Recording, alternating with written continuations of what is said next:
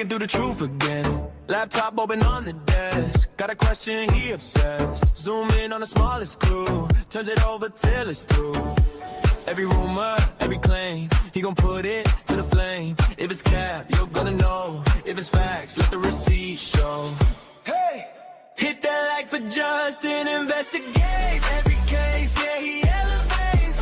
Ring that bell, stay and watch it play, cause the truth don't wait, it don't wait. Smash, subscribe for Justin, investigates. Watch him break it down, point by point, straight, going like.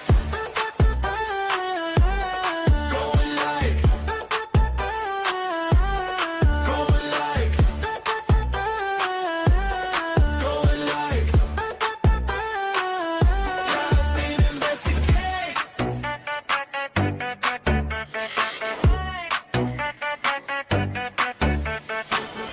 Deep dive, late night, eyes red, reading every line you said. He ain't here to chase a trend, he just tryna help you, man. Bad info in your feed, he the one you call to lead. From a hunch to a headline, hit rewind it one more time. Hit that like for Justin, investigate every case, yeah, he elevates. Ring that bell, stay and watch it play, cause the truth don't wait, it don't wait. Smash, subscribe for Justin, investigates. Watch him break it down, point by point, straight, yeah. Going like. Going like. Going like. Justin, investigate.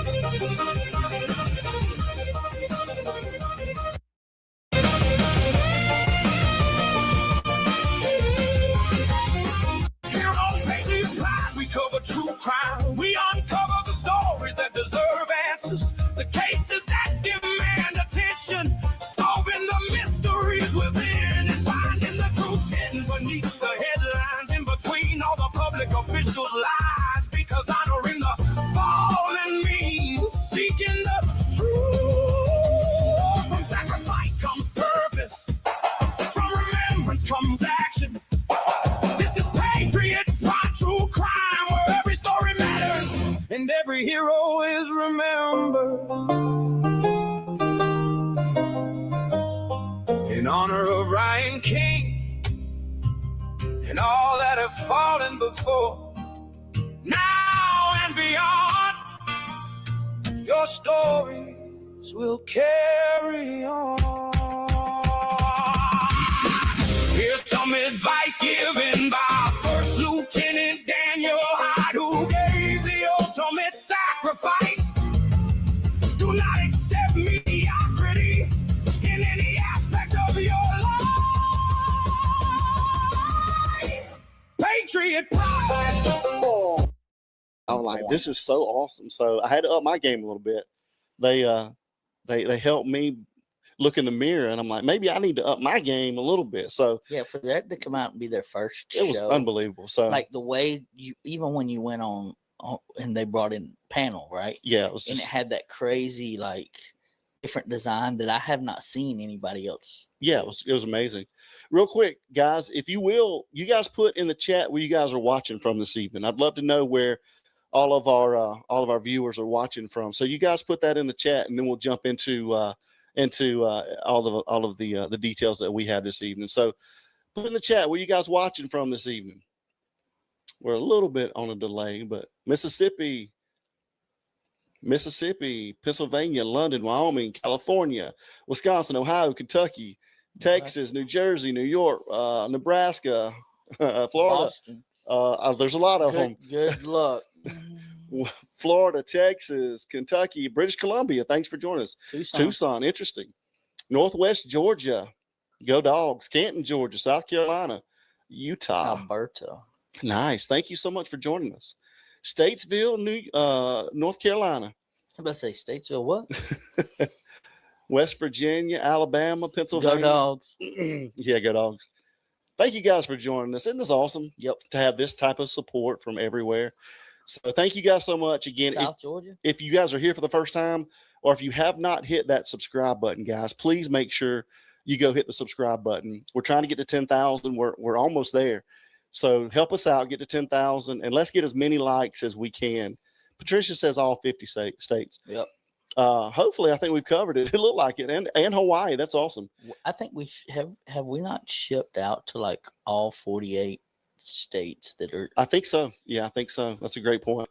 So, but yeah, let's go over there and hit that like button, guys. Let's try to get us as many likes as we can tonight. So let's get into this, Mike.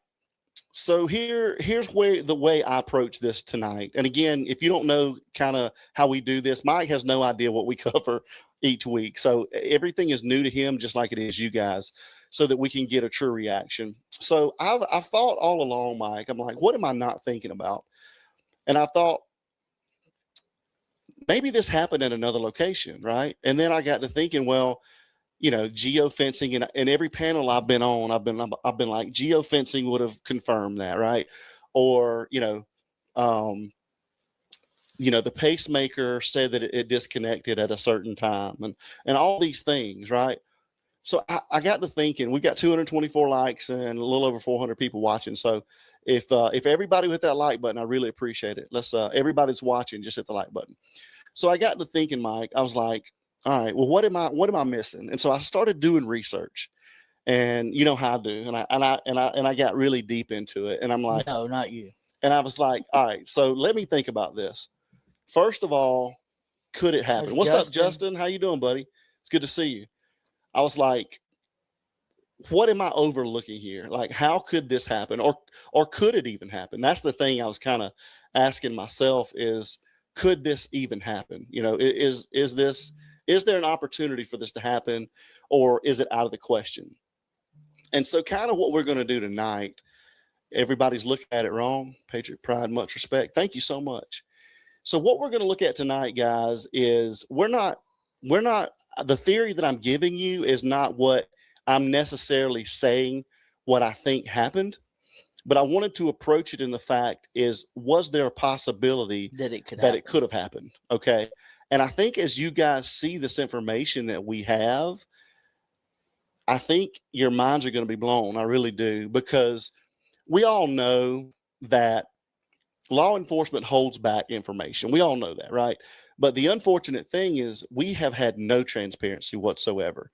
And so I think that's kind of why we are where we are. And everybody, is so frustrated, and we just want to hear something, right? And it's just frustrating for everyone, because everybody just wants to get justice for Nancy. And so as we're looking at this, think of it from the point and the fact of, could it possibly happen?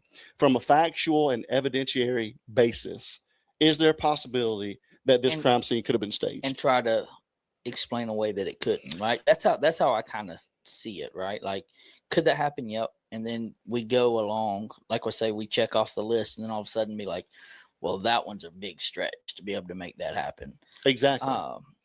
And like I said, I go back based on percentages, and you're like, hey, yep, that possibly could happen. That is feasible. That sounds realistic, I guess you could say. Right. Instead of making it a big, huge stretch. Yeah, exactly. And so as we get into this tonight, I think it's gonna open a lot of eyes that things that we haven't really thought of yet. So, all right, I'd love to get this poll. So if right now, before I'm gonna take it before and after, Mike. So Okay. right now, anybody in the chat, okay, if you think this was staged, put a 1. If you guys think this, And clarify, what do you think is staged? well, let's do this. Let's just make it simple. If you think there's a possibility that it could have been staged, let's put a 1. Okay. And if you don't think it could have been staged, put a 2. So 1, if you think it could have been staged, 2, if you think there's no way it could be staged. Because I really am interested to see what people think about this.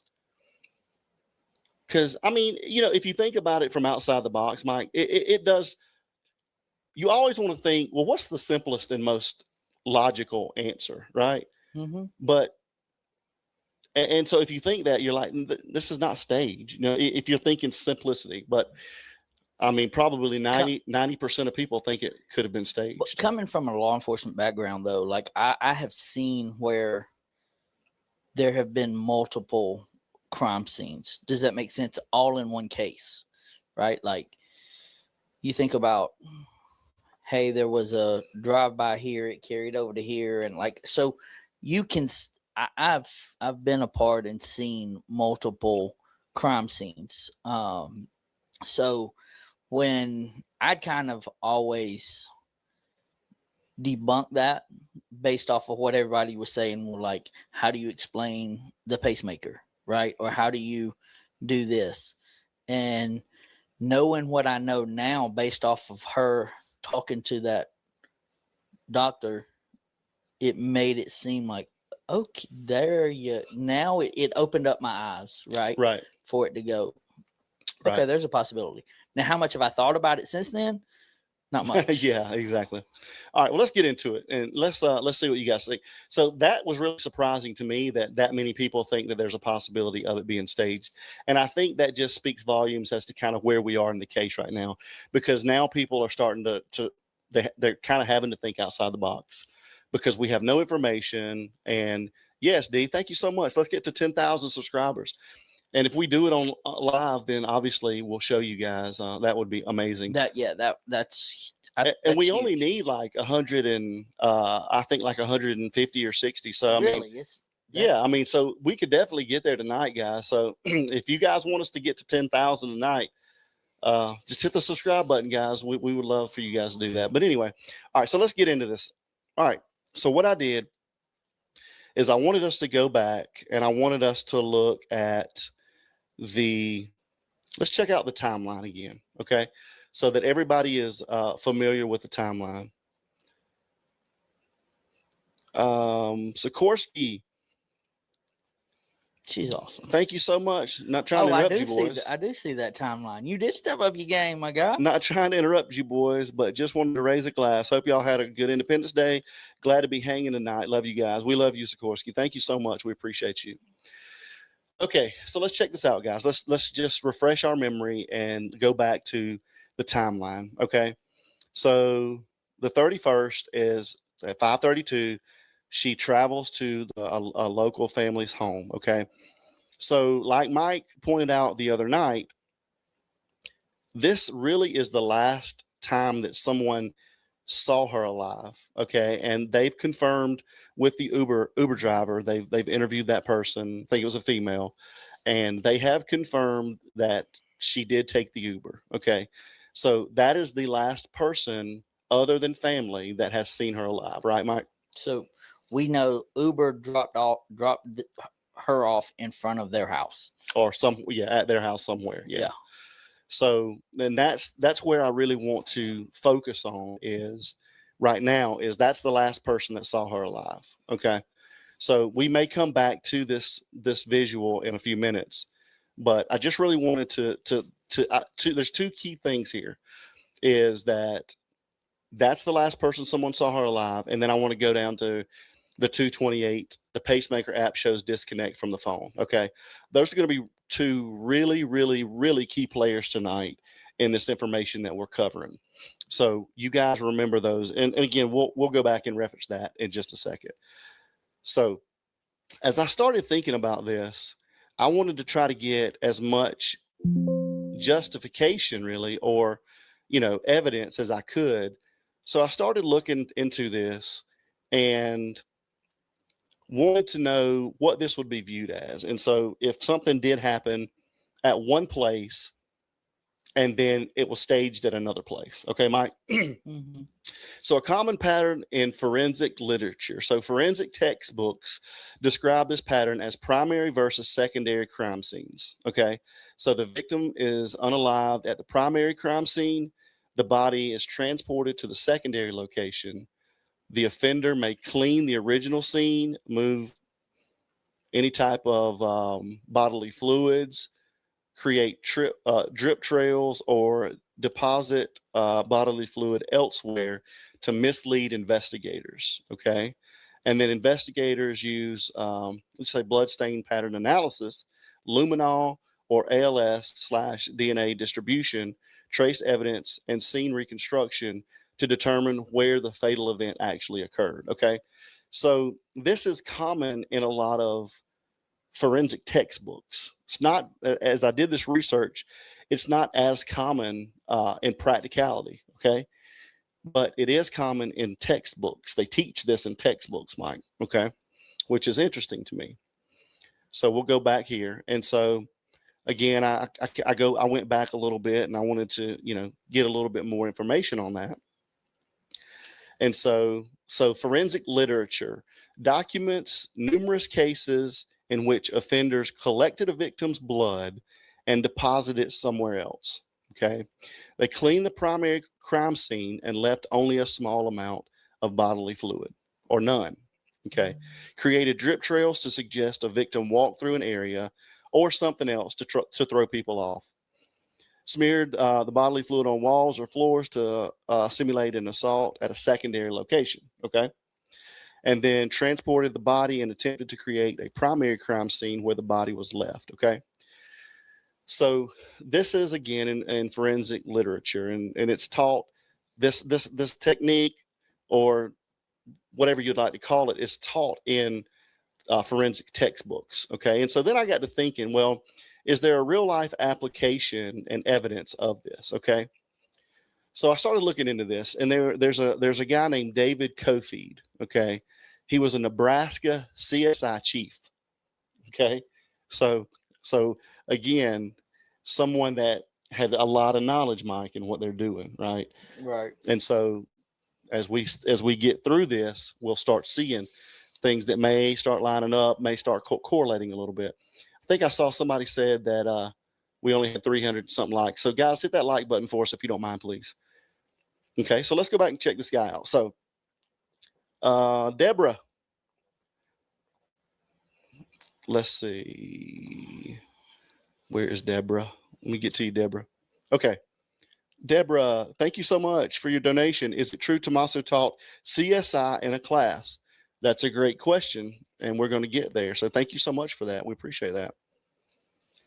So let's go back to David Kofeed. Okay, again, he was a Nebraska CSI chief.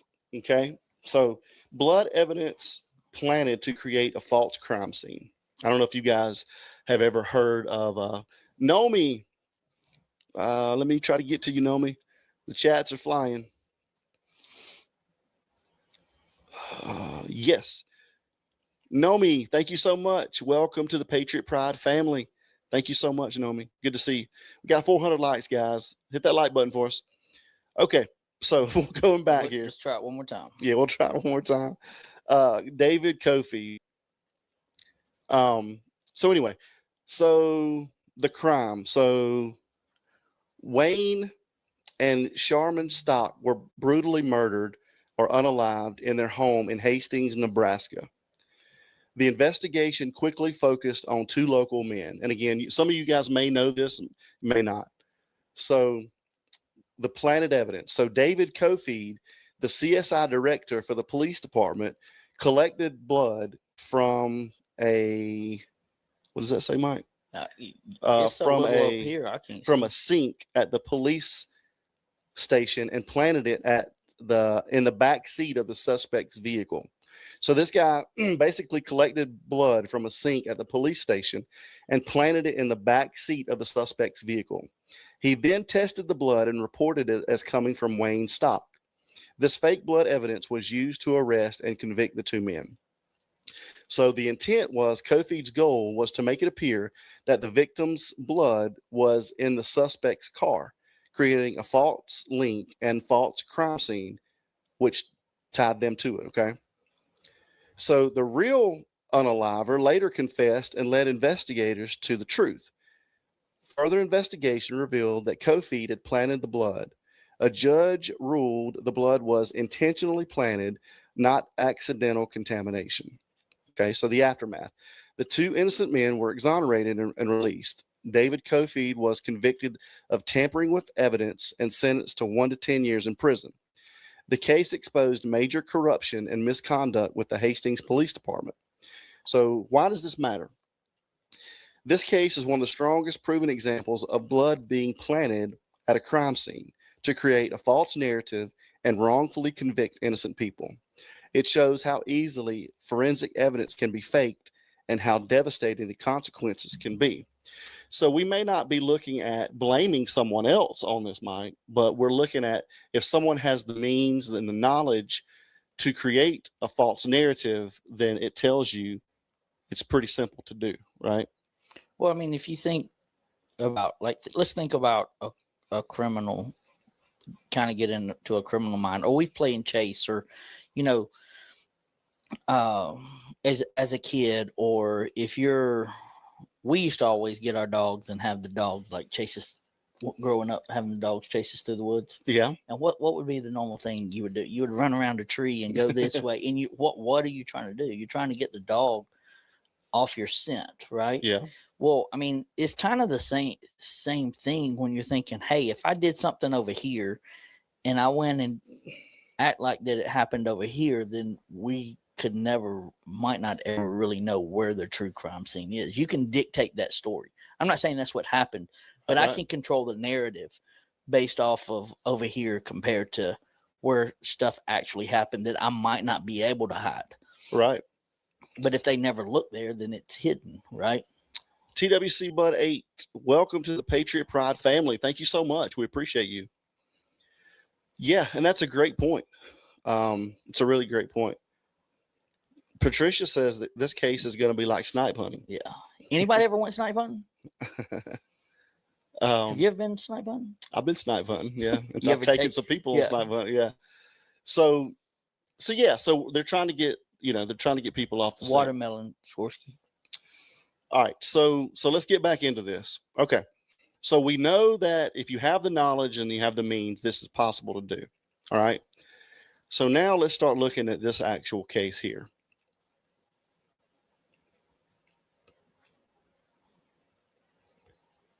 Let's look here at my windows are being slow tonight, Mike. They said, I heard the Waffle House got robbed of his eggs. So. All right. So here's something that everybody may have been overlooking, Mike. Okay. So this is going to be mind blowing. All right. So let's say, and again, have to give our disclaimers. We are not accusing anybody. We are not slandering or defaming anyone. We are just, let me get this back here. So we are not accusing anybody. We're not slandering or defaming anyone. We are just speaking opinions and thoughts, and any callers or panelists that come on tonight, same goes for that. It's just their opinions. We're not blaming anyone. So everyone is innocent until proven guilty. Okay. So let's go back to this. So Mike, I've not heard anybody talk about this, and I could be wrong. Somebody may have. I'm not saying they haven't. Yeah, there's so many people out, like so many awesome YouTubers. You can't see everything all the time. But this just hit me. I'm like, how could they have done this? Okay, well, let's say something did happen offsite, Mike. Okay, and I got to thinking to myself again. I'm going back. I'm like, geofencing is going to track this. If something happened somewhere, they're going to know she didn't get home. Okay. Well, not necessarily, guys. So let's get into this. If something happened off site, then someone possibly could have put her phone on airplane mode. Okay, so let's look at this and see what happens when you put something on airplane mode. So what happens when airplane mode is on at location A? The phone typically disconnects from the cellular network. It stops sending or receiving cellular data, calls, and texts. The cellular carrier generally no longer receives updates about the phone's movement while it remains disconnected. Okay, important nuances. The phone itself can, and this is important, the phone itself can still determine its location using its GPS receiver. GPS is a receive-only system and doesn't require a cellular connection. However, unless another connection is available, that location isn't transmitted anywhere. On many phones, Wi-Fi and Bluetooth can be manually re-enabled while airplane mode stays on.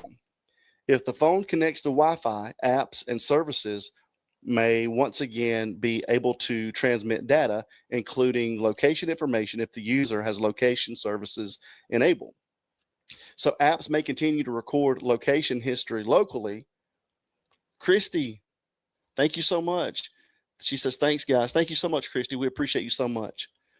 So apps may continue to record location history locally on the device while offline and upload it later when connectivity is restored, depending on the app's settings and permissions. So that's important to remember, but maybe someone didn't know that about it. Maybe they thought that if they just put the phone in airplane mode, then it would show it was at one location and then it showed it was at another location.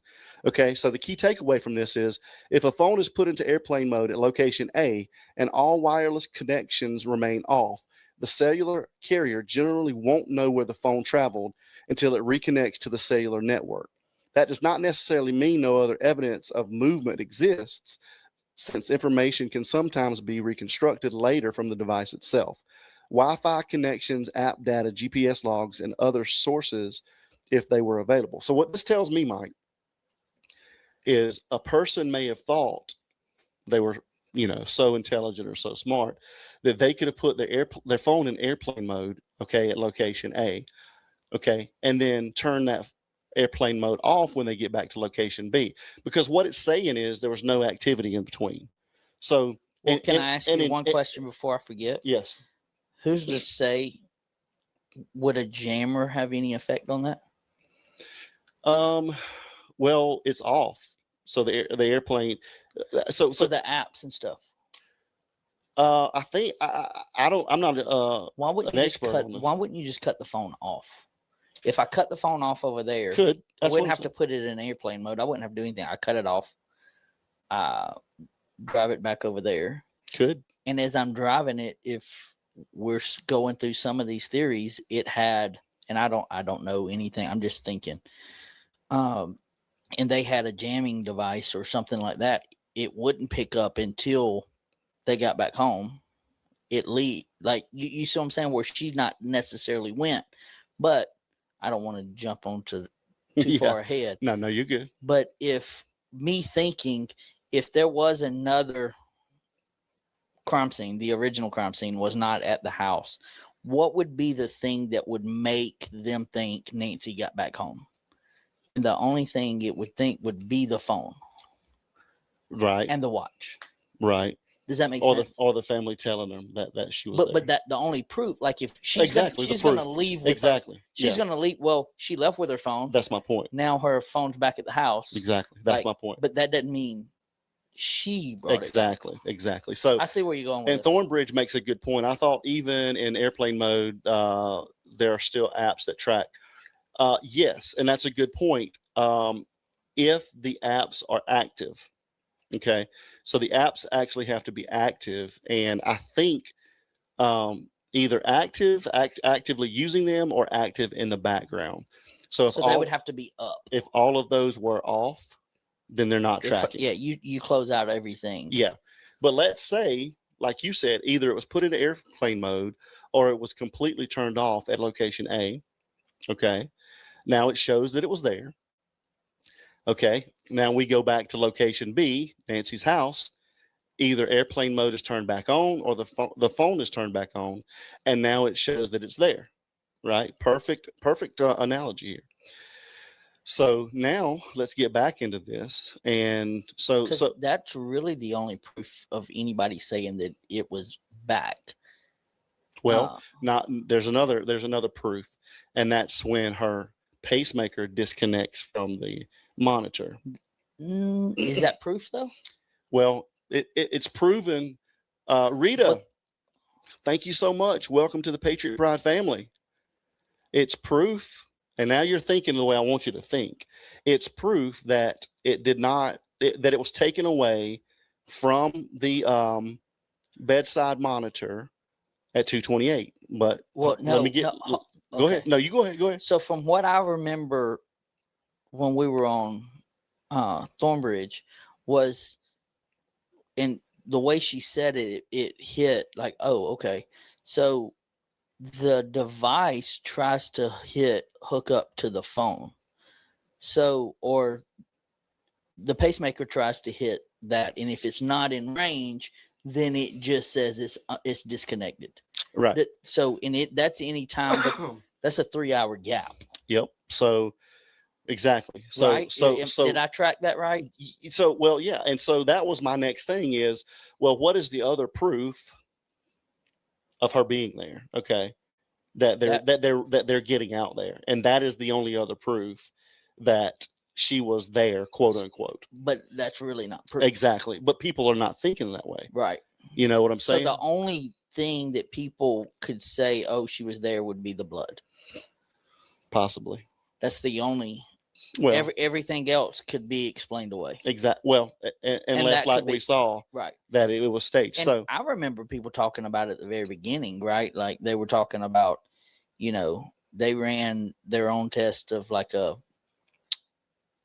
syringe, yeah, or turkey baster or whatever. Yeah, I don't know. I mean, I'm sure that there are ways, but let's go. So let's go back into this and check out this next. So I wanted to say, I'm like, now what shows there are other ways to do this based on the quote unquote proof that is out there. Okay. So what happens next? Okay. Well, we know that the garage door was open. Okay.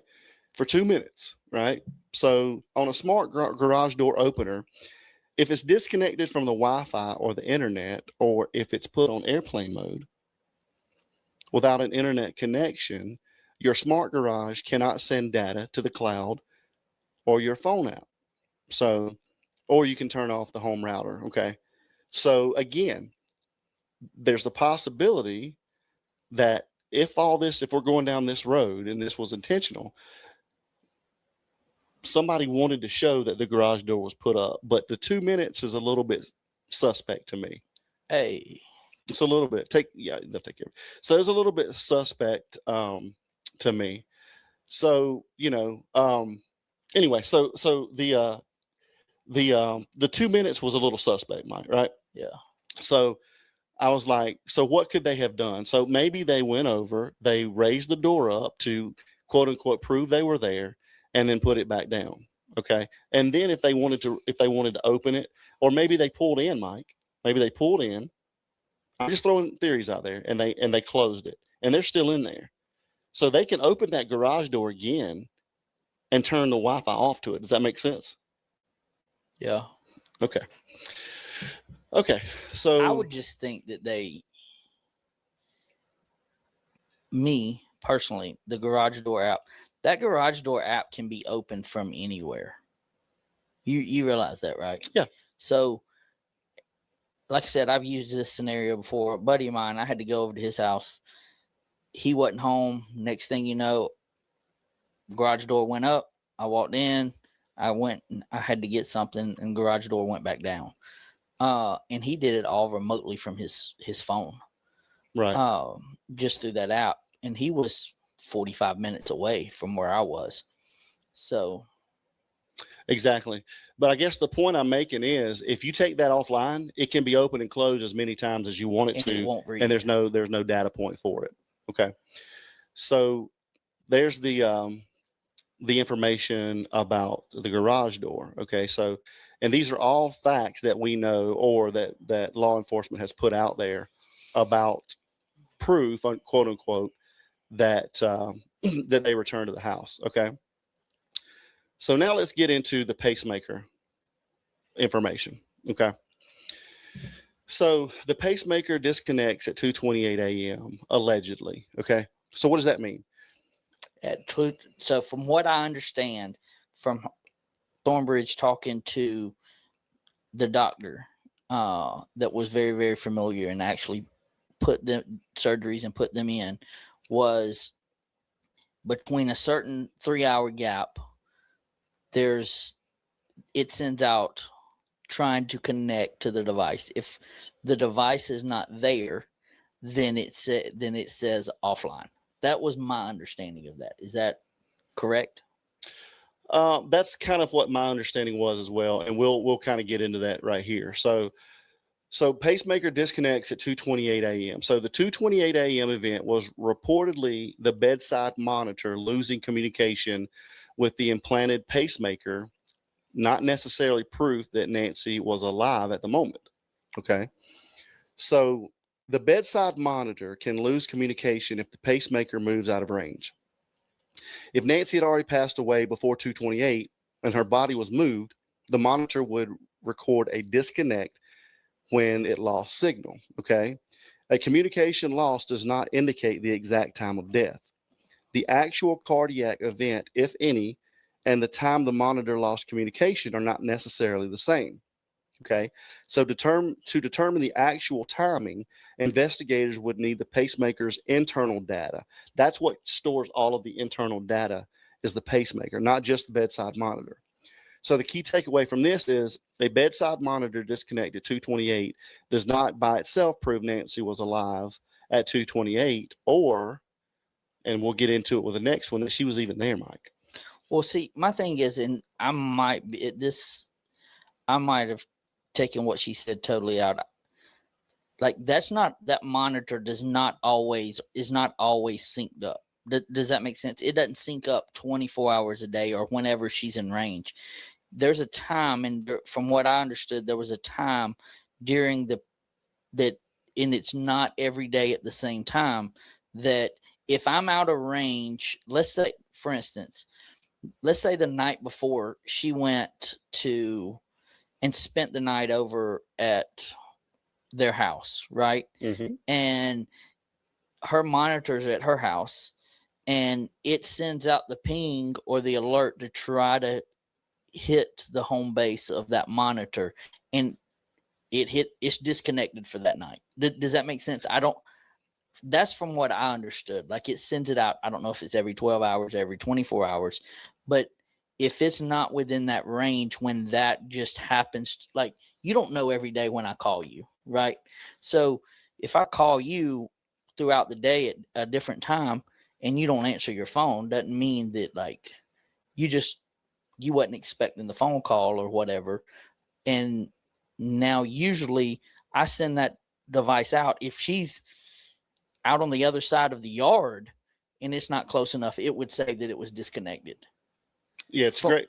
That's a great way to describe it. And couldn't have said it better myself. And actually, it pretty much describes the next slide of kind of what we're going to be talking about here. So the only other thing that I could think of, and someone made a point of this, and I do want, before we go to the next one, I want to touch on this a little bit, because there was an indication at first that there was a spike. Okay, there was a spike in cardiac rhythm at a certain time. Now, I've gone back and tried to find that information and verify that information, but either it's been scrubbed or it's been debunked, because I can't find it out there anymore at all. But I did still want to take that into consideration, because I knew people were going to ask. So let's look at this next slide here. Do you remember when they said there was a possibility of spike? Okay. But again, I can't find that anywhere.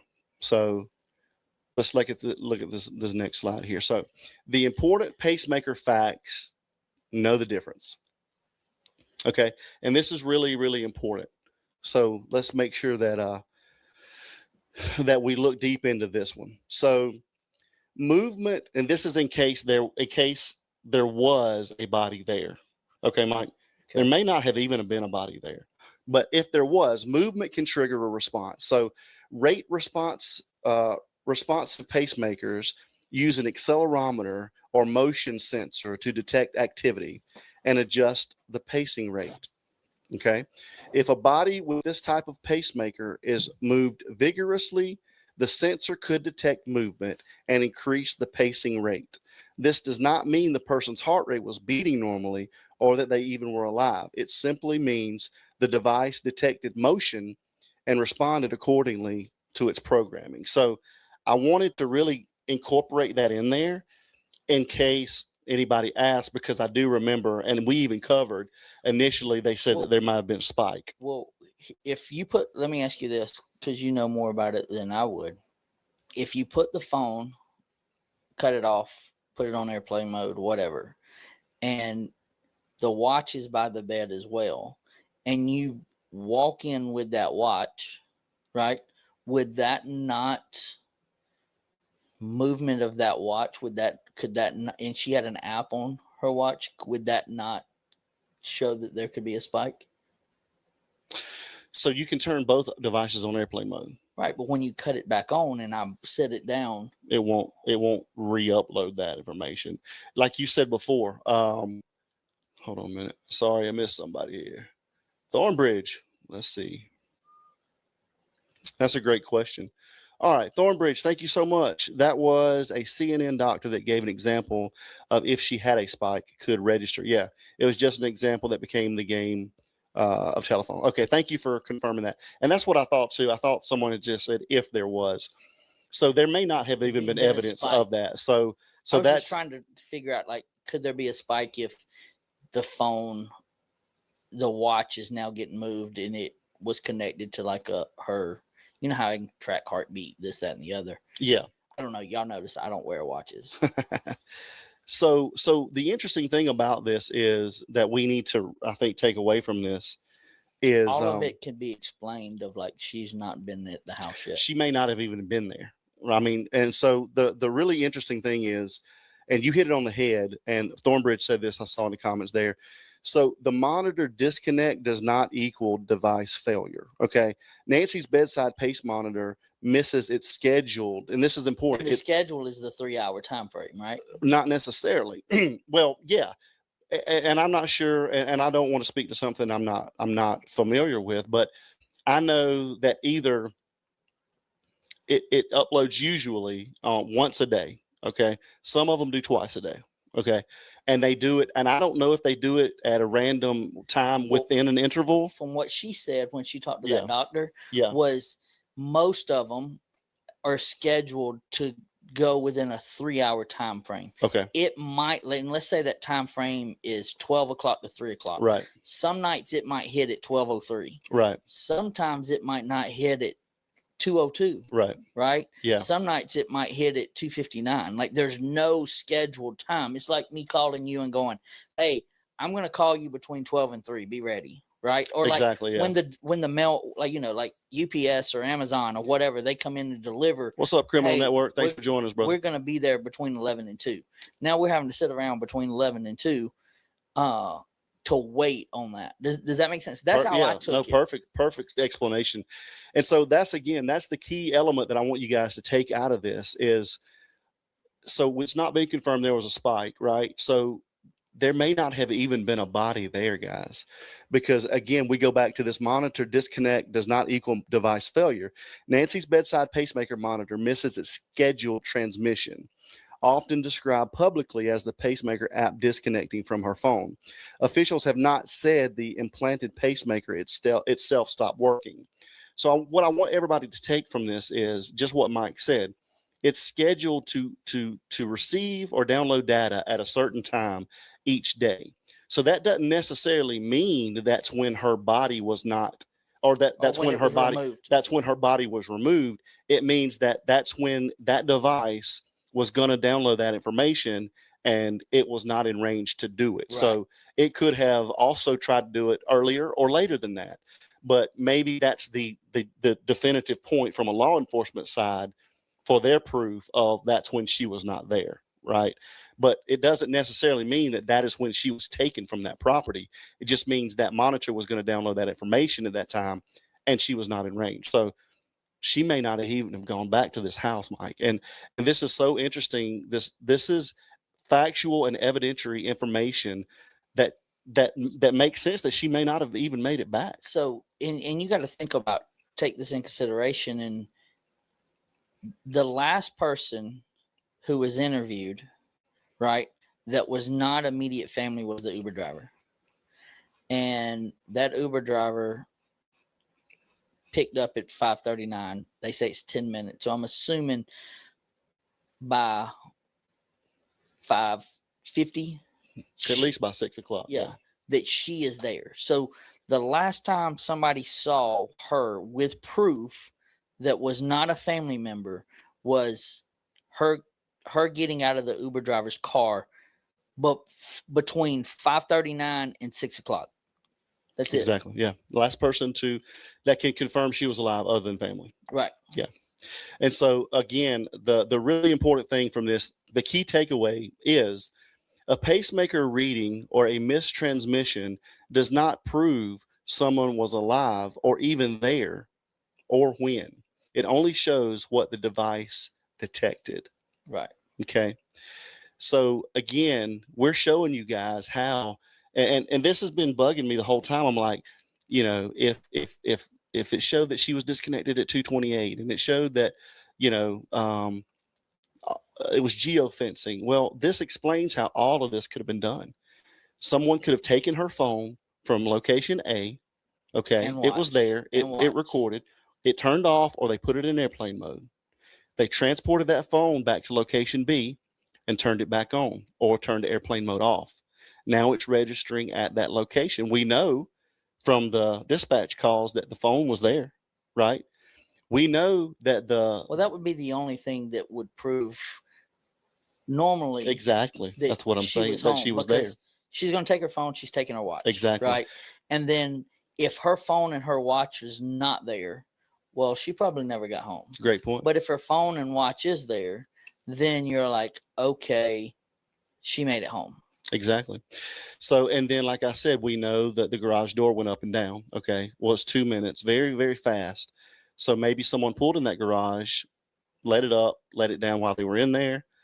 We don't know, but all I know is this is factual information that can prove that there is a possibility. But see, you're talking about, pulling up and letting that garage door and letting that garage door That's speculative. down. Yeah. Right.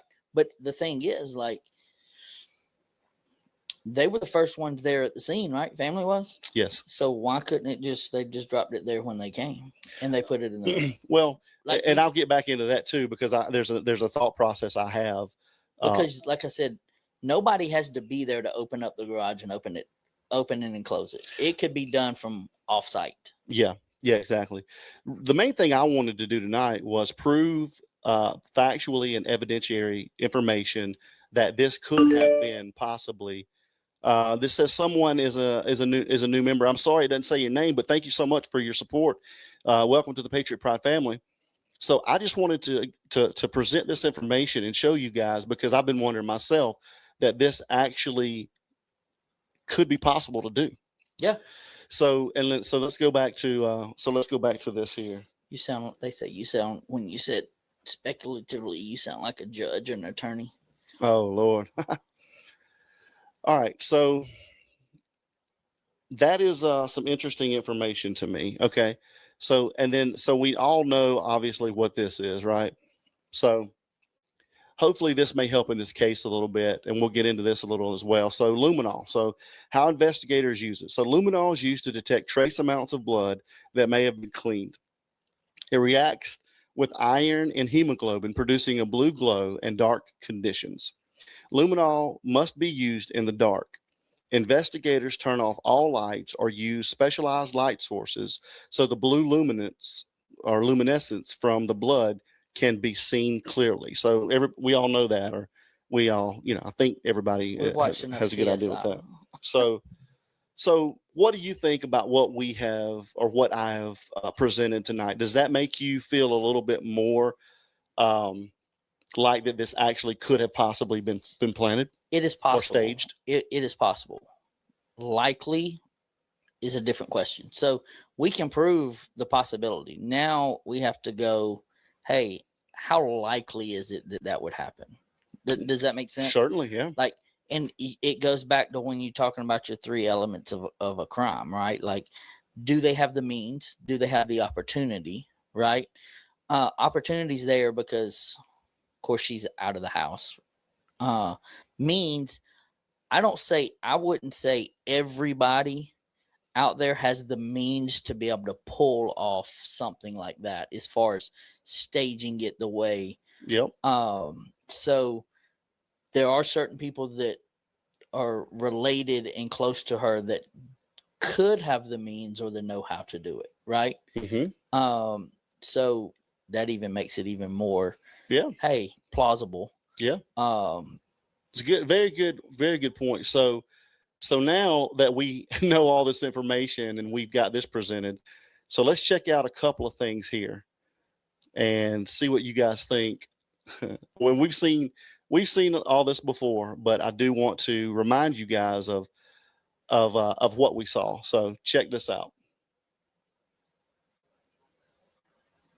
FBI teams and also deputies have swarmed that area, and they are searching the brush around Annie Guthrie's home and also around neighbors' houses. I just got off the phone with my producer who's over there, and she said that they are knocking on doors and they are asking for consent to search the properties around, and these again are properties all around Annie Guthrie's house. Annie Guthrie, of course, is Savannah's sister, Nancy's other daughter. Blake? Brian Enton live for us there in Tucson, Arizona. I want to get to Kelly Meyer in a second, but let's bring in Tracy Walder and Greg McCrary first. Both of them are retired FBI agents. Tracy and Greg, thank you. And Kelly, I'll get to you in a second. I want to start there, though. What does it suggest to you, Tracy, on Brian's reporting that they are now in that area and sort of going through the brush, Tracy? Well, thank you for having me, Blake. Obviously, it suggests to me that there is perhaps something of interest in the area. Now, that I don't think that that is from the videos that we have seen. I think it may be from witness interviews. It could maybe from digital evidence that is pointing them into that direction where they are searching that brush. So, and that's enough of that. I just wanted to remind everybody that early on in this case, the feds were hot on that area. I mean, they were all over Annie and Tommaso's. And reason being is you got to go back to like what Jen said the other night. She wanted to take it back to 101, right? And the last place anybody ever could confirm that she was dropped off and that she was alive was there. So then you go from there and you work your way out, right? Yeah. So with that being said, like I could see why they go there. And that's one of the reasons they would be considered persons of interest, right? Certainly. So there's one reason or one checklist of why they would be persons of interest, last person seen. Certainly. Second of all, I'm sorry, go ahead. Good. No, go ahead. Second of all would be family, right? So there's another one. So I understand why they were there. My thing is, and everybody's talking about, well, you could see in ring cams that they would go do that. Where is it? If they had that, then where is it? Why is it that the only video that we've seen? And if, to me, if everything else has been done, like crime scenes over here, let's go create a crime scene where it actually didn't happen. And then that way, if it was somebody who has done something and something was ever found, like you can turn back and go, hey, I'm in that house every other day because my DNA is going to be in the house because that's my family member or that's my, and you can explain why your DNA is there. You might not be able to explain why your DNA is at another crime scene or originally. If it does that make It's sense? a great point. Yeah, it's a great point. And real quick, guys, if you have not hit that subscribe button, if you're new here, we're Patriot Pride.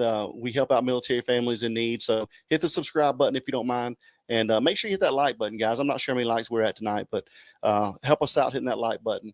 So yeah, I mean, it's a great point, Mike. So let's check out this next one that we've got lined up right here. And it's an article, so I'm not going to cover all of it, but I just wanted to cover a little bit of it, and it's going to tie back into kind of what we were discussing. So Andy Guthrie and Tommaso Cione's home search. What is luminol and why is it used exclusively? Former FBI special agent Brianna Fox talks about luminol and why it might have been used at Andy Guthrie's house. And so we go through this, and we know it's a long article. I don't really want to get into it, but obviously it's very speculative. What's the cliff notes of it? They think they use luminol at their house, and so it kind of tells a little bit more here. So check this out.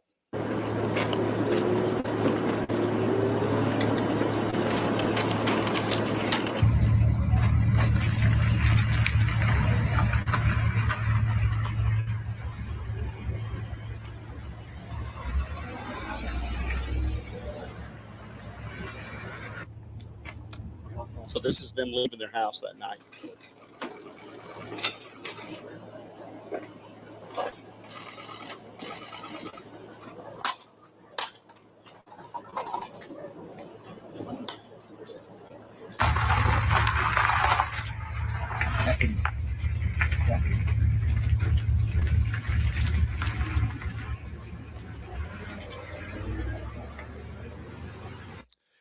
So that is so they were taking pictures at nighttime over at Andy Tommaso's home. So we're pretty certain, I mean, it's not proven, but we're pretty certain that they were obviously, using luminol there that night. And so that goes back into kind of the presentation that we had, which kind of explains some of this stuff. So let me now show you a couple of images that we've already seen, but that ties this stuff back in of what we're talking about, guys, because again, we're not accusing anybody, but a lot of things are very coincidental. Here's my thing, and let me ask you this. So the theory is that they had 45 minutes inside the home. They had all of that kind of stuff, right? So if they supposedly they took their time and they were able to do whatever, and it's just me thinking, if it was not staged, why wouldn't you clean up that a little bit of blood?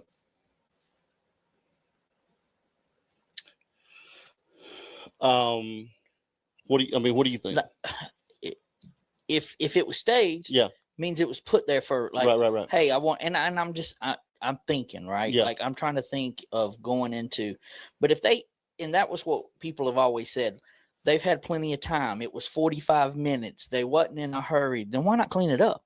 Unless you wanted it to be there.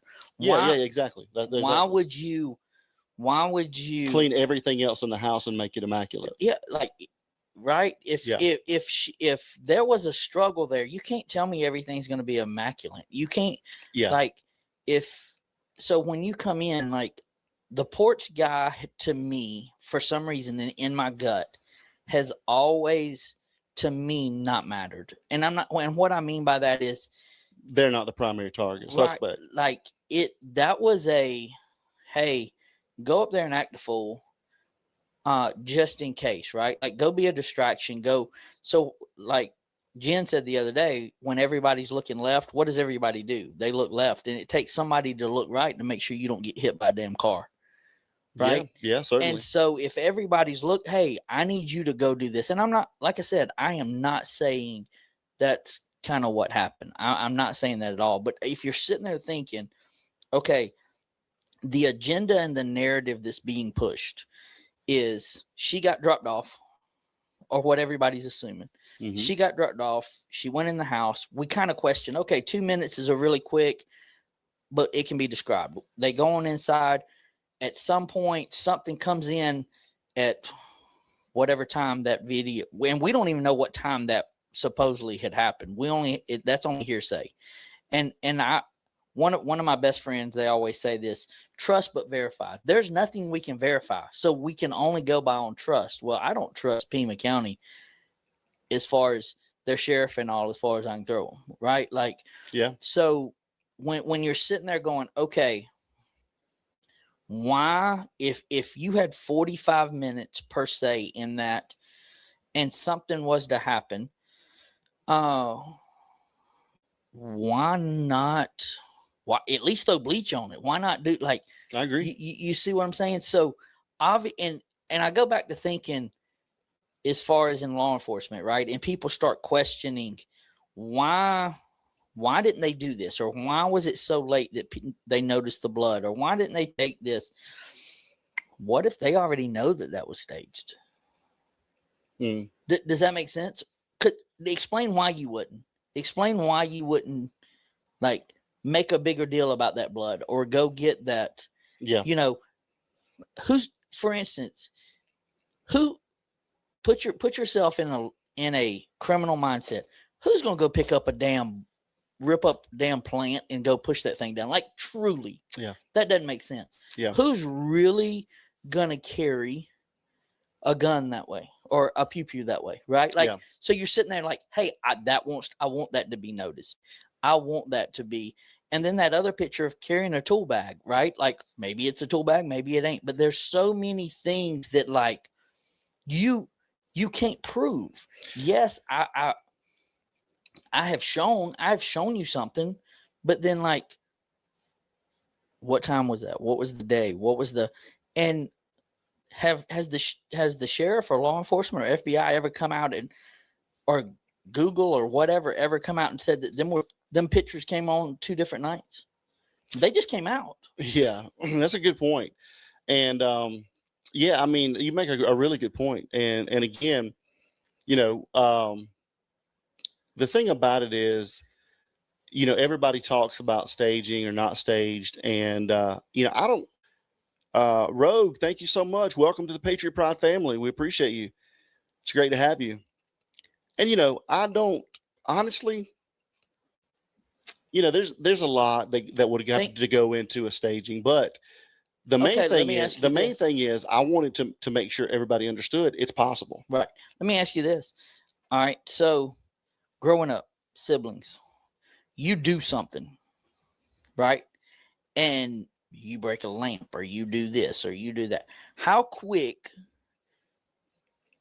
have you seen, or just, you've seen my children, right? Like, just in general, how quick are you looking away to point the blame to somebody else? Yeah. Right? Yeah. Like, you run into another room.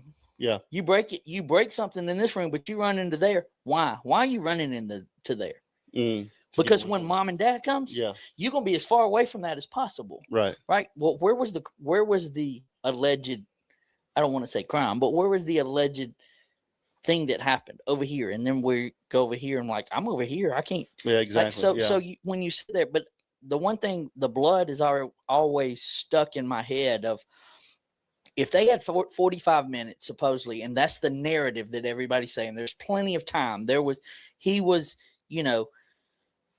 then why didn't they take the time to do that? Yeah. If everything else was because it's in the front. Everybody says that it's so dark out there, you can't see 5 feet in front of your face. So that wouldn't matter. Yeah. It's a good point. It's a good point. So, I mean, who knows? I mean, again, just something that I wanted to make sure that I put out there, that it's possible. A lot of people were saying, I don't think this is possible. Well, it's possible, guys. We done broke out old school. It's definitely possible. So I want to put this back up real quick. So, and we looked at this the other night, but I do want to reread this to guys. So this was the synthesis of the second ransom note. So again, it says, "Hello, Savannah. We have your mother, Nancy," which is weird to begin with, that they're just addressing it to Savannah. So we did not fully grasp the seriousness of her condition. We never intended to hurt her in all of this.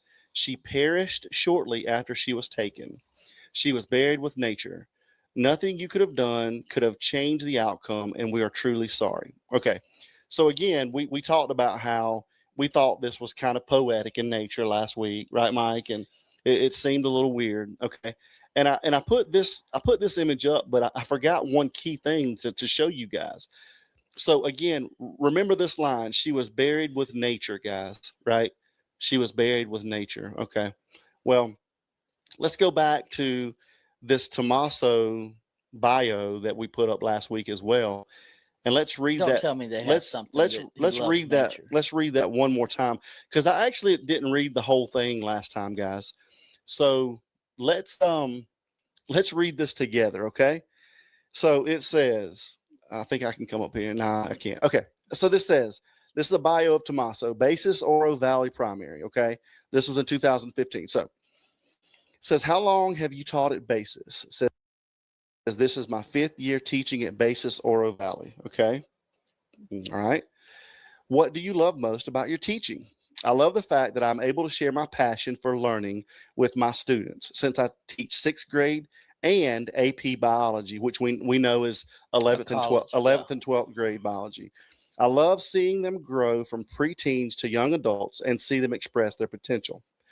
All right, guys, let's pay attention here. Who is your role model? My dad taught me the love for nature. So my dad taught me the love for nature. He goes foraging for mushrooms. Hey, could be a coincidence, but my dad taught me the love for nature, guys, and she's buried in nature. So anyway, what's the next line, Mike? I can't see it. I still go and forage for mushrooms with him when I go back to Italy. My mom taught me the love for cooking and to cherish food. These two passions still define who I am today. If you weren't a teacher, I would be a rock star, of course, but wait, I am a rock star. So I guess I'd be a herpetologist. Okay. Going back to, so he is he plays in that underground music scene. So fun fact, I write poetry in Italian, but I don't know if this classifies as a fun fact. Oh, I got a parasite during my trip to Costa Rica, and I let it be in my leg for 3 months to show my kids the parasite/host relationship firsthand. So like he goes to extreme to in a lot of things to teach, like, you see what I'm saying? Like, Yeah. you imagine, think about this, right? And somebody asked the question earlier, if you had, he taught CSI type class, this, that, and the other. If you let a parasite live in your leg for 3 months, just so you could show the parasite host thing to your students, how far are you going to be able to go in other activities, right? Like, that's a health thing for you. Yeah. Right? Like, yeah, I totally agree. So when you go, if you're going to go above and beyond that far, like when you have other things, like and I'll be honest with you, I'm sure he was probably a pretty fun teacher to learn from, because just to be in the hands-on, like, I never had a teacher that would be like, hey kids, I'm just going to let a parasite live in my body to do so-and-so. Yeah. I mean, it's pretty crazy if you ask me. So, I mean, so far, what are you thinking, Mike? Just a couple more slides I want to show, but what are you thinking so far? It's definitely plausible, and like I said, you start looking at people who have means, right? People who have opportunity, and then, like, what do they get from doing it? Like, who has the most to gain? Yeah. Only a few people come to mind. Like, I don't see where a random person, and then you start going back to nothing was missing in the house. Like, nothing, like, so what would be the reason of them coming in, right? Like, yeah, I don't. Even when somebody goes in and tries to break into a store, right, and they don't get out with anything, I mean, they destroy everything trying to get out, right? Yeah, like when you watch you watch all the shows on, they bust into a store and they try to get. So it goes back to, the majority of the 3 pillars of most major crimes occur. And the reasons they occur, or, money, right? Yeah. You know, just that, what do they call it? Of passion, like Crimes of passion. yes. Yeah. And then the other one is, you know, the 3-letter word, like, you Yeah. know. Yeah. So Yeah, exactly. so So, with them benefits, like follow the money. You always hear money, money, money. and Well, again, we're not blaming anybody, guys. We're putting I'm putting factual information out tonight. So, with some speculation, but let's check this out real quick again. So we know that he just said that he's an AP biology teacher, right, Mike? Yeah. Okay. So the qualifications and scientific knowledge, how it relates to CSI DNA and crime scene experience. Okay. So typical qualifications. So bachelor's degree in biology or related life science, a state teaching certification, advanced coursework in DNA structure and replication, genetics, molecular biology, cell biology, and laboratory techniques. Experience using micropipettes, sample handling, what pipettes, sterile laboratory procedures, data analysis, and scientific documentation. All right, so how this relates to forensic DNA. So many of the same scientific concepts and laboratory skills are used in forensic science, including DNA structure and function, DNA extraction principles, PCR and DNA amplification, which are concepts commonly taught in AP biology, gel electrophoresis or phoresis, genetic markers and inheritance, and proper handling of biological samples. Okay. So the bottom line is AP biology provides a strong science foundation. Many of the same concepts and lab skills overlap with forensic DNA work, which requires specialized training in crime scene processing, evidence collection, and forensic laboratory protocols. Okay. So what that tells me is he has an extreme amount of knowledge of how to do that more than I do, right? The average person. So him being like, he's dealing in that, and I'm sure he has access to a lab, right? And he can be, and I'm not saying he did it there, like anything, but what I'm saying is he's going to have a better understanding and a better way of how to do something than the average person, or even above average person. Yeah, because the qualifications to be an AP teacher in biology are those requirements. And there's 8 different core levels that you have to pass, and the core 6 is DNA. And imagine what labs that he participated in when he was in college. Yeah, exactly. Alex makes a good point here. And he says, Nano said he was concerned by what he saw at the crime scene. How is that immaculate? He's right. Initially, he did. In like one of his first interviews, he said that. And then he backed out of that. And again, I think his first interview has been taken down. I can't find it anywhere, because that's the interview that said that we got a lot of people saying biology is not forensics. You're right.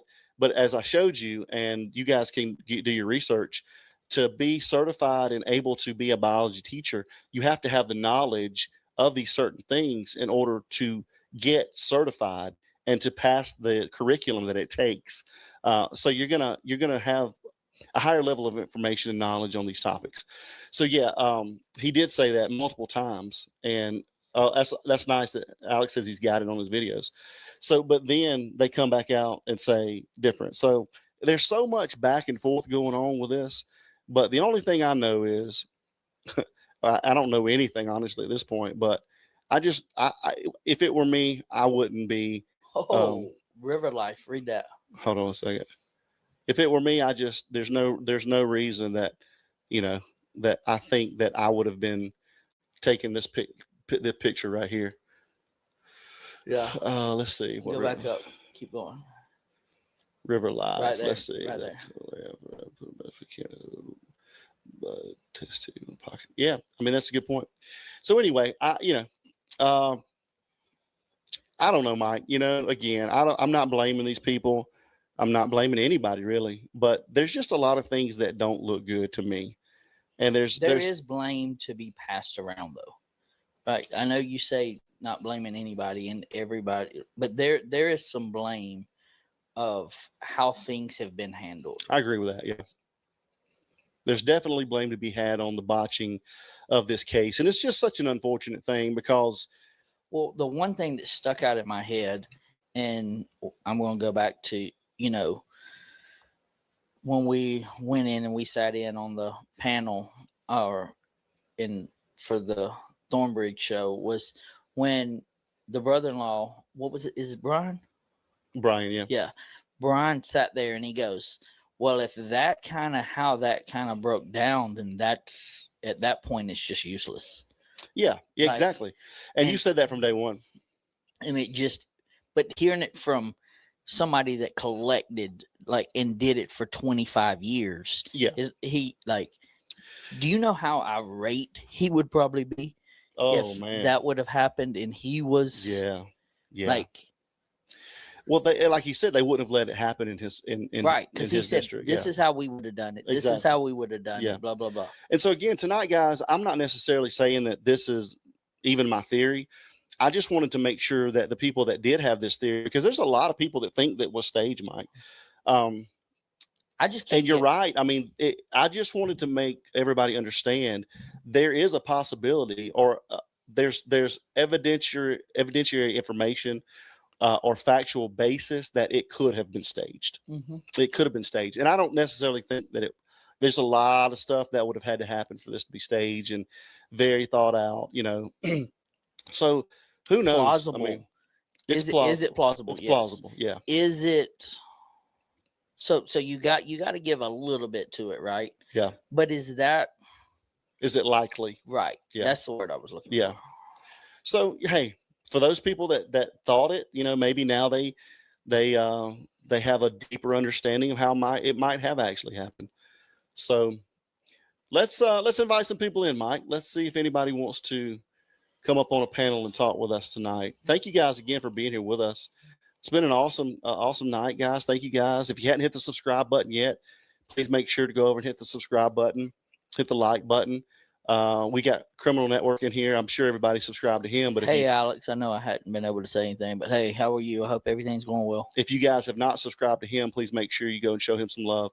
So there's the link, guys. If anybody wants to come up and chop it up with us for a little while, we're going to probably hold these calls to a certain time limit, because normally we have a lot of people that want to come up on the panel and even more people that want to that call in. So I'd love to hear from you guys and talk this through, see what your theories are. And we had an interesting, and Mike, you don't know this, but last night when I was on the panel with Alex, we had an interesting call.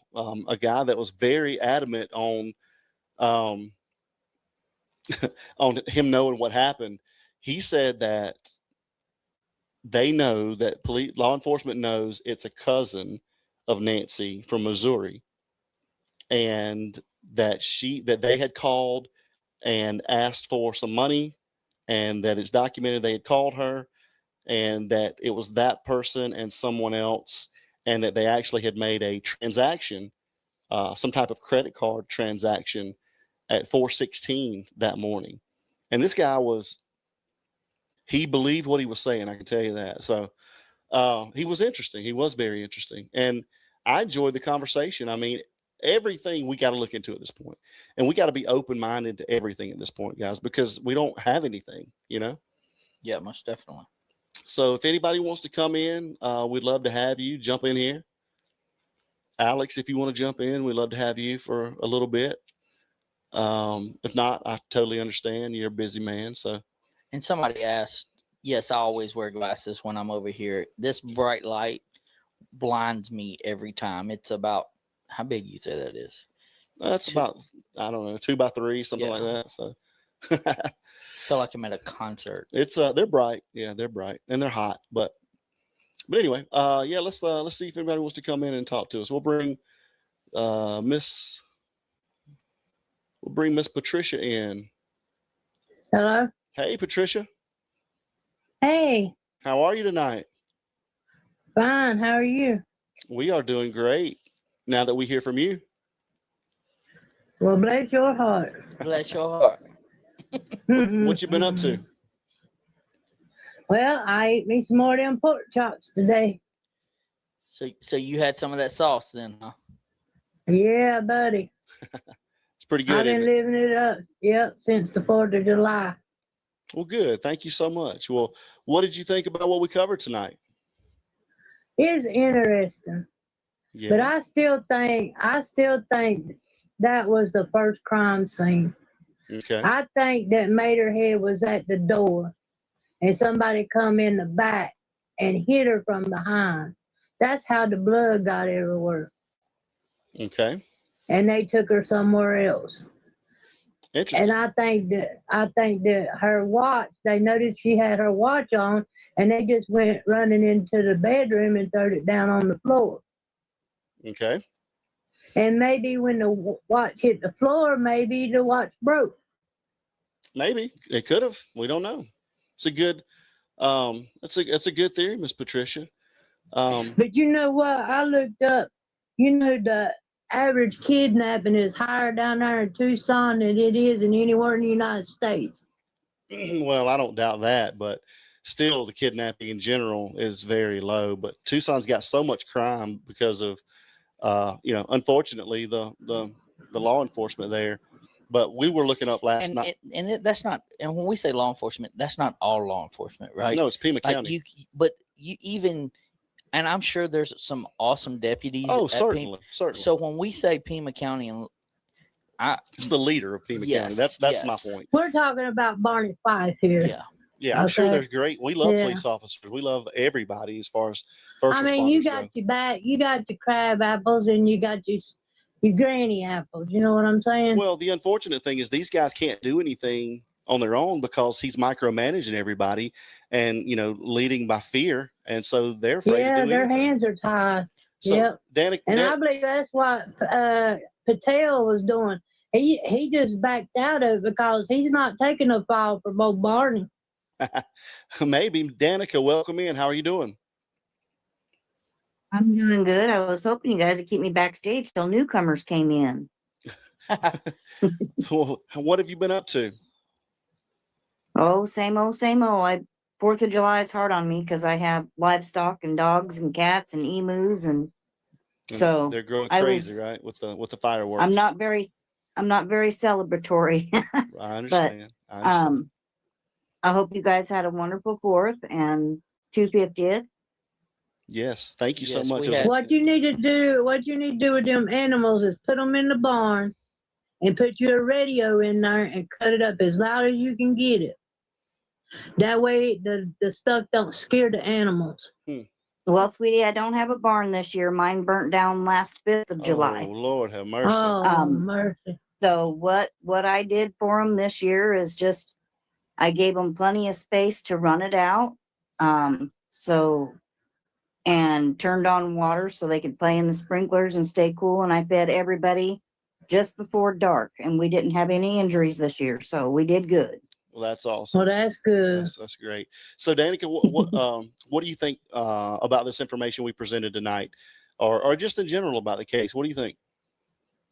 I mean, it's all factual. I just, I can see it going both ways. I can see it possibly being staged, and I can see it possibly being in the moment. I mean, it's like a 50-50 shot there. Right. I think I was talking to 857 earlier, and I think my biggest concern in this whole thing is the fact that they are unable to trace the email and the Bitcoin and stuff like that, because, that to me is a national security issue. And it opens the door for more possible crimes similar to this one. Certainly. That's a great point. And you even asked Brian the question about sending an email. And what was it that you asked him? So I had asked him, there's a so-called an anonymous tip line that they're saying that's the reason they can't track the IP address. But he said if they're using certain VPNs, then it would be difficult to track them. So, I mean, but I know Hardy. She cut out. We lost you, Patricia. So yeah, I mean, I don't know, Danica. It's there's just a lot going on. There's so many different things that could be, you know what I mean? And that's what's so difficult about this case is if they would just give us some type of new information, if they would just give us a little bit of information. I agree with that. I think it's kind of weird. We haven't heard more from the family, but you know, everybody does things in different ways. And then, you know, some people say, well, maybe they were instructed not to talk. The neighbors didn't talk. Friends of hers didn't talk. So, I mean, I don't know if there's gag orders in place. I have no idea. I just think it's all very, very strange. But it's just scary to me how this case here opened the door for so many. And then you mentioned that there's, you know, a lot of crime in Tucson and stuff. It's a border town. There's a lot. I grew up in a border town. I grew up in Las Cruces, New Mexico, right by El Paso, Texas, and Juarez, Mexico. And desert area as well. And I mean, there's a million ways to make someone disappear. And I mean, that's sad, but it's factual. Yeah. I mean, you're exactly right. It's just the truth, you know. I mean, a lot of those towns, like you said down there, it's just unfortunately what happens sometimes. Right. So, I mean, in my mind, personally, I keep praying regularly that she is still alive. Maybe somebody's holding her hostage, but also realistically, I don't think that's a possibility. And I do think that that second letter might have validity to it. Right. Let me bring Patricia back in. All right. Miss Patricia, you're back in. Your camera's on. I don't know if you know that or not, but it is. I could hear her. I could hear. Oh my God. Can you hear us, Patricia? Okay. All right. She's back. She's Sorry, back. guys. That's okay. It's all good, Patricia. So, all right. So, Danica, so just theory. What is your theory about what happened? Or do you have one? I have two separate theories, actually. Okay. My first theory is that it's somebody extremely close to her. I'm not necessarily saying the siblings. I'm saying somebody in the family, a neighbor, a worker, somebody that knows her routine regularly. So I'm not putting blame on anybody. I'm just saying somebody close that would know her value and know her routine. That could possibly have been engaged in this. I don't see it being a robbery because they're pretty easy to trace when things go for sale on the black market or on the streets or in pawn shops. You know, those are easier to trace than this ransom would be. So I'm not on the stranger part of it, and I'm not on board with somebody getting even with Savannah either, because if they were wanting to get even with Savannah, there's a lot of ways they could have done that in New York. Right. Yeah. So I just personally think it's somebody close to the vest who thought they had something to gain. Good point. Patricia, what is your theory? Well, you know my theory. I've always said Mater and Tater done it. Mater and Tater. So how do you think they did it, Patricia? Well, just like I said, I mean, she had to know somebody. For her to open that front door, she had to recognize somebody at the front door for her to open that door at that time of night. She just wouldn't open that outside door just for anybody. So you think not her in there by herself. So you think she actually? So do you think she opened it and they punched her in the nose? Well, I think she opened the door, because how else would the door would have come open unless, you know, unless they had knocked her out on the inside and opened it up from the inside. But I think they had to have somebody out there at the front to get her to that door. Somebody that she knew and somebody that she recognized at that time of the night. It's a very, very good theory. Let's we're going to bring in We Investigate. So what's going on, Wayne? How are you doing, sir? Hey, doing good. How's it going, Adam? Hey, Good. Mike. Hey, how are you? Go Dogs. Doing good. Go Dogs all day, every day. He's from Georgia as well. Yeah. So what do you think about what we presented tonight, or just in general? What is your theory? You know, I missed the first part of that. I apologize. I was over in a TIR. That's okay.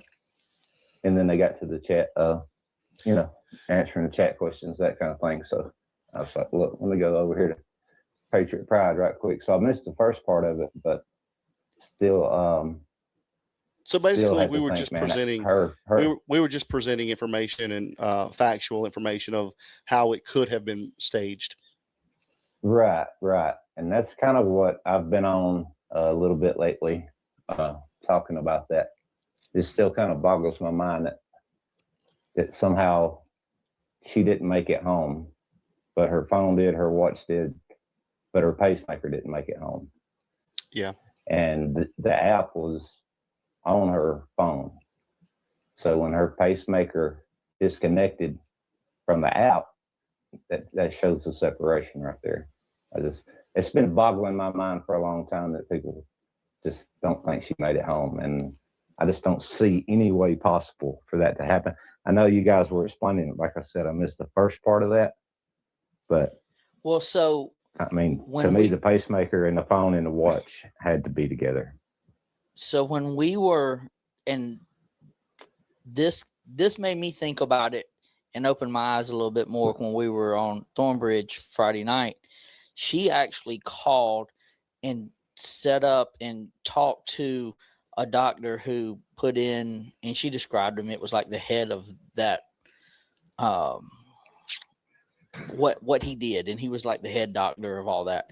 And what he was saying, and that's what made me think like, hey, that really doesn't prove that she came home where everybody would make it think and he said that there was a 3-hour window that when and it'll send out an alert in like search for to try to go online. And if it's not within range when they go online, then it would just show that it was disconnected for that. It didn't like that it didn't like I unplug a TV like it's always on, and then I just unplug it and the TV disconnects. Is that assuming that she had a base beside her bed, and that's what he's referring to, not her phone or her watch? So that he said that the base would send out an alert. No, the pacemaker sends out. The pacemaker sends out to which one sends out the alert? So there's no alert. So at a certain time, if I'm following you guys, I do want to say hello, Misty. We brought Misty in as well. So hey, Misty, it's good to see you. Misty. I think we lost her, but come back, Misty. So anyway, there's a certain time of the day that the device, there is a bedside monitor, right? That at a certain time of the day, the information downloads usually once a day. Sometimes it's different if it's scheduled to be different. So it will have a set time, and some people said it was a range. Some people said it was 2 hours, 3 hours range. So basically, the pacemaker itself connects to that monitor, okay, and that's how it downloads the information straight from the pacemaker. So it doesn't necessarily mean that that's when she was removed from the monitor itself. It means that it could mean that monitor was automatically or already set to download that information at that timestamp, and it just wasn't in range for it to do so. And there's no certain But that's assuming she had a bedside monitor. They said that she did. What it disconnected from. Yeah. Who said that? Who said that she did? I think that was in the initial the timeline. It says that it disconnected from the monitor. But the only thing that the disconnect. I just had pulled that up, and it said it disconnected from her app on her iPhone. Okay. Not a monitor, and that was the official timeline put out. Okay. Gotcha. It just says from her app. It doesn't say from her bedside monitor. So if it was only her watch. Because she can't take her bedside monitor with her everywhere she goes. So she's got the pacemakers working off of her phone and her watch when she goes somewhere. So in order for everything to get, to bring the phone back and bring her watch back, I mean, they would have to, not to be morbid, they'd have to bring the pacemaker back too. Right. They would have to bring her body back. Yeah. And that's Yeah. another Otherwise, idea. the FBI is going to know that right there. They're going to know there's a separation at But that point. the way it was described the other night, though, the disconnect isn't saying that it just disconnected. The disconnect is saying when that, and I know it's not called an alert, but when the download would happen within a 3-hour period. And this is from what the doctor had said from the person who did the interview. When the download went through, the download has a 3-hour time window. He said most. So most of them, that time window during that 3 hours, it could be at any time. It's not a certain time. It's normally not set. So whenever that download in that 3 hours decided to go through and it was not in range, it would say disconnect. But Yeah, that's with a bedside monitor. What he's saying is that the official timeline is only saying verbiage wise that it disconnected from the app. But who knows what that actually means, Wayne? You know what I mean? So we don't know if it's actually the app from her phone. We need to or if it's the actual bedside monitor, because I think everybody X Unfiltered hold on one second. Hold on one second. Got the debate going. Hold on one second. Sorry, I think everybody that has, and I could be wrong on this, but I think everybody or most people that have a pacemaker do actually have a monitor, a bedside monitor that it downloads the information onto. So, it could be just semantics here. We don't know if it was actually disconnected from the app or from the bedside monitor. So, but anyway, Philip, I want to welcome you in. How are you doing, sir? What's up, brother? How are you doing? What's up? So just got back from watching some fireworks over at Murray State University. Okay. How were they? Pretty good. Not bad. We're a small town. I got you. We did some fireworks last night over my parents and them. They have a lake house, and we ended up going over there and shot fireworks over the lake. It was pretty cool. Cool. Making memories. That's what it's about. Yes, sir. That's exactly right. So what do you think about what we covered tonight, or just in general? What is your theory now? Honestly, I just got on just a few minutes ago. We just got back from the fireworks. I got you.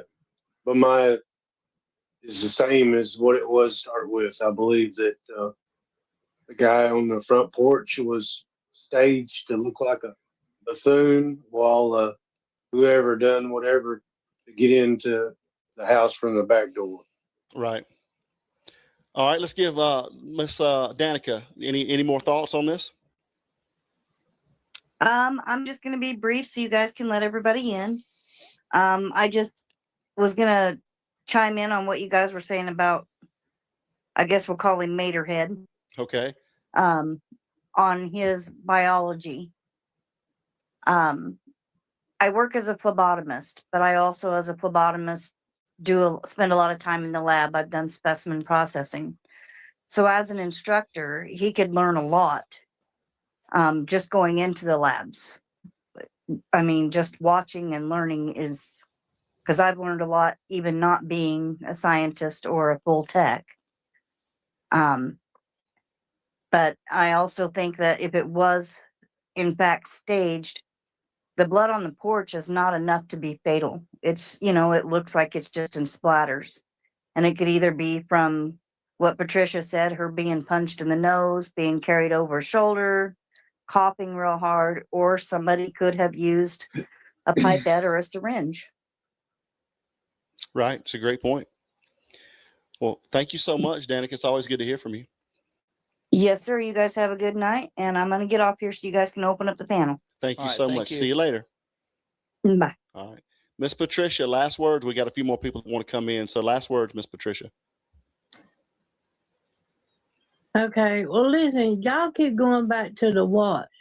What about if they getting a timeline off the camera that was at the garage? They got the word spiked on the watch, yeah. but it didn't do anything. But you have to remember, she had cameras on the side of the house too. What if they got video? The FBI got video of her making it back home. Yeah, that's a good point, and I'm sure they have a lot more video than what they've told us, and that's what Alex and I always talk about. Well, and the biggest thing is, I mean, it's all based off of what we know, and we have to base it off of the facts that we know. I'm sure they do too, but me being sure and it being a fact of what's been released is a hard thing to go, hey, you know what I'm saying? So, I mean, if they if they have it by the camera and they have her coming in, we had a whole different ball game. But but it looks like to me, if they had it on camera and her coming in and they dropping her off, and as much blame as we put on Mater and Tater, they would release that and get the family off the hook. Yeah, but they haven't done that yet. Yeah, it's a great point. And for them to go into Mater and Tater's house and find and use all that stuff and keep their car as long as they did, makes me think that they have got something. And from finding out what we found out the other night about having to have that warrant to take it apart, it's a great point. Great point, Patricia. And then after they find it, then Tater and Mater, they say, well, look, keep it on the down low. When all this is over with, we'll make sure we take care of you. You know what I'm saying? Certainly, yeah. And hey, guys, I know I've got a couple in the backstage. You guys hang out with me. All right. No, I'm just telling. I'll see you. No, hold on. I'm just telling them to hang out with me for just a minute. We're going to get a few last words from these guys, and then we'll move on to you guys. But no, I agree with you, Patricia. It seems like if they had more information, they would at least give us a little bit more to kind of, if they wanted us to get off of the family, if they've got information that would allow us to do that. So and when they sent that note, that ransom note, the second one, when they said hello Savannah, why not say the Guthrie family? Why just single out Savannah? It's a great point. And then when he puts with nature, well, he just admitted he loves nature. He did admit that he loved nature. Coincidental. But we love you, Miss Patricia. Thank you so much. All right. Y'all have a good one, and Mike, I'm still watching. Yeah. You're going to have to watch till the end. Yeah, we'll get there. I'll be here. I'll be here. See you later, Patricia. Bye, y'all. All right, bye-bye. Love you. Love you. Love you. All right. Wayne. Sorry to cut you off a little earlier, man. So tell me what you're thinking. No, man. You're good.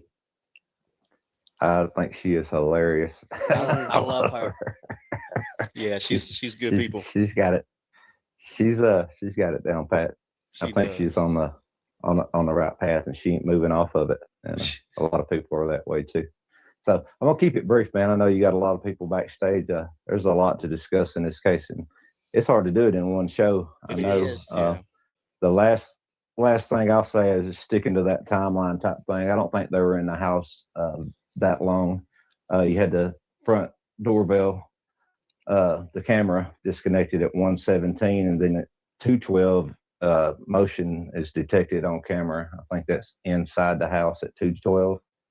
So and then the pacemaker disconnecting at 2:28. That's about 16 minutes in the house, which seems about right to me to get in there and get her up and get her, to the door, make her unlock the door. And then when she saw that she was leaving, that's when the fight or flight kicked in. The fight took place right there in the foyer, come on out onto the porch. How they didn't get any blood on anything, like their shoes or anything, is beyond me, though, on that. But that's all I got to say. You guys got a really great show, man. Always classy. And I appreciate you having me up tonight. Hey, man. Thank you for calling in, and I always enjoy hearing from you. Yeah, it's always good to talk to you. We investigate. So if you guys hadn't subbed him up, go over and check him out. Okay. Thanks a lot, guys. Right, see you later. Everybody have a great night. You too. Right. Bye-bye. See y'all. Bye. Philip. So you still thinking the same thing too? You and Miss Patricia are not venturing from what y'all think, right? No, just you put yourself in a criminal mindset, and what would you do? Right. If it was you, Yes, but I'm sir. here for the free advertisement, brother. I'm gonna be honest. Yep, free advertisement. Free advertisement. That's the only reason you're here? Yep. No, I'm picking at you. Well, tell us what you want to advertise then, Philip. Well, my YouTube channel, All right. Tell us what it is. Just so they'll- Nobody Adventures. Nobody Adventures. Nobody Adventures. Yep, KNOWBODY Adventures. Okay. All right. You guys go over and check over Nobody Adventures. And it's good. It's always good to hear from you, Philip. Yep, and I appreciate you guys. You're doing a good job. Thank you, man. It's always good to hear from you, man. We appreciate you. Yep. All right, Yep, you have a good evening, brother. You too, man. Thank you. All right. Bye-bye. Later. Peace. See you. See you. All righty. Let's see who we got. We got a few people in the backstage. I saw some names pop up. I was like, okay, I know them. Yeah. Let me It bring didn't do that when it didn't do that crazy thing. Yeah, I'm trying, Mike. I'm trying. So I know we got some in the backstage, guys, and thank you guys for being patient with us. So we'll bring some superstars in the backstage, Mike. Everybody's a superstar, but we got some real superstars in the backstage. Look at this. Yep. All right, we're gonna bring in Jennifer. Hey, Jennifer. Hey guys. All right, Hey, how are you? How are you? Doing All great. right. Let me bring in Mab. What's up, Mab? Hey, All right, What's and now up? let me bring Hey, in. Mab. Jennifer, how you doing? Let me bring in Hey, Misty. Mab. Let me bring in Misty, guys. I want to be on your podcast. Hold on. Love We that. investigate. Thanks for Me having. and my, Hold on. wife. Hold on, That'd Mab. be awesome. Hold on, Mab. We investigate says thanks for having me up. Well, thank you for coming up, Wayne. We always appreciate you, man. All right, so let me get back over here and get you guys on the screen with us. All You're right. kind of blurry over there, Adam. I'm blurry. Yeah. I'm never blurry, brother. I got the best. I got Yeah. the best setup you can buy. So Yeah. you might want to check. Your eyes might be blurring up on you there, Mab. Anyway, how are you guys Everybody else doing? looks good. How are you guys doing tonight? Me. Hey. You actually look blurry to me, Mab. Honestly, on my screen. Yeah. Really? Yeah. All right. I don't know. Could be. Who knows? Anyway, Jennifer, how you doing tonight? I'm doing great. How about you guys? Doing good. Hey, don't move. You got a bear behind you. I know. I forgot I was sitting at Glenn's desk. Oh my gosh. That was so funny the other night when I forget who it was. I think it was Ram Jammer. Yeah. Told him, he's like, hey, Said, Landon, don't move. There's a buffalo behind you. Misty, how are you doing tonight? I don't know if Misty can hear us. Hi, Misty. Hopefully she can. I think she might have been having a couple of issues. Misty, if you can hear us, you can come in anytime you want to. But I yeah, saw her over in the interview room a while ago. Wow. Okay, well, that's cool. So, what are you guys thinking, Jennifer? We'll start with you. What are you thinking about? Did I this? explain that right, Jennifer? You know, it's so confusing, and you did. And I don't know that it makes it any easier for people to understand, but the way he was a electrophysiologist. So they deal specifically with the electrodes of the heart. And what he said is that the app, and there's somebody else in your chat that said they're actually on they actually have a pacemaker, and same thing. They said that they had a box by their bed, but their insurance didn't pay for it. I hope I'm saying this correctly because there was somebody in your chat. And so they had to go in every 6 months for it to download. And she said in the phone, like some people, like some of those companies, they do have an app that your pacemaker can connect to, but it's the other way around. Your app would try to connect to your phone, which is what Mike was trying to explain. So the app does a download of information. And from what the cardiologist told me, he said it's a random event.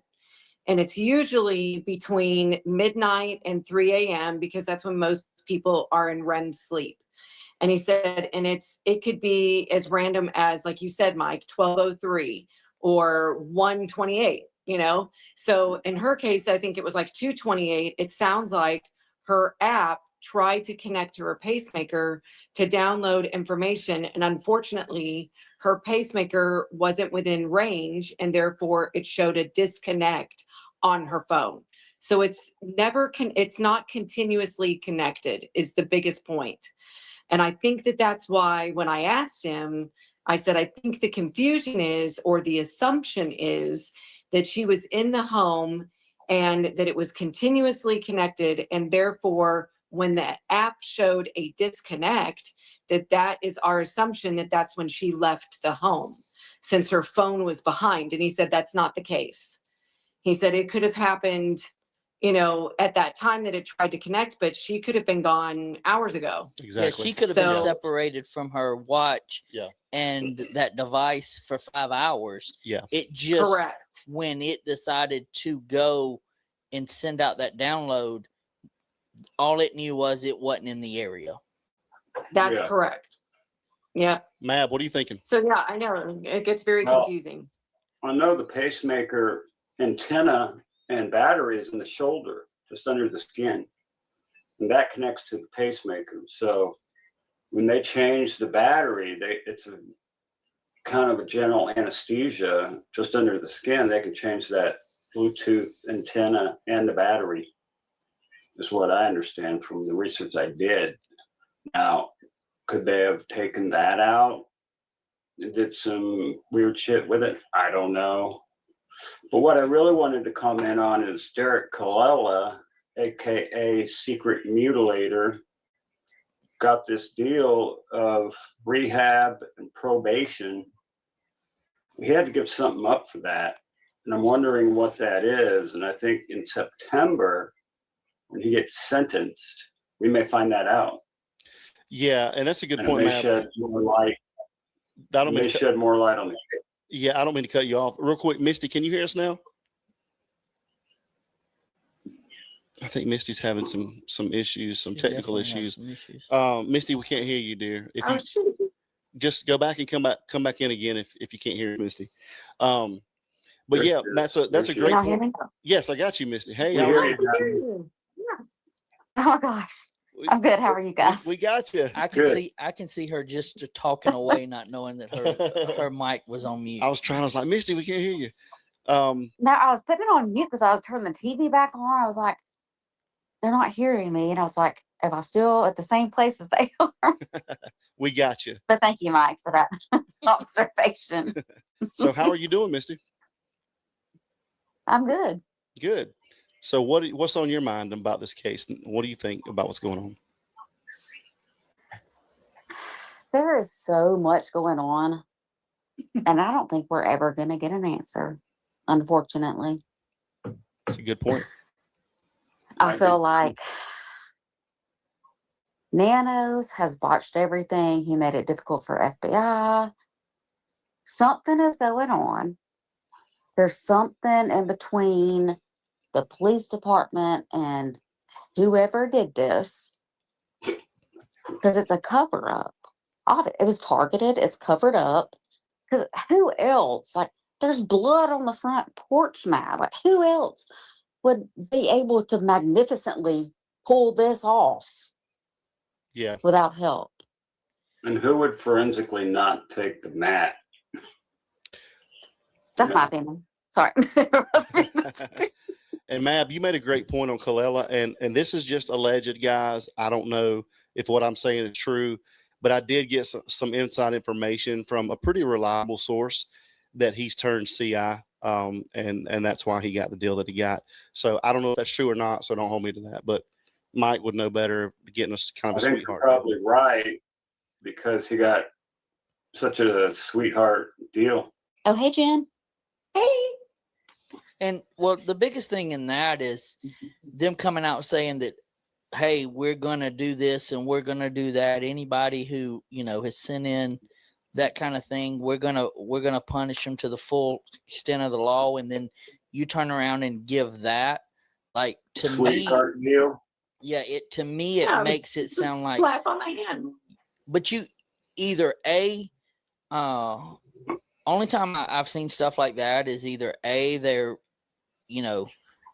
powerful, or their family is powerful, which I don't see him being powerful, or they have information on something that could help them in the long run and saying, hey, you're a small fish, we want to move forward, and they're just trying to move up the food chain.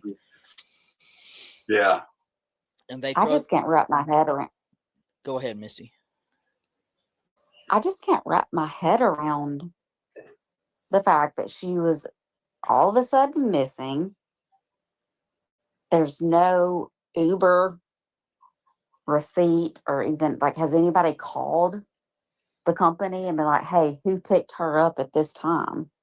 Well, they probably That's would, going. the biggest thing is they probably would not release exactly. Has the exact Uber been identified? Yeah, they've allegedly they've interviewed that person. It was But have they been identified? They and don't. dropped the Well, name? no, they have not. Not to Right. my knowledge. Yeah. Right. And it's not even about that person. It's about, so we know for a fact that Nancy was picked up at her address and taken to Annie and Tommaso's address. So we do know that. yeah, Allegedly. It's not the Uber so driver's fault. I'm just saying, like, do we have Yeah. proof of that? well, so allegedly, Why is allegedly, Misty, they have come out and said that they've interviewed and it was a female, and that they have completely cleared that person, but that it is confirmed that they did pick her up. And Okay. Yeah, and that- absolutely no. I was not trying to accuse the No. the Uber driver Yeah, at yeah, all. yeah. I was just saying, do we have Do proof we know? of that? Yeah, And- yeah, So we at least know that much. exactly. Yeah. And to be honest with you, we know is like as much as allegedly that's what happened, right? But at the same time, you got to go back to that trust but verify. Like there's only so many things that we can verify. Just like that, I'm still stuck on the timestamp in the video, right? Like I've never seen a camera or recording that does not have a timestamp. I don't care if exactly?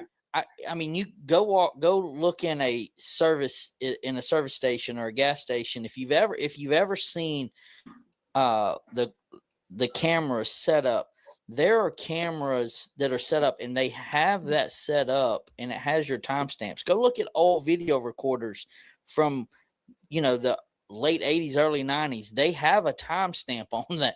Like it's where you can put that. So you're telling me that they aren't doing it this now? So we see that video, so we know that it was there. Now, can we trust that that's the time that was which put video out? are you specifying to? The video of Porch the guy. porch The guy, porch guy. right? Like, Yeah. Okay, yeah, and the timestamps, we all know internet went out, so we cannot focus on that.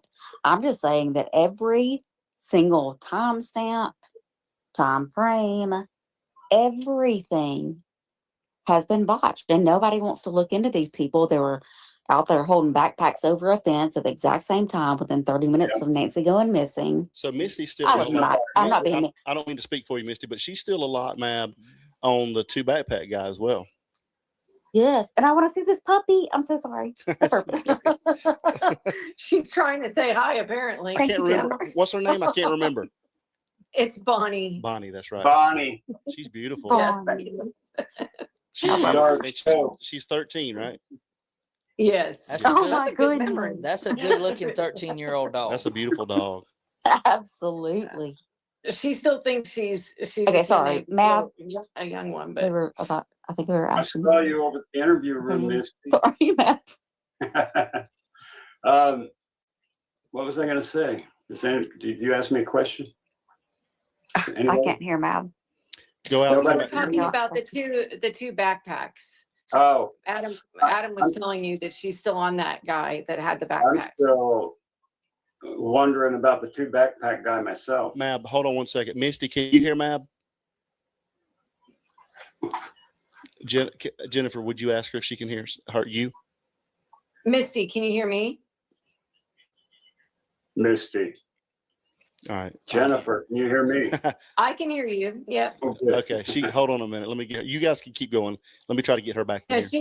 she was talking about Mab. Do you remember that the guy that kind of had a shaved head and I think Yes. he did have a beard and he was trying to, I don't know what that guy was doing, like trying to unlock the gate or something. And He he had put two the backpacks. backpack like, yeah. And he was also using a bite light.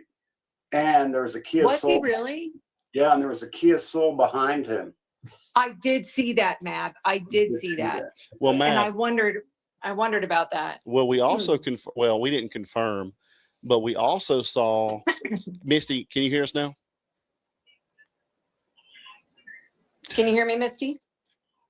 Misty. Tonight's not Misty's night. Are you Matt. going to start singing Johnny Mathis, Mab? but Mab, we also we didn't confirm, It's but not karaoke night. Mab loves to sing. But Mab, remember, we also saw that car that looked very similar, to the guy that went by with Dad's Gone Live, Yeah. So I think there's some more to look at there. Well, somebody, in my opinion, was hired. And that doesn't, obviously it was somebody that was comfortable with crime. So it'll be interesting to see if they ever find him. The Colella thing is interesting, Mab. I did not know that. And I was trying to find out more information on whether I thought, did any of you find it interesting that all the FBI people, unless I haven't seen it at least today, like the interview room, I didn't get to watch it. Has anybody said anything like they think he got a deal? Because the way it was kind of like Chris, promoted at first was, oh, well, if the court is sealed and they won't let anybody in, then I think that'll give us a really good clue. Well, then it wasn't. And he got probation and rehab. And I was like, so let me get this straight. You just arrested a guy that you found out who it was within 24 hours and he was arrested. You extradited him back to Arizona at the cost of the taxpayers, which I'm sure was not cheap. And that was within 6 days of his arrest. And then he had an ankle monitor and supposedly was being held in Tucson for a while. And it was all for rehab and probation? Chris McDonough talked about that tonight on the interview room. He did. To get that light of a sentence, there must have been a proffer arranged to where he got that sweetheart deal, but he had to give something up for that. He had to give something up for that, and we won't know what that is until September. Okay, that's what my brother-in-law said last night, because we were kind of bugging him about it, and we were like, what do you think that means? And he goes, he could have gotten a proffer. So interesting. Misty, can you hear us now? Hey, yeah, can y'all hear me? Beautiful. Yeah, Yes. you're back. Yeah. Okay. Spill it, hurry. Awesome. We were talking about your backpack guy, Misty, and then Derek.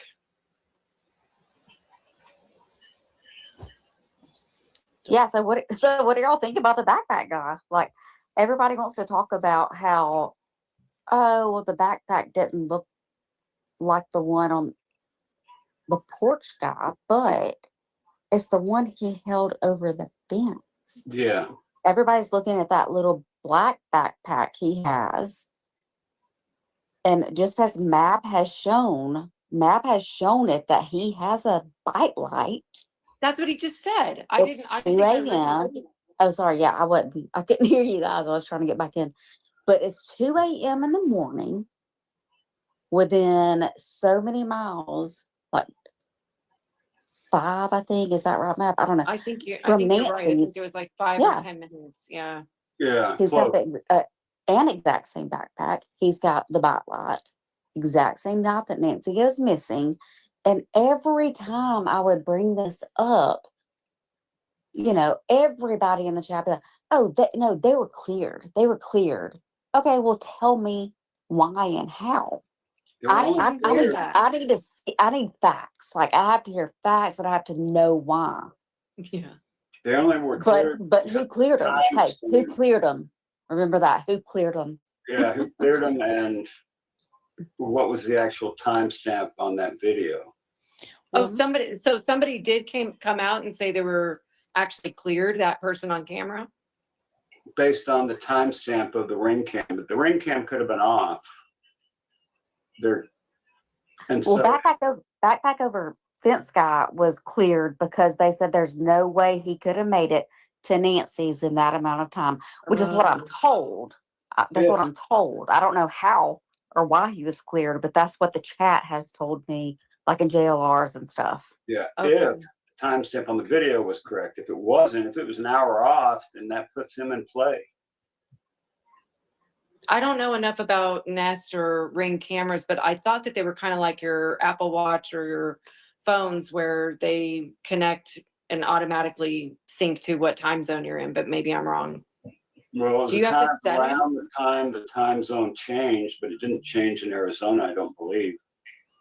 But It still could have Well, been. no, I'm just saying that camera time, I think now I'm remembering a little bit about that. Do you guys remember that? Was it like too close to Nancy's? Okay. I remember. Interesting. But I Well, also you remember know- they said that they cannot trust the timestamp. And I also remember that everybody around Nancy's house, one, they found the box, basically they messed with it or something. And people around Nancy's house, including Nancy's, they said the internet went out within that time frame that she was taken. Yeah, so a jammer possibly. Yeah. Well, I also don't know. think I've that heard there's the a jammer. possibility that a teacher could have access to a lost and found with a lot of lost and found backpacks. So that's Well, they could have got it out of Chris Nanos during badge and backpack day. We know that Chris had a badges and backpacks. Thanks to Alex, he put that out there.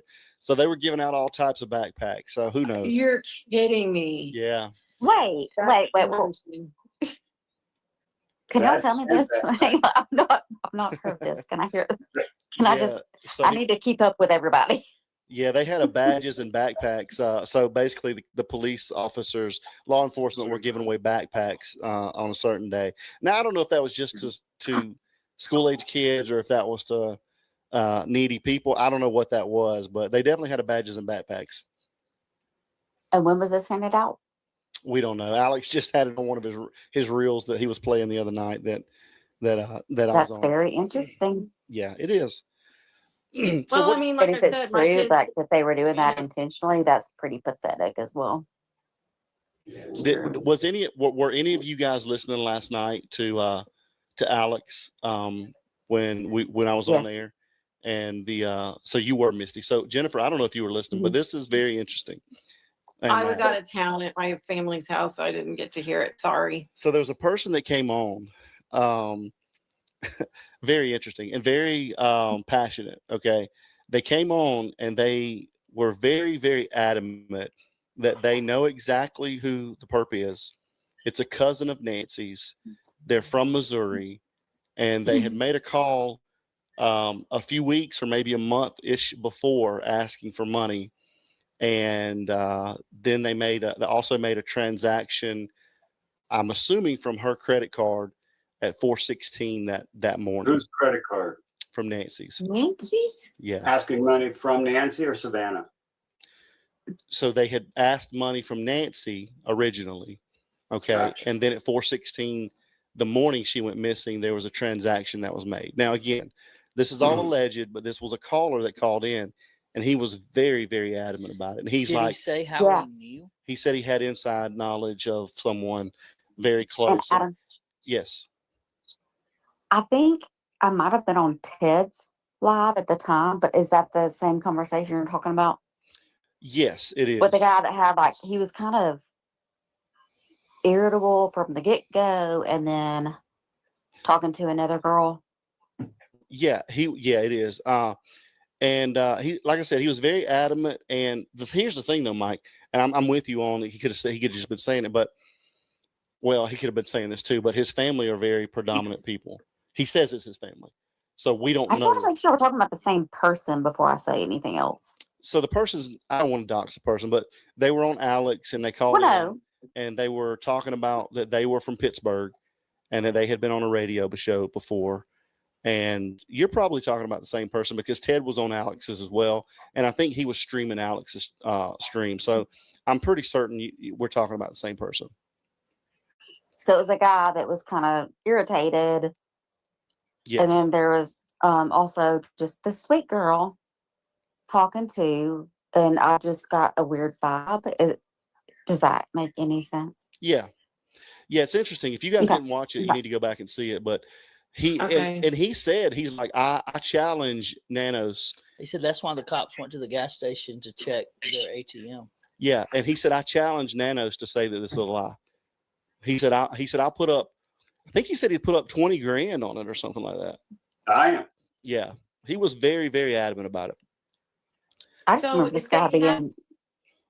Go ahead. I have to go back and watch No. You go ahead. Y'all go ahead. So if they had that information, let's just say that this is real. So they know that somebody has asked for money from Nancy. There's probably call records then. Right. Or email records or text messages, something. And then there's records of her credit card or ATM card or bank information. Then this is where I was bugging Brian, because I was like what in the actual, HE double hockey sticks does it take Yeah. to, put somebody under arrest? Like, what does that mean? That's Well, I don't. This Nanos' last interview, he said the FBI, these people who are extorting, I think they've arrested 2 or 3 now. I only know of one.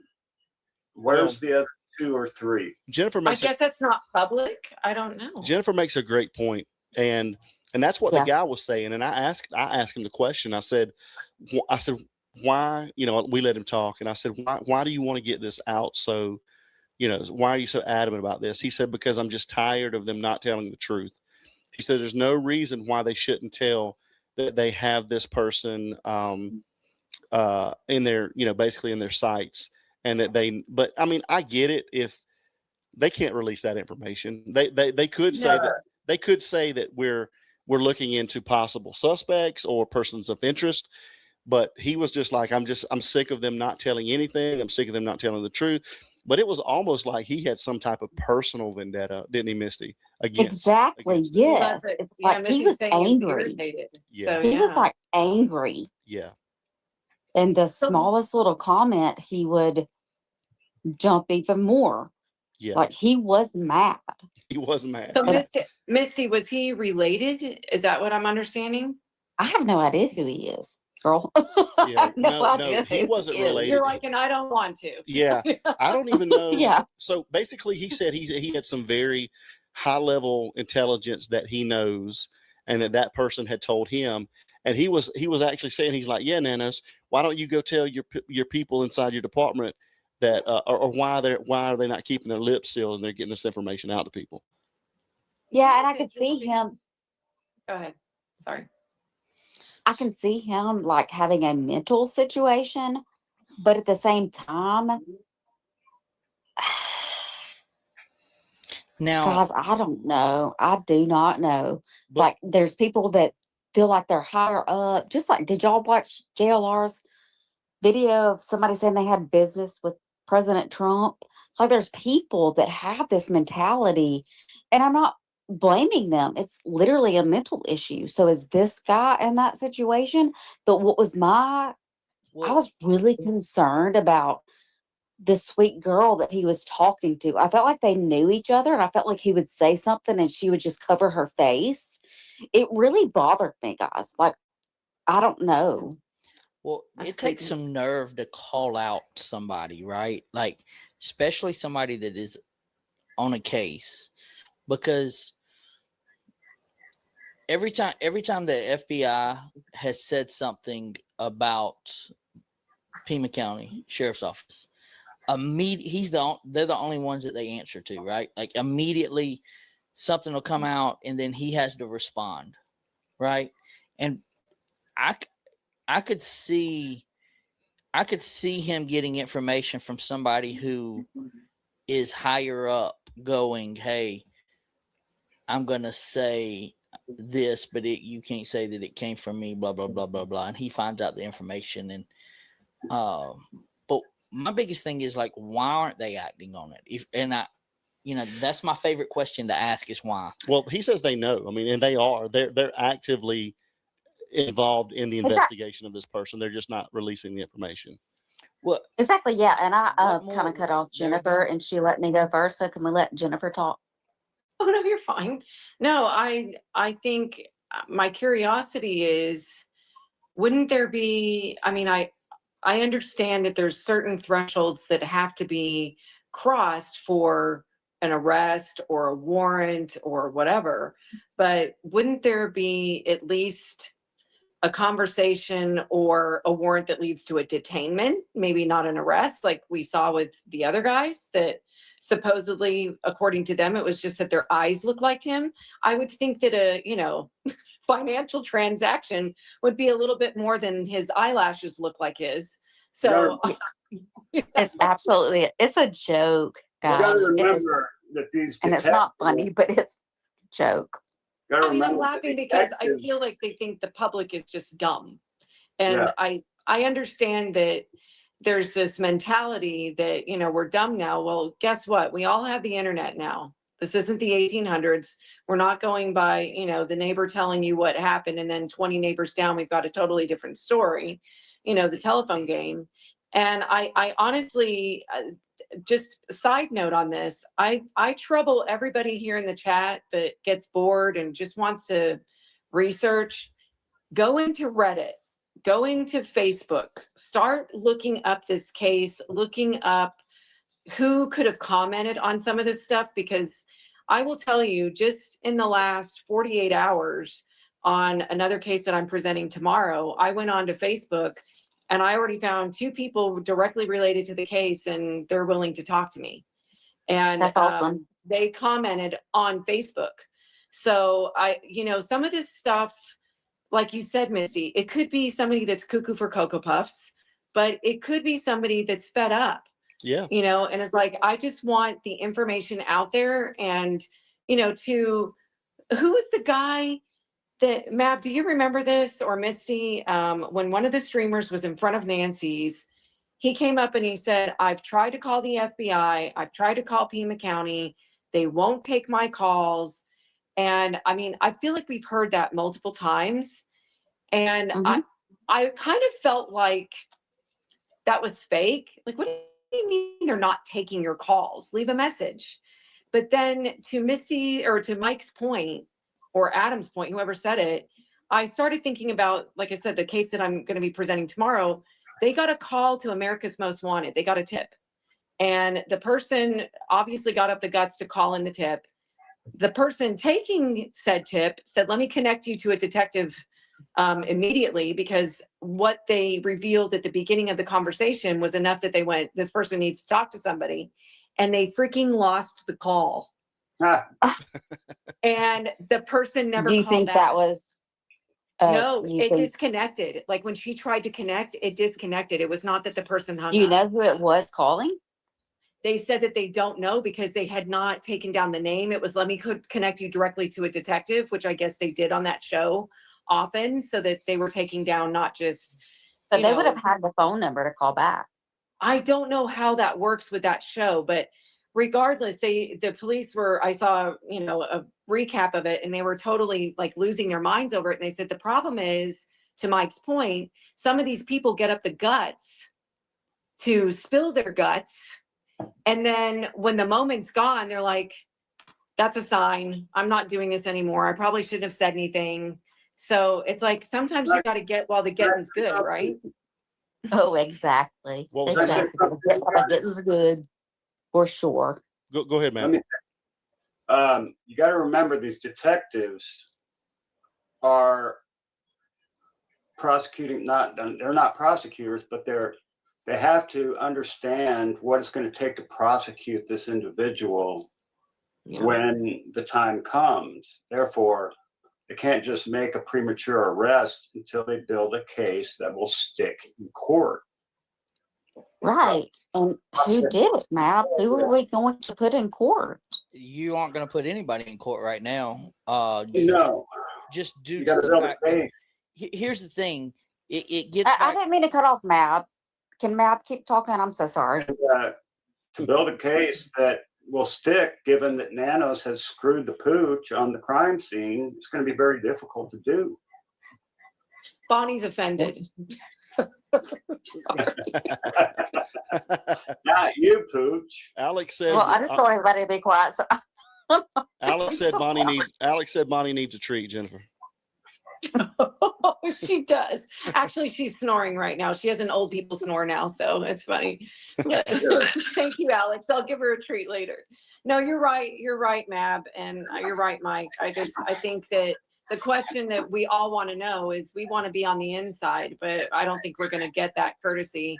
And I guess it's, I kept asking Brian this too, you know, after our conversation. There was, unfortunately, on our last connection, there was a little bit of a delay and we figured it out now. So I was talking over everybody. I finally, got a moment and I said, hey, Brian, so how does this work with, if they, like, why aren't we hearing about the vehicle? Why are they poo-pooing, to Mav's point, that vehicle in that video of the guy with the backpack, Misty, that you were talking about? It seemed like there was a white Kia Soul in the background. Yeah. So, I mean, could that have possibly been the one that we saw in the neighborhood zooming by? I mean, why are we not hearing about that? And he said, because a lot of times you don't need to know. And I said, well, I guess the assumption is when they're constantly coming out saying, we need the public's help, and Savannah is literally pleading to the public for help, that can you throw us a bone here? Like, give us a car. Yeah. Give us And what something. what I was saying about the two backpack guy over the fence, one, you've got that Kia Soul that looks just like the car. Two, you've got him, like I've said this over and over, I feel like I'm just repeating myself. He's got a smaller backpack on him. The backpack he puts over the fence, he's not trying to unlatch something. He would just reach over and do it. He's not reaching down there to cover up a camera. That's just, I don't agree with it. But what is he doing? And he is like minutes from Nancy's, the exact same time, the exact same night. You know what, Misty, I just thought of, but we're all going off of the timestamp. When they said there's not enough time, is that timestamp the 2:28 disconnect? Timestamps don't matter. But no, I'm saying, mean, if they were saying there wasn't enough time from that guy being there to have come from Nancy's. And I'm like, come from Nancy's when? From the 2:28? Oh, yeah. They're using the timestamp. So if that timestamp of the pacemaker, as we've all been discussing now for the last couple of days, is just the app trying to connect to her pacemaker, but she wasn't there, we don't know if she was gone for an hour before. Yeah. Right, but the thing is with So the that car pacemaker, could have been at her place, right? Yes. so my And thing then with the only pacemaker, go ahead. I'm sorry. my only thing with the pacemaker, yes, there's an app on her phone.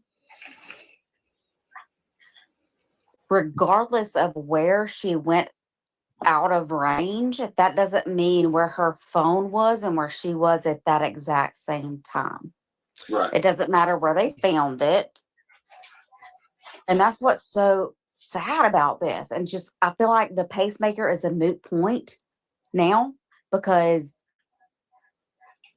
I just feel like it went out of range. But the competent. I've been saying this entire time, have they looked at cell phone records? The competence of the investigators is horrible, in my opinion. So I don't believe any timestamp. I ain't buying it. Anything could have happened, and that guy could be involved. I was just saying the cell phone record, as soon as her pacemaker lost connection with her cell phone, they can ping where her cell phone was at that time. Her losing that's the confusing thing. Right, her losing the app from the thing doesn't really matter in the fact of that is just saying, hey, are you in range at the time that I sent it? The app's not running 24/7. It's when it sends the but it's connected. How do you think it sends the results if it's not connected? What's it connected to? That's the thing. Yeah, it's not connected. It only reaches out. It only reads during when it sends the download. So I don't know if you heard earlier, Missy. So basically, so when it sends the download, what is it sending? Like, what is it sending? Like the past day of the past 24 hours. So basically, Misty, I don't know. Okay, so how is it connected? What? So I don't know if you show that. I don't know if you heard. If it was connected. I don't know if you heard. Sorry. No, it's fine. Sorry. I don't know if you heard earlier. So basically, and there were some people in here saying that sometimes people don't have a bedside monitor anymore. But I have to believe. Hey, Mrs. Mab, I have to believe that. Mrs. Mab, I'm so sorry. I have to cut you off, Adam. Hey, Mrs. Mab. That's okay.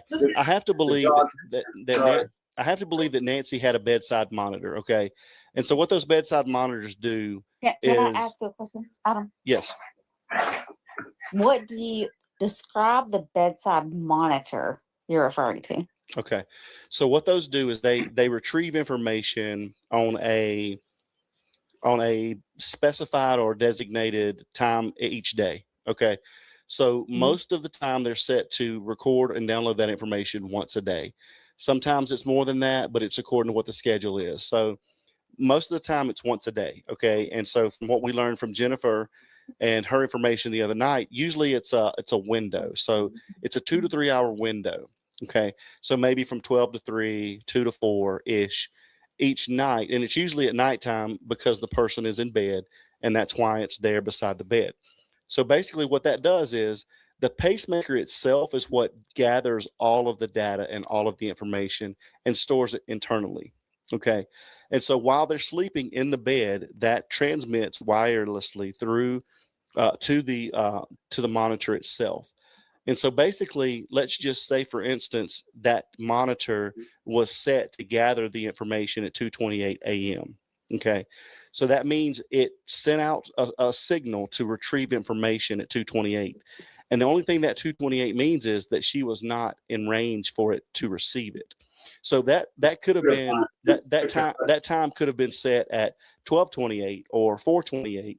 Yeah. It's a set. Exactly. And those are things that family could have expressed, like, hey, she was supposed to be in range of this monitor at this time, but has anything of that been spoken of? But that No. Well, that that's monitor, why I asked the electrocardiologist. He said the deal is that most people have the bedside monitor, but there are people that have the apps on their phone. The difficulty for me was understanding, and finally he explained it to me, the app is not constantly connected to your pacemaker.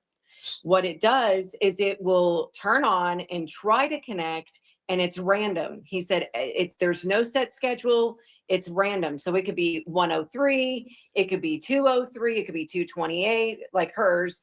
And he said, and what it does is it tries to connect, and if there's nothing to connect to, then it shows on the app disconnect. So in essence, Exactly. So we cannot.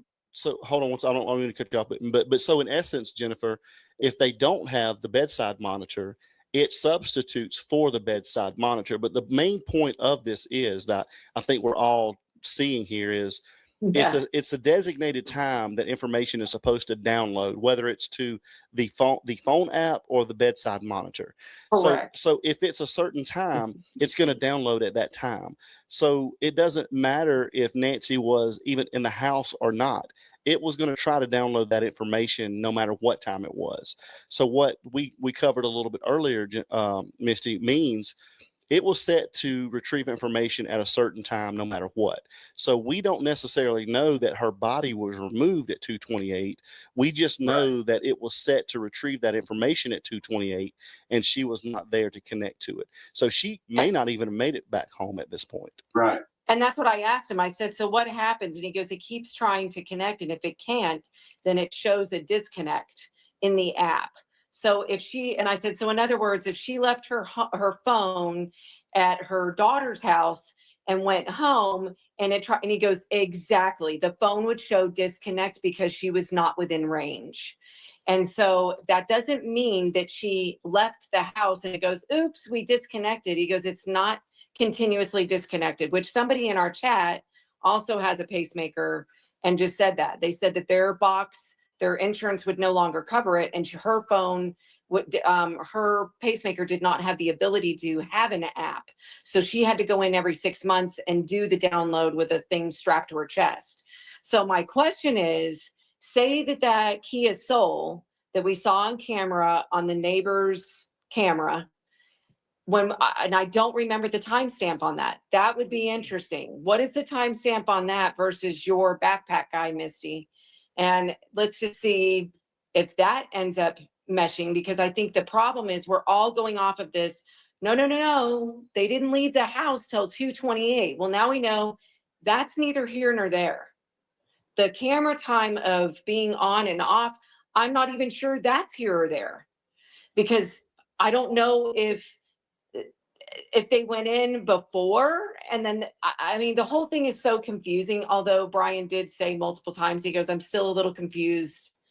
He said, I'm starting to lean where you guys are with this maybe being staged, because anybody that does this and with reconnaissance would have had, I don't know, a little bit of tape and put it over the camera. Yeah, right. Right. And I feel like Remove the camera after the tape, you know? So I don't know. The whole thing's crazy. So well, now we're going to, now we all need to look at the Kia Soul, Missy, and Mab, and find out what the. oh, absolutely. Please look at it more. But also at the same time, we're talking about Nancy being at Annie and Tommaso's. If she has a bedside monitor, that's not going to pick up while she's there. Right. It's going to pick up through her watch. They did say phone app disconnected, and I think that's what the other gentleman said. So I do believe she had an app. It's just the phone, because it was left behind, and that's my question. Did she leave at 1:40? Did she leave at 2? I'm not sure that she left at 2:28. Sometimes, and that's my point. That's my point. We don't know where her phone was or where she was at the time that it disconnected. The geofencing, when they know that her phone was at the home, I mean, I think that was at least something they would have been smart enough to do. That was my question too. Did they really take all cell phones, ping them where they were at a certain time? But they did nothing. They've done everything to cover it up. So that's a great point, Misty. And what just before I forget this, ma'am, I'm so sorry, because I will forget. But what we covered is there's also a possibility, because that was my whole thing, is geofencing is going to tell the story here, but not necessarily, because if the phone was turned off or it was turned on airplane mode, it could have been at point A and registered that information at point A, and someone turned the phone off or turned it on airplane mode, went back to location B and turned it back on. And so it's going to show that it was at both of those locations, and it not necessarily show it was traveling between the two locations. Now we got another big problem, because the Supreme Court just decided on a geofencing case that affects all cases using geofencing warrants. So that just happened like the last week. It was 5 days ago. Yep. Right. Did you hear that? So yeah, I actually asked Brian about that today, believe it or not, on my way home. And I called him. I said, I forgot to ask you another question. And he said, I'm not surprised about it. He actually looked it up and called me back an hour later. And he said, what it's saying is that instead of it being this broad range like it used to be. So here's an example. They saw a suspect on camera on 15th and Main in downtown. And 15th and Main happens to be north, south, east, west connection, right? They used to be able to do geofencing for any phone that pinged in that area and outside of that area, and just find out where they went and so on and so forth. He goes, that was a very long time ago. They've been cracking down on that Fourth Amendment over and over and over again, because they need a warrant for that. And I said, well, what do you mean? And I said, so you know that somebody was, you know, offed on this corner and you can't, and he goes, unfortunately, no, we need a specific person, and we need, you know, you can't just check on everybody in town that was at that location. So I think that's going to be the issue for law enforcement. Is now, he did say this. I said, so let's give the Nancy Guthrie case, you know, back into this. My assumption was that if they did geofencing, that they could, you know, do a radius and say, okay, well, between, you know, 1 and 228, what phones were pinging in the neighborhood? He goes, not in the neighborhood, from her house. And I go, well, that's the problem. Like you said, Adam, like, what if they have airplane mode? And he goes, well, that's the deal, but they're not allowed to go check anybody else's house or down the road or a block away. He goes, that's overstepping people's privacy. Because of this. But can't police and FBI actually look at the true ping, whether it was airplane mode or anything? Like, why can't they can pinpoint exactly where those cell phones were. Am I wrong? Look this up on the internet. Look up Gladiator Forensics. That's what the FBI uses for geofencing applications, and that covers phones, cars, tablets, all kinds of stuff. called But did black. he still need a warrant though, Matt? I mean, that's what I'm assuming. Yes. Yeah. Is what Brian was saying. Yeah. Yeah. They can see who was in there, but yeah, they have to get a search warrant for the data from like Google or AT&T or whoever. That's why, stop watching Tracker, Jennifer. I watched that show Tracker and I'm like, why don't we get that guy? Like, we need that guy that you can just call and go, okay, I need you to figure out who was in this area and just give it to me. And I think that's what some people were kind of alluding to. I mean, all joking aside, I almost wonder if a private investigator, because they can overstep. Yeah. You know what I mean? They don't have the same parameters as a law enforcement who has to uphold, certain things like, I don't know, a warrant. So, maybe if somebody was, a dog the bounty hunter type, or a private investigator, little magnum action, then they had somebody that could overstep the law. Maybe. I mean, Mike, tell me, is that total, like, stop watching, TV land? Like, what, or is that something that PIs can do, PIs can do like it. the Brady Bunch. I'm just trying to throw some humor in. So I guess. What are you gonna say, Mike? PIs can do what now? PIs can do a lot of things that law enforcement cannot do. You do take in the risk though of it still being admissible, and did you step on somebody's rights? Yes, I can.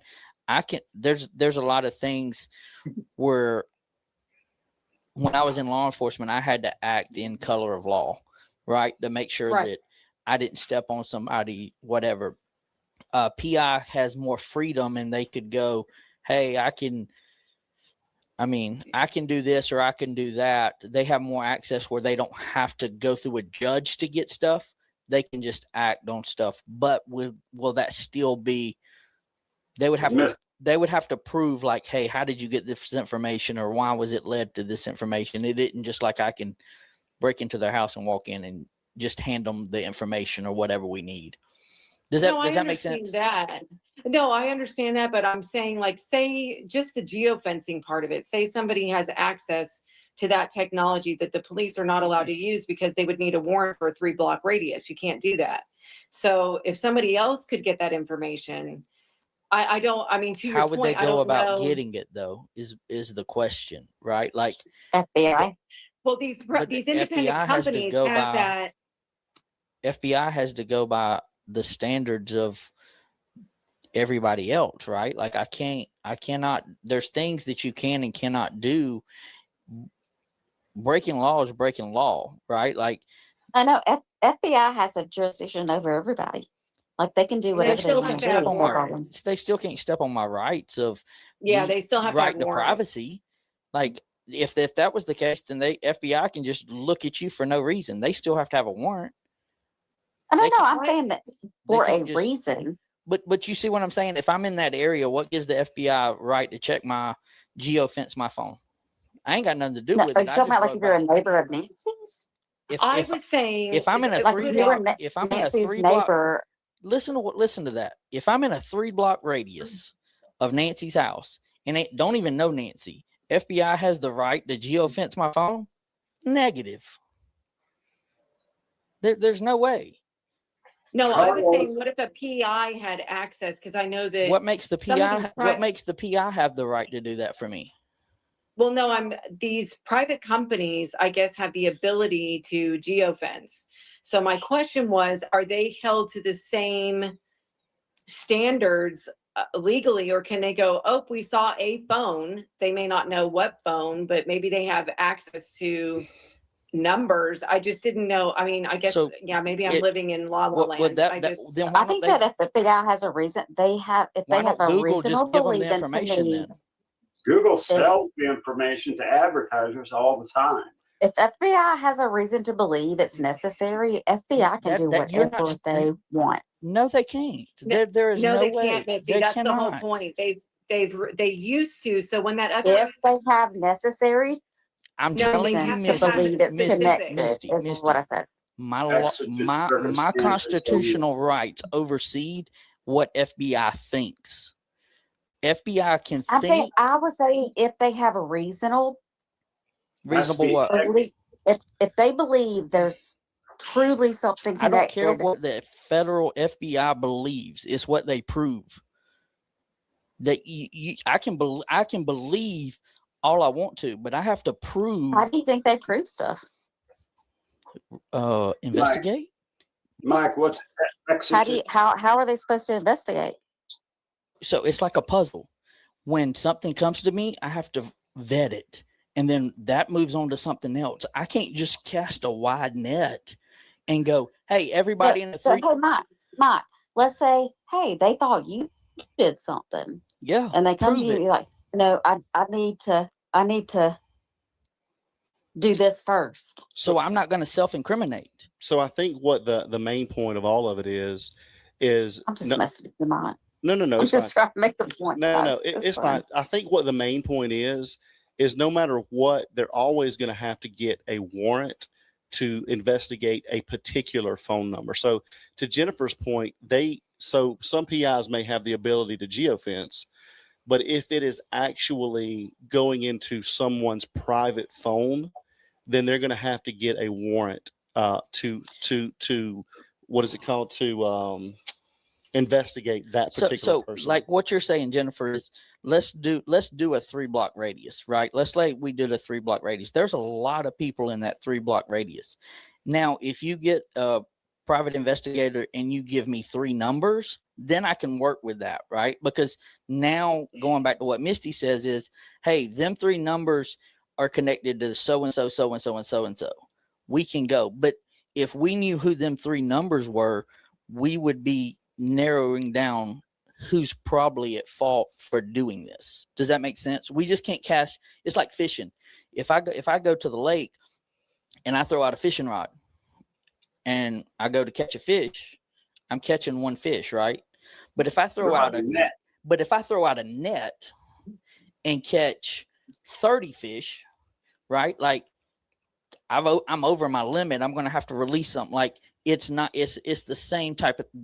So FBI, people, they just can't cast a net. Now that's government overwatch and all of that kind of stuff. Like Google. No, just like you said, there specific numbers. But Carlos in Rio Rico is a perfect example of geofencing gone wrong. Yes. So explain that, man. So he was delivered something to somebody very close to Nancy's. He got yanked up because Gladiator Forensics caught his number very close to her house in a certain time frame. So they went and detained him and tore his house up and his van and everything because he was in the geofenced area. I don't know if they had a warrant or not. There could have been exigent circumstances, like maybe they thought she was in that house at that time. Well, I know the Nancy, what's her name? Nancy something out of California. Woodrum. That's it. So I asked Brian about that and he said, you're correct. He said at that time frame, we did not have to have warrants like we do now for geofencing. It was a new technology. There wasn't, this, oh, you can't do that. That's violating people's rights. It was, well, let's find out who was in the vicinity and pinging. And they actually were able to see a cell phone that came on for like less than a second. It was like on and off in her part of her casita. And that's how they nabbed the guy. And the guy said, I don't know if people can do that anymore. Like because he's retired now or whatever. So I brought that up to Brian and he goes, you're correct. He goes, when it first came out, he goes, now I understand why you're confused. He said, we were able to do that. We were able to cast a wide net and it wasn't illegal. And he goes, but now they've been cracking down on that 4th Amendment even harder and narrowing it down. So it's not even as wide as it was obviously before this case 5 days ago. And let's just say that law enforcement feel like their hands are tied a little bit on certain things, but I get it. We need certain rights, to not have people violate our privacy. So and let's just say that I saw somebody in the chats that they put you best believe they've done it. Yep, they probably have done it. But then to take it to court and they say, Right. and they do a geofencing and they cast the net. And when they cast that net, they find out exactly who did it. Okay. But if it's illegal to do, now I have a suspect, right? I have it. Now I have to find other evidence. It won't be admissible to prove it. Yeah. So it will be admissible in court instead of them dismissing it. And if they dismiss it, I'm going to have to connect. Okay. It's just like what we kind of said with Nancy's phone, right? Like if they cut it off and it was last hit at Annie and Tommaso's and then it hits at their house, they have to find the links of how did it get from there to there. They can't assume that it got there. They have to prove how it got there.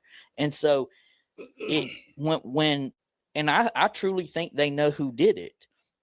My thing is, I don't think they can prove who did it. And that's a totally different thing, because now you're going to have to be judged by 12 of your peers.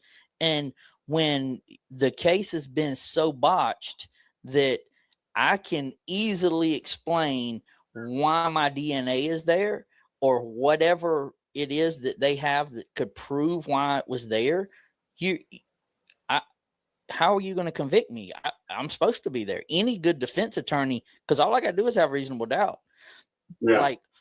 Well, and also like Misty's always said, I think they've contaminated that crime scene so bad, it's going to be difficult to convict anybody there, unfortunately. So you don't want to cast the net and catch Jaws and then have him turn around and bite you in the butt. Right.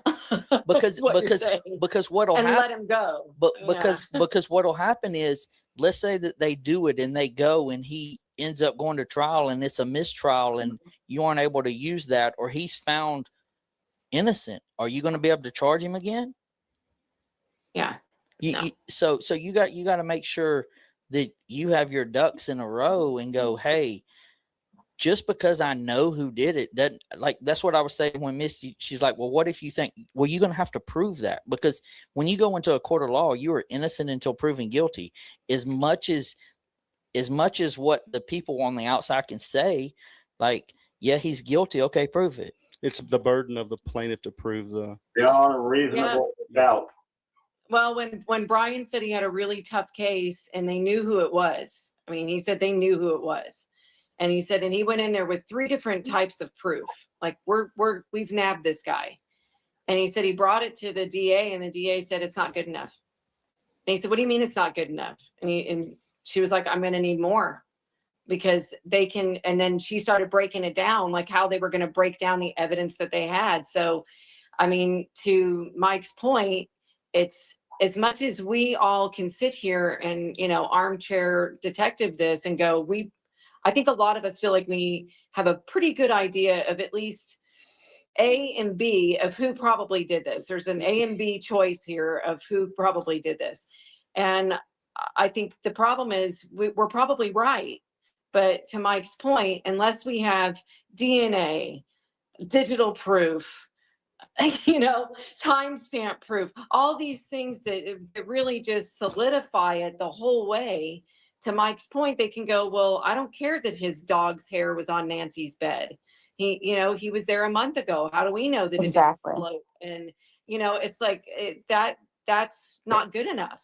So it's got to be a pretty solid case. So I guess what you're saying, Mike, is who cares if you get an awesome PI that gives you the geofencing and goes, I've got your guy. It's like, well, I can't take that to anybody because that was illegally obtained. Right. So what else have you got for me? Like, that's going to put him at the spot. Right. Like even at the same time, even if FBI finds hair, anything, if it is family, that's going to be all in that house. Yeah. That's right. There's nothing that they can do to go back to initially possibly find one tiny piece of evidence that shows somebody else in that house. Well, I think we're hoping that it was, whoever was in there was not supposed to be in there, whether it was hired or otherwise. Yeah. And that's why we'll never know, because they let, pizza guys come up there. What I'm saying is everything that, if they find anything, which I don't think they've even looked, it will not hold up in court because it's been trampled on. Right. Brian's hoping that those first 36 hours or whatever before they released it, I said, is there even a sliver of a chance that they got what they needed? He goes, I mean, there's always a chance. I mean, sometimes with a pristine crime scene, they're able to get enough of what they want, because we were pointing out what everybody else has been pointing out, the damn mat, the door, the bracket that was left behind that the guy was fumbling on. There's so many things that, all of us were going, oh my God, Right. just what? Hey, and he guys. said, yes. I didn't mean to cut you off. I'm going to bring 2 more people in. So let's all be, it's going to be, I love this panel. You guys, this is a great panel tonight. I'll So let somebody else. no. I want you guys to stay because this is a great panel. So I'm going to bring 2 more people in. But let's just all be cognizant and let everybody speak, because I know we're all passionate, and so let's just let everybody get our words in, because I know we all don't like to watch when we were watching streams and everybody's talking over each other, but everybody's doing a great job tonight. But I just do want to get everybody in here. So let me bring Carrie in, and then I'm going to bring, if I can, I'm going to bring Justine in. Yes, so I can bring this many people in. All right, so guys, This might be the record. Give me 1 second, guys, and let me fix this screen here. You hear me? What's that, Mike? The most on panel. This is a great panel tonight. You guys are awesome. So, all right. So, hey, Carrie, and hey, Justine. And so, Carrie's got some experience on this that she wants to talk about. So, how are you doing, Carrie? Hey, I'm good. Thanks. Can you hear me? Yeah, we can. Yeah. Hi, Okay. Carrie. Just let me know if I'm too loud. Hey, and to Alex, if he's listening, let him know this is Kevin. Remember? That's right. Remember, Adam? I do remember. That's right. Yeah. So Okay, Tell us so- what you got on. What's going on? Yeah, I wanted to share it's on topic of what you guys are talking about, just from experience, which this was totally mind blowing to me when I went to work for the feds, is how long it takes to get a warrant, to get someone's phone information, like everything you guys are talking about. I've just been chomping at the bits to get on because I wanted to explain to y'all how it works. It's basically, they would come to us, the FBI would come to our office at the U.S. Attorney's Office to get the warrant, right? So they could go to the phone company because they want to get all this information, like let's say it would be the Nancy case, right? But obviously I don't work in Arizona, so, but it's still the U.S. Attorney's Office they'd be going through to get the warrant to be able to, get access, because they'll go through the phone companies. And again, it depends on what phone companies, because everybody uses different phone companies, right? Whether it's Verizon, AT&T, whoever it is. So, and each one is different, because when you send a warrant through to these phone companies, some of them, take forever. Some of them are non-responsive.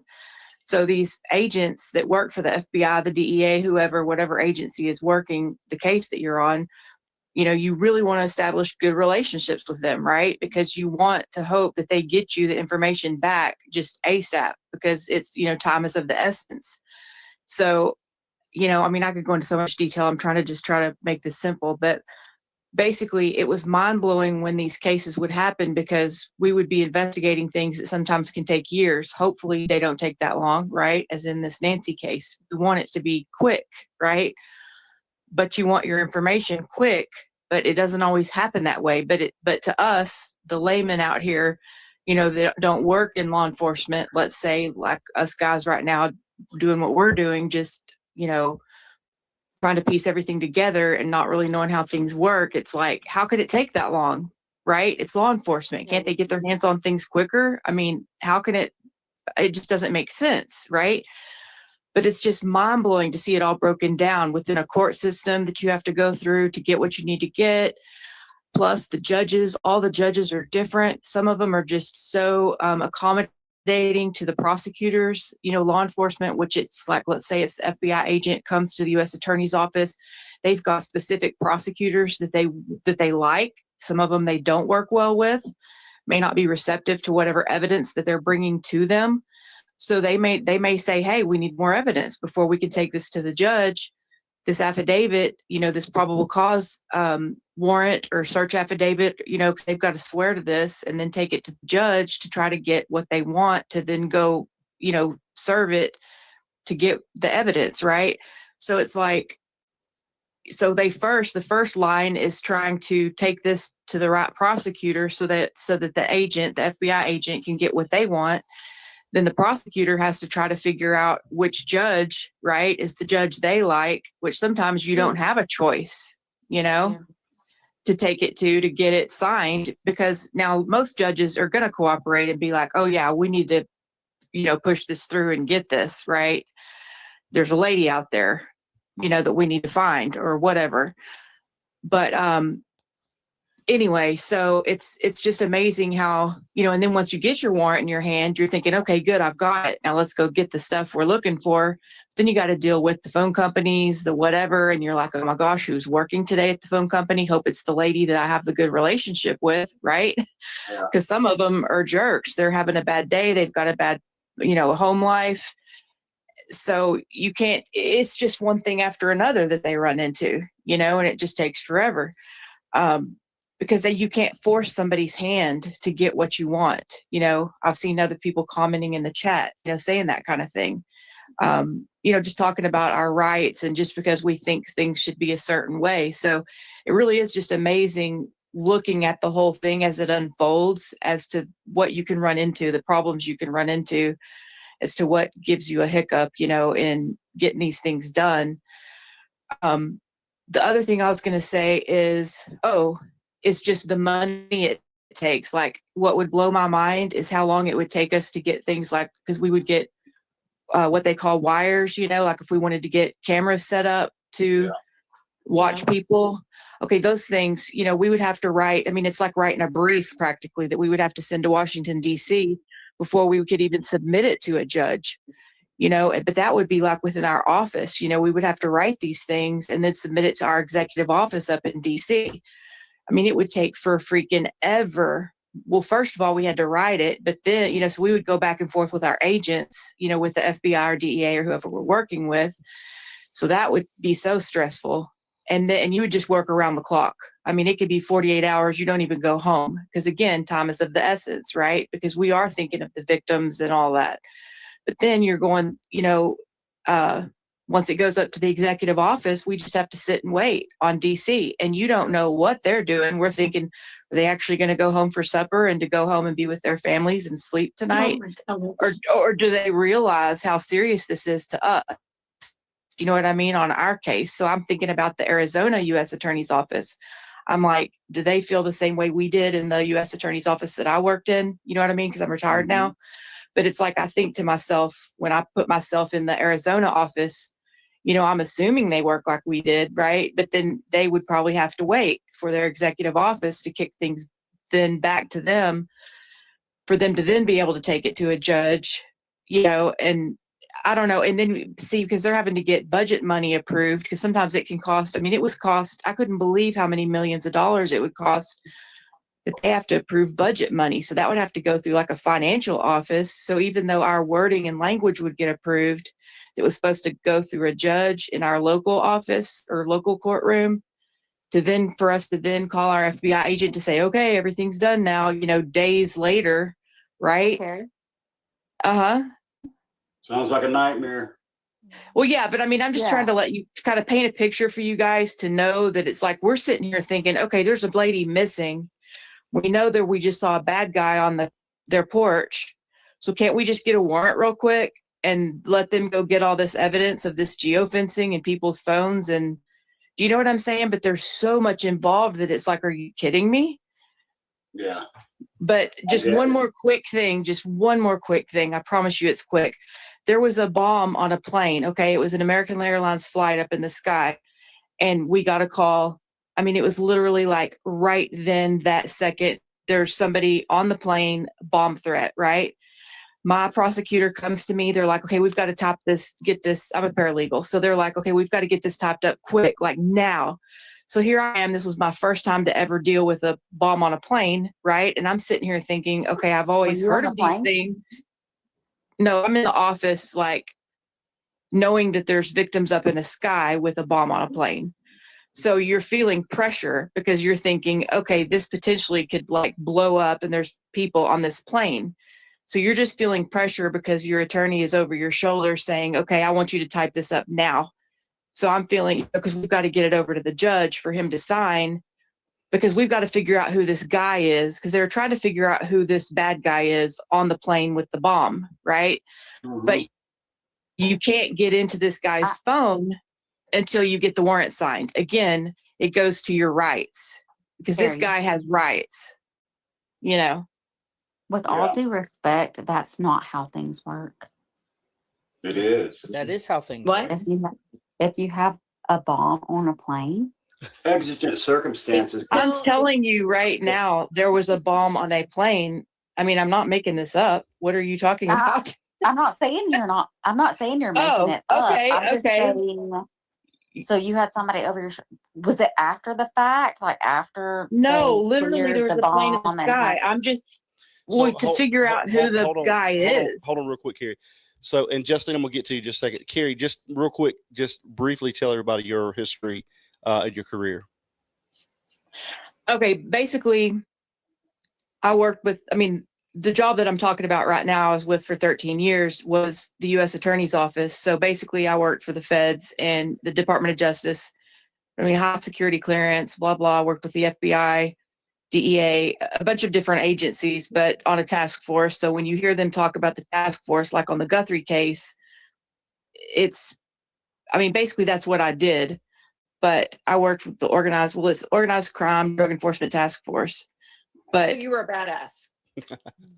well, basically I've just done so many different things, but I've done it for 36 years, 37 years. You're being modest. That is a major job.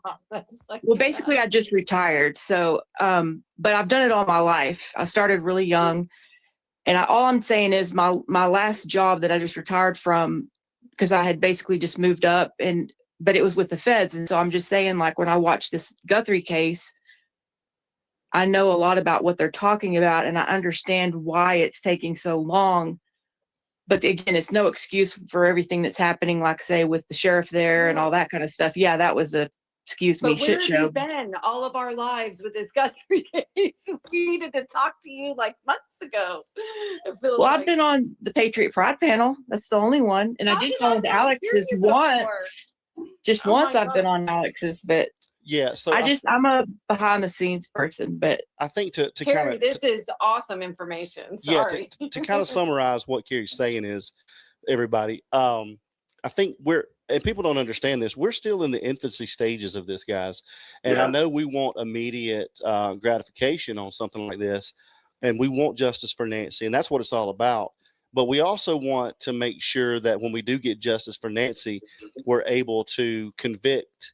And so we're putting, I'm hoping that what the law enforcement is doing is hopefully they're at the point now that they're just dotting their I's and crossing their T's, and they're making sure, because Mike and I talked about this. I think we said the FBI conviction rate is over 92%, right, Mike? Something like that. 92.8. Yeah. So they don't want to do anything to jeopardize that conviction rate. So I think they're just making sure that they're getting everything that they need. And I think what Carrie's saying is it just takes time, right, Carrie? that's what I'm saying. Yeah. As far as procedurally, takes time. But as far as evidentiary wise, I don't know what they've got. You know what I'm saying? It does look bad to all of us, right? The fact that I don't work there anymore, I don't know. Yeah. I wish I did, because I'd be on the computer and I'd be able to find out, you know? You just let us Hey, Carrie, I wasn't trying to be. Did Hey, you Carrie. figure out the bomb person? No, we did figure all that out, but it took time, and I couldn't believe it because it's the first time that it happened to me. And being like you guys my whole life, I didn't know that's how it worked. And I thought, how could that be the way it works? And it scared me, because I thought, you mean that's what y'all go through to figure all that stuff out? Is you've got to have somebody sitting here typing all this? Like, I was so stressed out thinking everybody just needs to stop talking right now. You know what I mean? People are about to die. I need to do this like now. So everybody stop talking, because everybody's in the background just laughing and talking about their weekend and all this. And I'm thinking, are you kidding me? People are in the sky about to die, potentially. So, real quick, guys. So Misty, what were you going to say real quick? And then I want to get to Justine. And I was just saying, hey, Carrie, I wasn't meaning anything disrespectful. I was just thrown off with the airplane scenario. Oh no, well, you were probably I'm not like me saying when you're right. I said, "Are you kidding me? This can't be how this works." Yeah. That's probably And I what you meant. Yeah, I wasn't thought you saying meant you're for real, right like about you anything. knew. That's why I was asking you, "Are you for real?" Because because things could have changed. It could be different now. Things could have changed by now. I hope. No, but that's all good. So, Justine, what do you That's think? right. What's going on? Oh, hey. Hey, So I know that I talked to you a while ago. Hold on, Justine. Your audio is really bad. Mine is? Yeah. Great. Okay, hold on. Yeah, turn it up. Anyway, before she says anything, I don't think Yes. we're going to see anything on this case is that till better? 2027. Mab doesn't think we're going to see anything until 2027. Okay, Justine. Yes, that's better. Okay, good. Yeah, that's a lot better. Yeah, so okay, good. Sorry, guys. So I've been holding on to these for a while. I was trying to figure out what to do with them, but I have the BSSIDs or the BSIDs for Nancy's neighborhood. I have it for her house, and explain what that is. Explain what that is, Justine.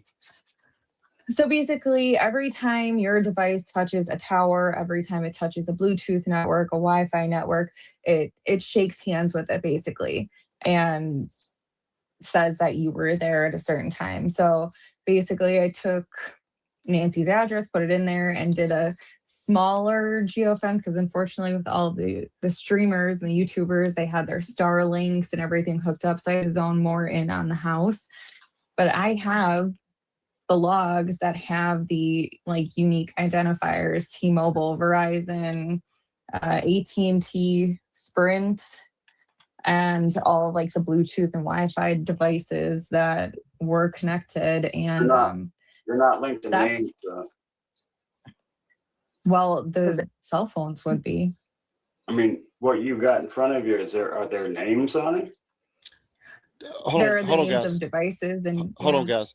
Jennifer, if you can only hear me, just jump out and jump back in, and I'll put you back in.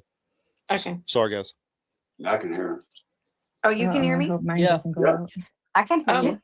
That's weird. I could not hear Justine at all, and I could only hear Adam Oh, saying. she was having some problems. Can you hear her now? Can you hear me? Justine, can you say something?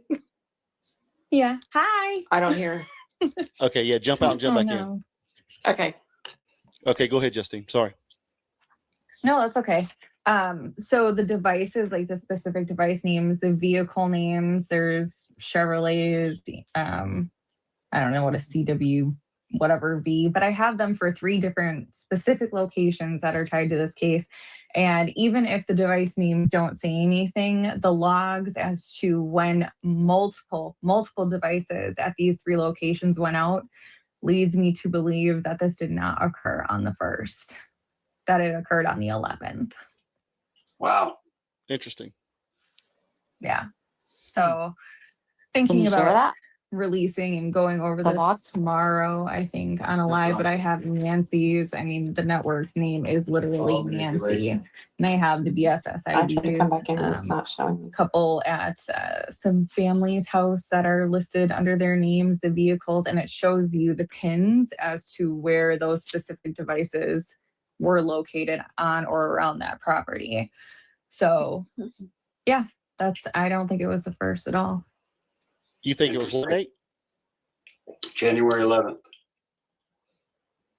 Can y'all hear me? Is somebody talking? Because then I lost audio. Who can hear me? I can hear you. Okay, I'll be back. I can't No, hear I somebody. can hear you. Misty, can you hear me? Carrie, can you hear me? I can hear her. StreamYard, Mab, StreamYard is the worst, man. Fine. It really Works is. hard for me, but Every time don't know. somebody comes in or out, it messes everybody up. That's why I don't like using it. it's crazy. Does OBS have OBS have a panel thingy? Yeah, Stream Elements does. I'm gonna have to work on getting that because every time somebody goes in or out, it does this, which is unfortunate. Can y'all hear me? Jennifer, I can can you hear hear me? Misty. Can you hear me? I can hear you. Jennifer, can Can you hear me? anybody hear me? I'm gonna go out and come back in. Jennifer, can you hear me? This is awful. If you guys can hear me, thank you so much for having me on. I can hear I can you. hear everyone. You hear me? It's terrible, Mike. It's awful. So we can all hear Mab. Misty, can you hear me? I got the best connection in the world. Mab, talk to Misty. See if she I can. can. Misty. Misty. So I guess just me and Mab can talk to each other. Kira, can you hear me? I can hear everyone. Okay, well that's All good. right. So me and Very Carrie and good. Mab can talk. So yeah, StreamYard's terrible. I'm so sorry, guys. It's just one of those things. I got to crash out pretty soon. I got a big day tomorrow building a pergola. All right, Mab. Well, let me see if I can bring these people back in really quick. All right. Jennifer, can you hear me? I can hear you. Can you hear me? I can't hear you. Misty, can you hear us? Oh, now I can't hear you. Can you hear me now? What about me? Can you hear me? It's okay if you guys can hear me. Thank you so much. And Carrie, you're a wealth of information. Thank you. You're sure. good Thank you, night. Jennifer. All right, so Jennifer is out. So I let's bring understood everything you were talking about, Carrie. Justine, can you hear? I can. All right. So Good. Good. so we can all hear each other, right? Yeah. Okay. I want to have Justine on my panel and figure out all this SID situations. Yeah. When are you doing I your wish I live? was, I got to work all day. I don't know. I didn't pick a time yet, but I'm off tomorrow. So might be, I don't know, maybe in the afternoon, early afternoon. Where? What coast? Oh, I'm central. Central. All right. All right, guys. Last thoughts, Mab. What's your last thoughts on this? I think that they're going to have to build a really good case if they have somebody in mind as a perp, because of the way Nanos has screwed the case up so bad. That's going to be 2027 sometime before they get their ducks in a row to even name a suspect. Good point. Carrie, last thoughts. I don't have any last thoughts. I have so many thoughts, but I'll save them for another time. I'm still on things from earlier in the show, but no, I'm just not going to, again, share my opinions on the case itself just because I don't want them recorded. I got you. No, I understand. Okay. I totally understand. But listen, All right. listen, thank you so much. We always love to hear your insight because with your experience and everything that you have, everybody always loves to hear from you. So, right, Mike? I mean, I love hearing from her. Yeah. So thank you so much for that wealth of You're knowledge. welcome anytime. Like Jennifer said, Okay. you are a wealth of knowledge. So thank you so much. Nice All right. See y'all next time. All right, Y'all see you, too. Carrie. Bye-bye. Justine, last thoughts. Just hoping my audio stays after she leaves. I know. Is it there? No, I mean, there's so much information here. There's, like I said, different Wi-Fis and names of those Wi-Fi, so you know exactly who they belong to. One of them not at Nancy's, because hers were named Nancy, are the last name of the people whose house it was that I looked at. And there's also something else that's really big, a different look at information, a picture that we already have seen that leads me to believe that this goes far deeper and is far more extensive and higher up than we all realize. And with the date that I think it is, or at least a date, I don't know if we'll ever get, I don't think we'll get the truth. We may get a truth, but it's not going to be the truth. We might get a pat. And that's my thought. That's all I got. Can you hear me? Mab, see if she can hear you. And I lost audio, so I'm gonna go listen on the TV. But I love you guys. My Thank you so picture's much. still waiting for you. Okay. Thank you. We trying.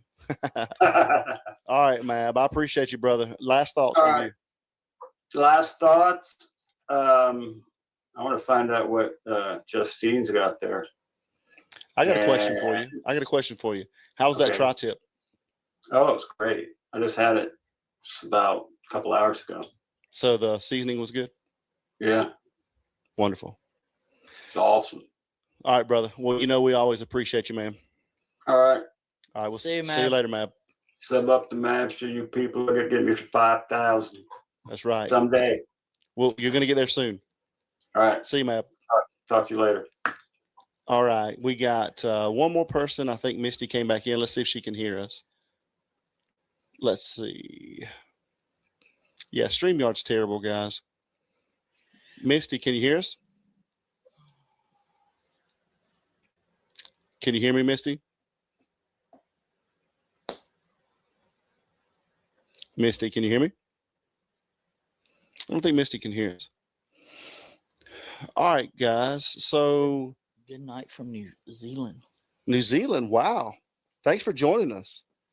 And it's been a great night, guys. Thank you so much for being here with us. We still got here in just a little bit. We got Mike and the pink Speedo guys. So we'll we're all looking forward to that. So he agreed to do that when we got 100 family members. So yeah, so we appreciate him. And if you need to go, Mike, that's fine. I understand. So whatever you need to do. And Misty, if you can hear us, come back in again real quick if you want to.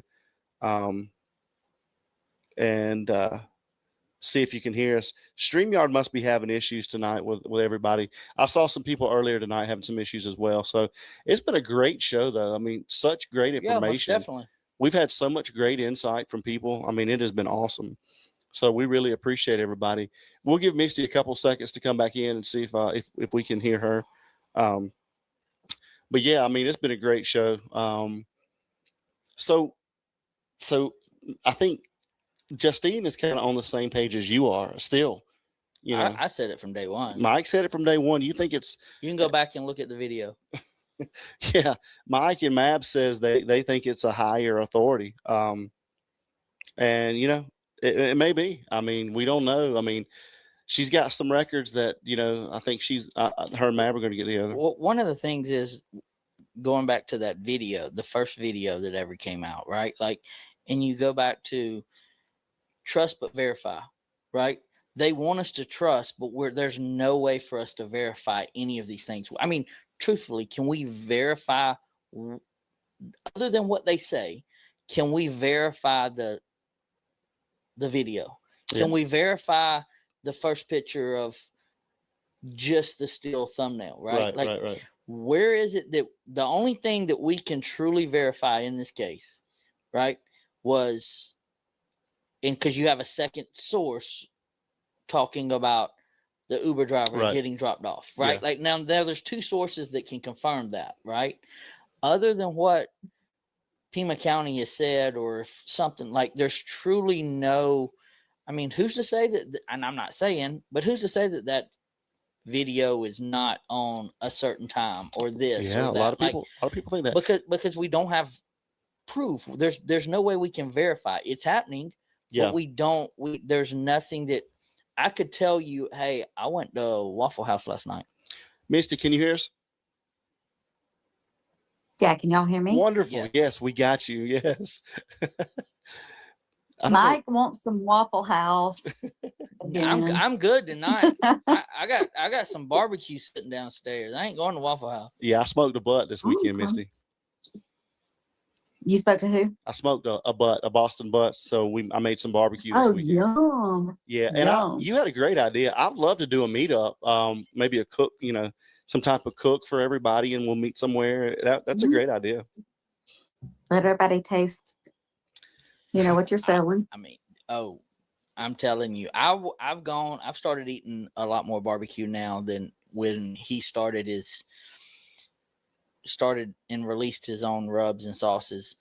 And I go and eat barbecue now, and I'm like, it's all right. Like, you have absolutely spoiled me when it comes to the barbecue. Well, I appreciate that. So, Misty, so last thoughts. What are you thinking about this whole thing? What's on your mind? I have no idea what is going on, and I have no idea. I'm there with you, I think, Misty.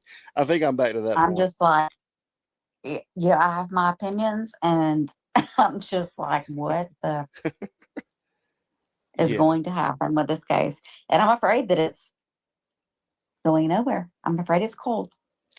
Yeah, I mean, it's looking more and more like that, but we just have to hope and pray that there's more going on behind the scenes, kind of like Carrie was saying. You know, hopefully, all we can do is, you know, have faith that they've got stuff going on, and it's just taking time. Hopefully, that's where we're at, you know. Yes, I hope so. But hey, Misty, you know we love you, and thank you so much for being over here with us. Thanks, Misty. Yes, love you guys too. All right. Can't wait to meet up for a barbecue. We're gonna do it sometime. Yes. Awesome. All right, I'm Misty. excited. All right, we'll talk to you later. All right. Bye, guys. All right, bye-bye. They're like, yes, I think it's a great idea to have a meet and eat at Adams. Misty's always great. We love Misty. Well, we love everybody. I mean, tonight was probably one of our best panels we've had, I think. Yeah, it's pretty good. We had a great panel. Jennifer says, I forgot to tell you we're still donating through Friday this week. Wow, to Patriot Pride. That's awesome. Wow. Hey, thank you so much. Thanks again, Patriot Pride. So you guys go over and sub up Thornbridge X Unfiltered. They are awesome. They're great. Number one, they're just great people. Her and Glenn are great people, and they're doing great things over there. They had a very successful first live stream, and the production they have is second to none over there. It's really good. I honestly felt like I was watching like Nancy Grace or Ashley Banfield or something. Yeah, it was crazy. It was awesome. So you guys go over and give them a sub. And they've been so gracious to us. For every sub, they're donating 25 cents back to Patriot Pride. So you guys go over there and check that out. So look, guys, it's getting late. Mike needs to get out of here, but I will take just a couple of phone calls. Oh, it's a couple now. So, it used to be one more call. Now I'm taking a couple. So we'll take a couple of phone calls. The lines are open, guys. So if you guys want to call in, it's 470-499-0902. We'll take a couple. It's getting late, and we still got to do the Speedo. So if anybody wants to call in, the lines are open, and let's talk about it. Let's see what you guys think. And thank you guys again for being here with us. It's been a great night. Been a great show. And thanks for being here. If you haven't hit that subscribe button, please make sure to hit the subscribe button. Thank you so much, Tony. We appreciate that. If you hadn't hit the like button, hit that like button. Well, thank you guys so much for getting us over 1,000 likes tonight, guys. You guys are awesome.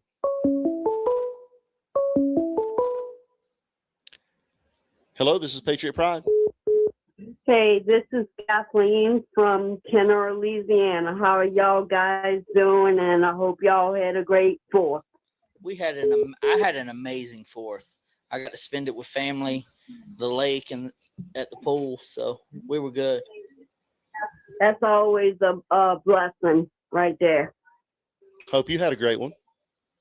Yeah, I enjoyed it. I went to my brother. My brother is a doctor, so he barbecued. It wasn't the greatest, but hey, it's all right. Well, you need some Patriot Pride barbecue sauce and some rub on that barbecue. Yeah, the only thing is I can't eat anything spicy. It doesn't agree with me, and sometimes if it's spicy, it won't go down my throat. I understand. Well, that all-purpose, you would absolutely love then. Yeah, no spice in that one. I'm sure I would. We'll get you some sometime. So what's going on? What do you think's going on with this case? I don't know. With you had that stuff on there tonight, I'm kind of a little bit confused and stuff like that, but it's okay. But I still think it's family related. If it's not A and T, then it might be maybe some of Nancy's grandkids. I mean, you would hope it wouldn't, but I mean, anything's possible.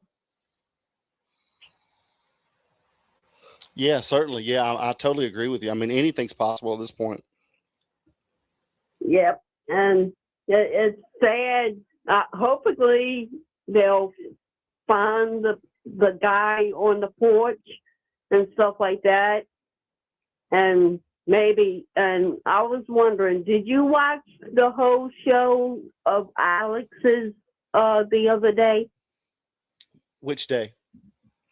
Yesterday. Yeah, I was on there actually. I seen you, but I thought you might have arrived a little bit later than normal, because at the beginning he was talking about a family, and he said, I don't know how to pronounce the name, but they said it's Abnoozi. Remember that name? Yeah, Abnoozi, yeah. Yeah, they said that the mama worked at Nancy's. Yeah, for a month and a half. definitely something we should look into. Alex always has some great insight, so I'm going to look into that a little bit deeper as well. And this actually could go all the way back to 9/11. I'm looking into that with these names, so I'm so glad that he brought that up.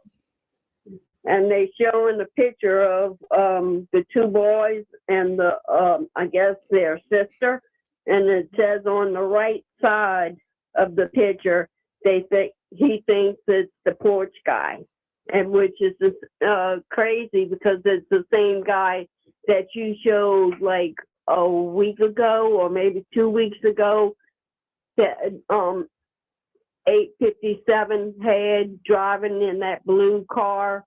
And you showed them briefly on your show. Yes, ma'am. Yeah. There's just a lot going on. There's so much that it could be. So we'll just have to hang in there and see what happens. But I tell you one thing I wish we could get an answer is that woman that went in the helicopter from wherever to that hospital, and everybody was wondering if it was Nancy or if it was somebody really the same age as Nancy or what. It'd be interesting if we could get a name on who that person was. Yeah, certainly. Yeah, that would be very It's interesting. a really good point. So, but yeah, thank you so much. It's always good to hear from you. All right. You have a blessed night, guys. You do the same. Thank you for calling. All right. All right. Bye-bye. Bye-bye. It's always good to hear from her. It's always good, Yeah, great most insight. Army vet said Louisiana in the house. Yeah, He was Abnusi dropping some truth bombs up in the chat earlier. Abnusi patented a device to remove DNA from. It lost me from something. Where we at, Mike? I have no clue.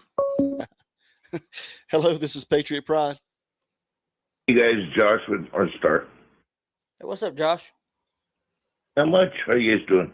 We're doing pretty good. I'm trying to keep Well, you up, know, I'm I've trying to said keep up from, with these chats. yeah, good luck. Right. You know, I've said from the beginning, I think this was a stage to look like a crime scene. And I think something happened earlier in the evening, and she maybe accidentally passed. And I think Tommaso is covering up for Annie. I think an argument happened over money. And everybody says that everybody's, you know, you kept hearing about power of attorney, and everybody assumed that Tommaso had power of attorney over Nancy, but it was Nancy who took power of attorney over Tommaso and Annie's finances. Now, how do we know that for sure? It was brought up long ago. I believe it was on the interview room. Okay. Well, you bring a very good. I don't mean to cut you off, but you bring a very good, insightful point that I've never actually heard anybody say. So I want to make sure I'm hearing you correctly. So you're saying that maybe actually Annie and Nancy got into it, and something happened between them, and Tommaso's covering up for them. Right. And then with Savannah's power and influences, that she was brought into the mix to help protect them. Interesting.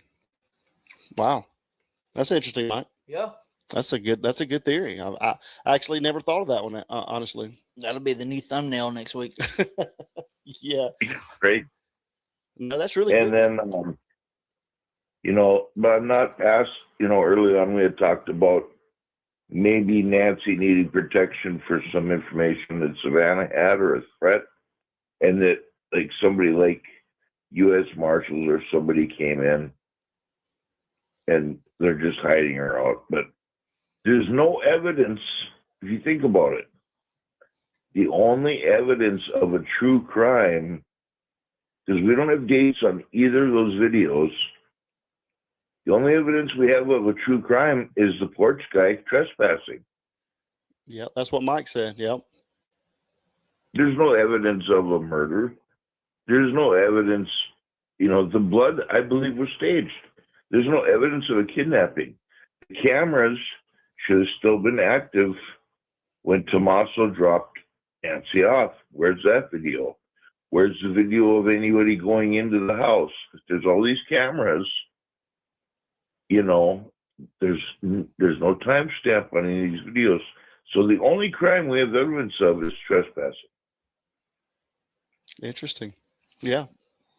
It's a really good point. But I believe from the beginning that maybe it was a fight about money.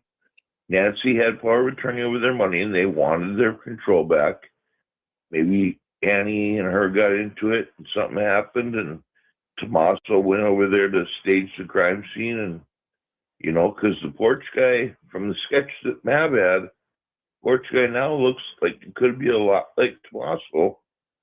And, you know, why in the car was he covering his nose and his mouth?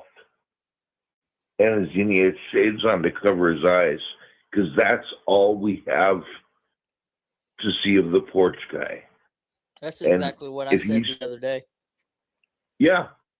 And if he's not covering him up, then we have a photo to compare. We don't have a photo to truly compare. He could have trimmed down his goatee and beard and grown it back by now. We don't have a picture of him between the Christmas photo and now to see if maybe he had shaved his beard back. So it was shorter in the video, and now he's growing it back longer again. He was gone to Italy for how long? Yeah, I don't know exactly how long he's been gone. Even if he was, where are they now? You know, I'd be hollering from the mountaintop if I had Savannah's power.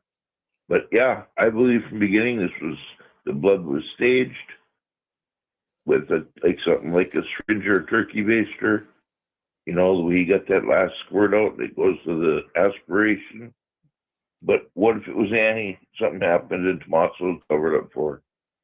Right. It's a great point. Well, thank you so much. We appreciate you calling in. Yeah, guys, have a great day. I hope you do too. Thank you so much. Bye. Bye-bye.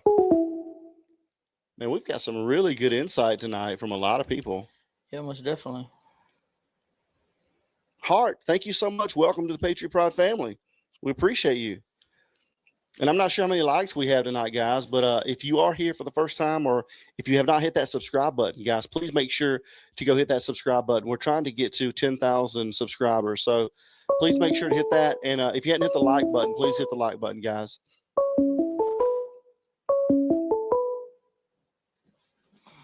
Hello, this is Patriot Pride. Hey, Adam, this is Christian. I've talked to you before. What's up, Christian? Not much. You know, some people have a good point. I've always said that I believe that it has something to do with the family, that somebody in the family did this. I'm not saying Tommaso. I'm just saying maybe somebody close to the family, because there was a video that was put out where there was like a tattoo on the wrist that they showed on one of the videos of Porch Guy. Well, if you look at Tommaso's wrist, he don't have any tattoos. So I'm not saying that the Porch Guy is actually Tommaso, but my theory is that, you know, Annie, you know, we don't know if Annie had not Annie, Nancy had life insurance or not. So that's why I believe Annie and Tommaso are involved, because if she had life insurance, you know, maybe they're doing this for the life insurance or the will. Maybe they found out that they were going to get cut out of the will or not get what they wanted in the will. So they're like, well, you know what? We're going to go ahead and do what we can to try to dispose of her so we can try to get the will done. Yeah, that makes sense. You know, because I went on to Find a Grave and I looked up Nancy and Find a Grave, and, you know, it shows her death date being February 2nd. You know, on the Find a Grave, but it just says burial details unknown. And then it's just basically saying, it's given like an obituary saying that she's still missing, no body has been found. Then it goes on and talks about her life. But what was weird was the day before that when I got on there because it's changed. Now, I don't know if anybody can just get in and change Find a Grave like they can Wikipedia. I don't know how that works. But the day before that, at the top of the obituary, it said that the family had come to the decision June 23rd that Nancy was officially dead. But then the next day, like I said, I looked at it and that wasn't even on there. So I thought that was kind of strange too. Yeah, and you make a good point about that. I think it is kind of like Wikipedia. So anybody can go over there and edit that information And on what there. is that? Find a grave? Yeah. Yeah, it's called Find a Grave. You can look up people's death plots and it'll show you where I've they never heard of that. Yeah. Okay. Yeah. Yeah, you can go to any cemetery and, you know, put in a name and it'll tell you exactly where they're buried, even if they don't have a headstone and all that. It'll tell you the lot, the area, the plot, and, and it'll even give you an option if you want to look at it on like Google Maps, and it'll point like right to the area, right where they're at. Okay. Yeah. But see, see, my thing is I think the January 11th and January 30th or January 31st video were the same night because, there's no timestamp. I think they were the same night. And then on top of that, there's no video evidence like everybody's saying of Tommaso dropping Nancy off at home. We don't have that video evidence. So how do we know that she even made it home? People are saying they believe that all this was staged. The blood was staged, because it's strange that the only place that there's blood is allegedly on the inside of the front door and on the outside.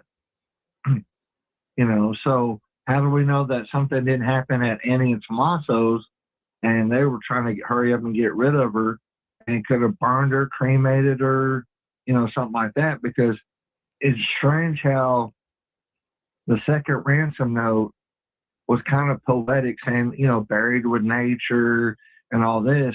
And then that card that Annie put at Nancy's memorial, was kind of poetic, talking about standing on scorched earth and all this kind of stuff. So I'm trying to put two and two together. Buried with nature, scorched earth. To me, it's telling me, okay, well, she was cremated and her ashes were just thrown on the ground. Yeah, that's a great point, Christian. Yeah. Well, hey, we always love hearing from you. We got a few people in the pipe, man. So, hey, thank you so much for calling us. Tell everybody your channel so they can go sub up to you. It's at Fueled by Folgers and Jesus. Yeah, you guys go over and check him out. He's a cool guy. So it's always. Yeah, I just got my laptop so that way I can, stream better on my laptop than on my phone, and all that. So I got a lot more stuff I can do, streaming on Streamlabs or StreamYard. So, well, congratulations, Christian. I'm happy for you, man, and keep up the good work. Okay. Yeah, no problem. Thank you. All right, man. See you later. Bye-bye. Mm-hmm. All right, guys, we'll take two more. Mike, we still got to get to Speedo, and Mike's got to got something early in the morning. So, again, I just want to go back to, this has been a great show tonight. most This has definitely. been a very, very insightful show. And our panelists and our callers, you guys are great. I mean, I really appreciate you guys. And again, I'm not sure how many likes we have. Somebody let me know how many likes we have, if you don't mind, please. How many still watching, Mike? 900. 909. You guys, if you haven't hit that like button yet or subscribe button, we are at what I see in subscribers. We're at 9876, guys. So we're trying to get to 10,000. So we'll get there. I'd love to get to 9,900 tonight, but we'll see what happens. If 24 people that are watching that have not subscribed will subscribe, we'll get to 9,900 tonight. So I'd love for you guys to hit that subscribe button if you hadn't. So 24 people. Anybody else want to call in? Chop it up for just a minute. Mike, we've never opened these phone lines and not had some people call. It's been a blessing, man. I always thought nobody's going to call in. Hello, this is Patriot Pride. Hello, this is PK from the Pacific Northwest. Hey, PK. How are you guys doing? We're doing good. That's good. I just had a couple of things. One is, am I the only one that sees differences on the inside of that porch on different photos of porch guy? The inside looks different in different photos, and that could be some of the confusion on the lights and the cars and all this stuff in the background. It's just, they're not the same. And the second thing is, do you think Nanos, when he said the wrong dates on when he was at the house, do you think he was the one over there staging the thing? I don't know. I mean, Nanos. you wouldn't want to think I that. wouldn't think. Like, Well, we wouldn't all think that we wouldn't have a sheriff that lied so much. I mean, true. I don't think he's that. I mean, I think he's an idiot. I just don't think he's that big of an idiot. Maybe he is. Well, that's a given. It's rough. This guy's something else for sure. I mean, it is something else. I mean, and that's what leads me to believe that there's got to be some type of indirect cover up if it's not a direct cover up. And I don't know what that reason would be unless he had been threatened in some form or fashion. I don't know. I really don't know. Well, they should have left him out of the loop. What'd you say, Mike? I was trying to listen to what she said, and then I'll say it. What'd you say?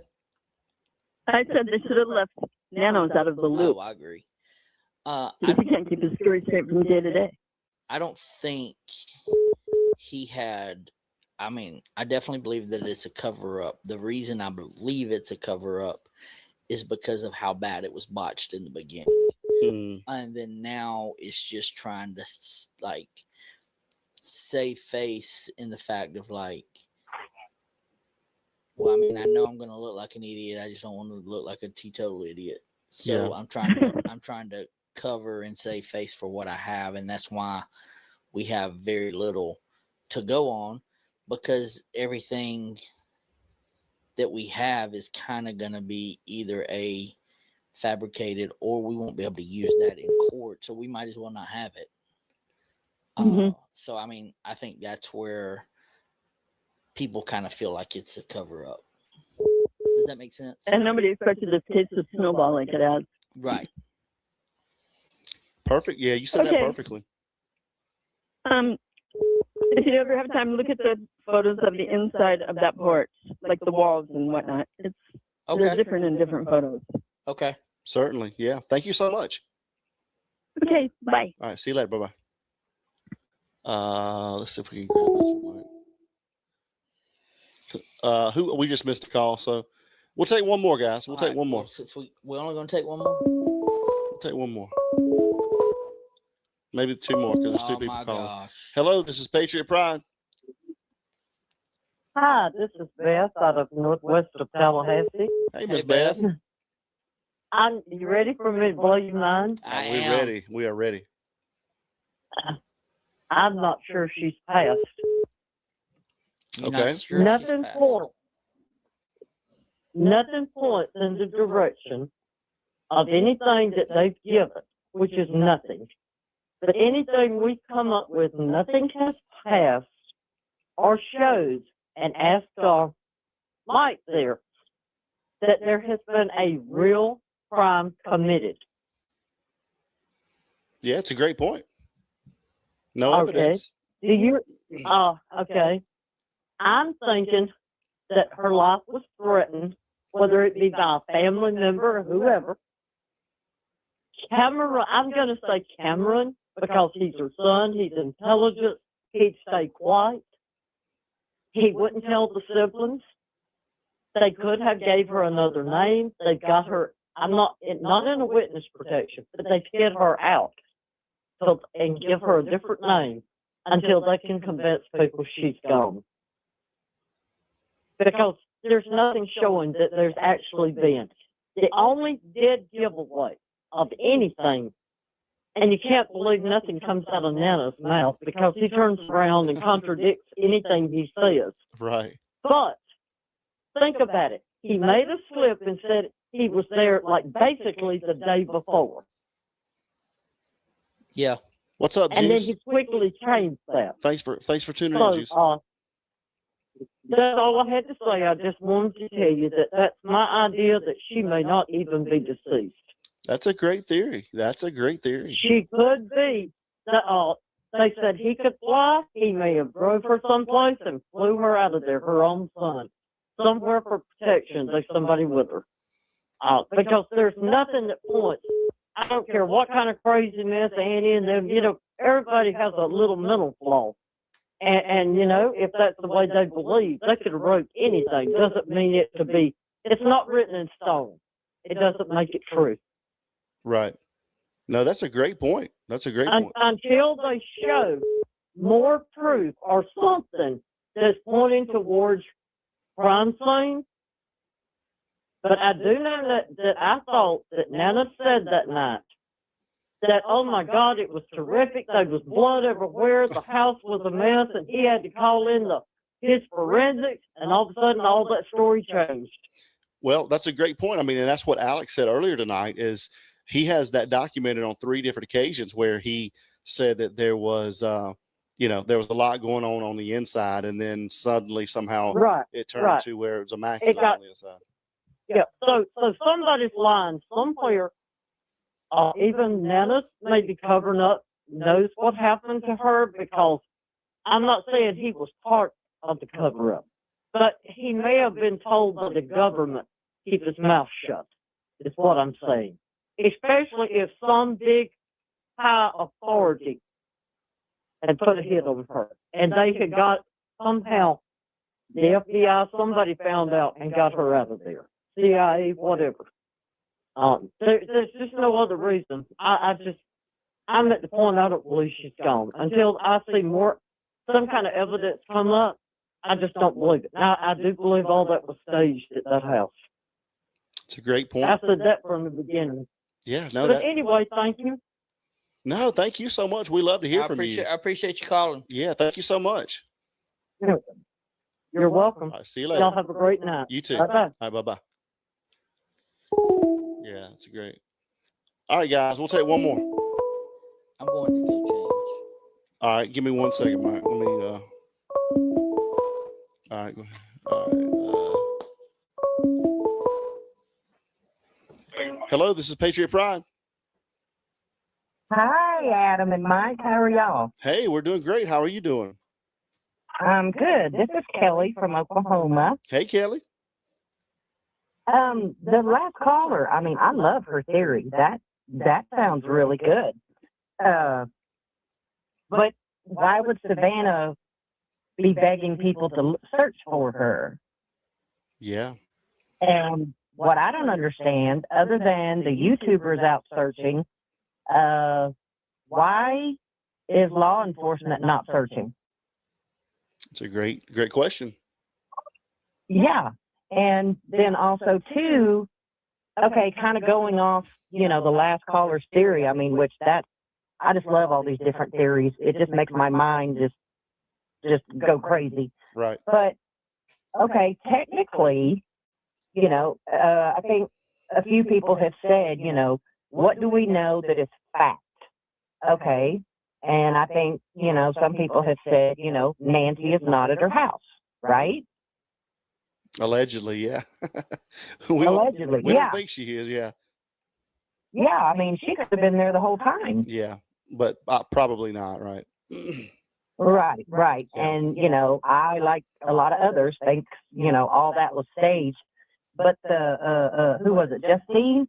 When she was talking about the 11th, that guy standing there, they've got a picture on the 11th, I swear has the same stance as Nano's. Yeah. Remember when that one reporter caught Nano's out in the parking lot going to his car? Yeah. And said his name, and he froze? Yeah. I mean, looks just like him, but this whole thing's a mess. I just don't understand why. I mean, yes, I know it's a state case and everything, but I don't understand why somebody over Nanos can't put searchers out there. Right. Yeah, I totally agree. You know, yeah, and I mean, Cajun Navy has tried numerous times.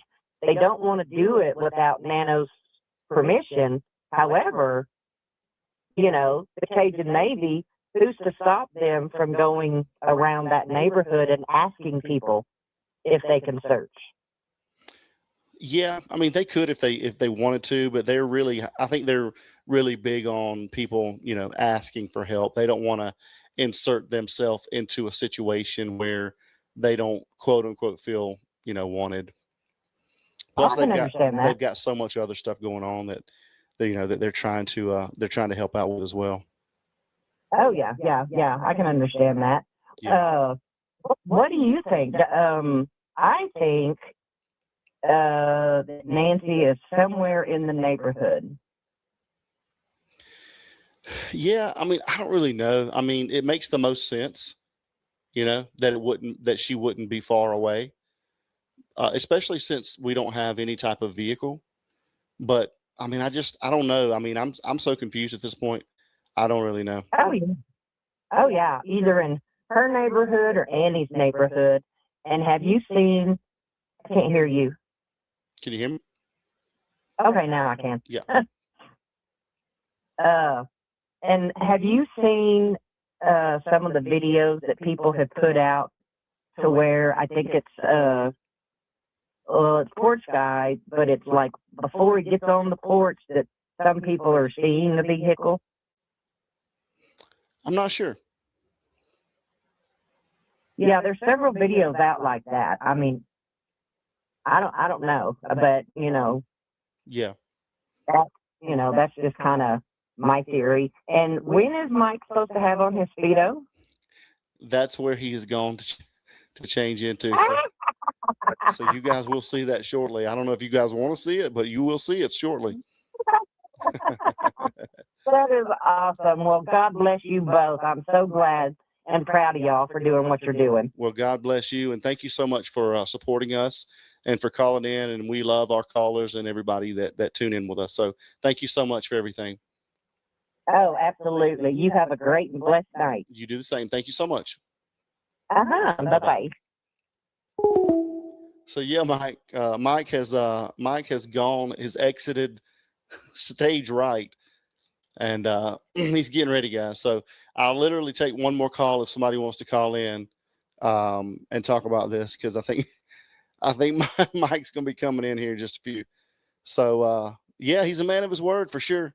He said that once we got to 100 family members, if we got to 100 family members by August the 1st, because somebody asked him, they're like, if you get there, will you wear a pink Speedo for 5 minutes on a live? He's like, if you guys get us to 100 family members by August the 1st, then I'll wear a pink Speedo. So he was going to do it at Vegas, but we didn't get to go to Vegas. So he said he'd do it for the 4th of July. So we'll see what happens here, guys. So anyway, like I said, we'll take one more call. If anybody wants to call in, give us a call. Yeah, you guys waited for a long time for this. So I'll take one more if anybody wants to call in. Yeah, a lot of people are getting ready for this. So some people may not want to. Juice, you may not want to see this. You really might not want to see this, dude. So I'm taking one more call, Mike. You can come on in. But hold on just 1 second. Hold on 1 second. Hello, this is Patriot Pride. Hey, my friend. How are you tonight? Hey, I'm doing okay. How you doing? I'm doing well. Anxious to see Mike. What's that? Anxious to see Mike. She's anxious to see you, Mike.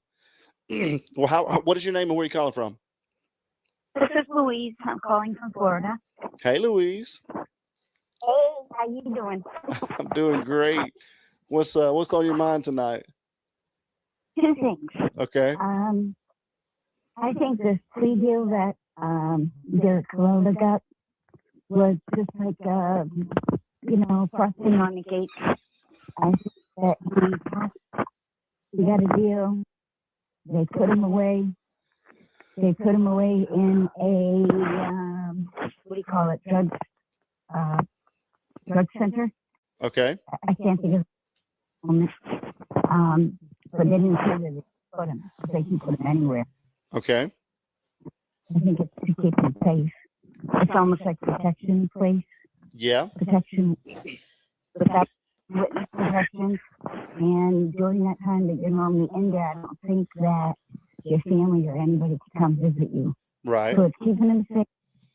And then things are going to go down and he's going to talk because he needs to save his behind. Because if he was there when she got poo-pooed, he's just as guilty. So he's got to really work himself out a deal. Right. Just about you guys, it's really got me wondering a lot lately. I ran across this lady.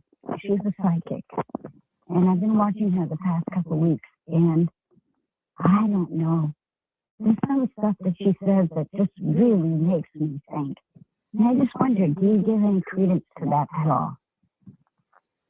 Yeah, I just don't know. I mean, I just don't know. I don't know either.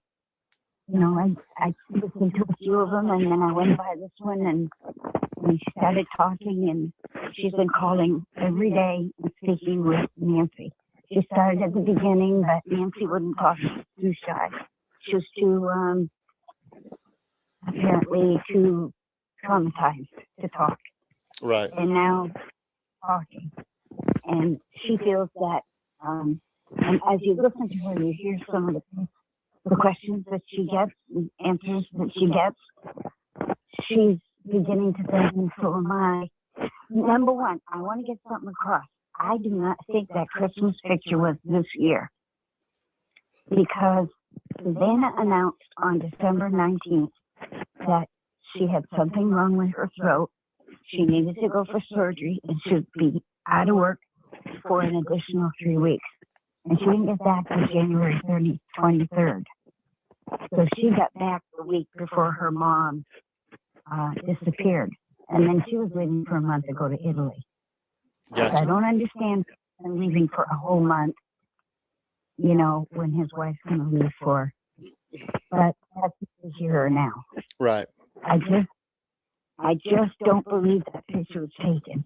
She was having a hard time staying up, and we looked at that picture, and she's behind Tomato, and she looks healthier than she did near the end.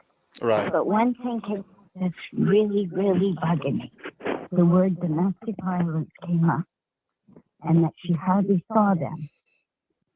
And she said she believed that she was a victim of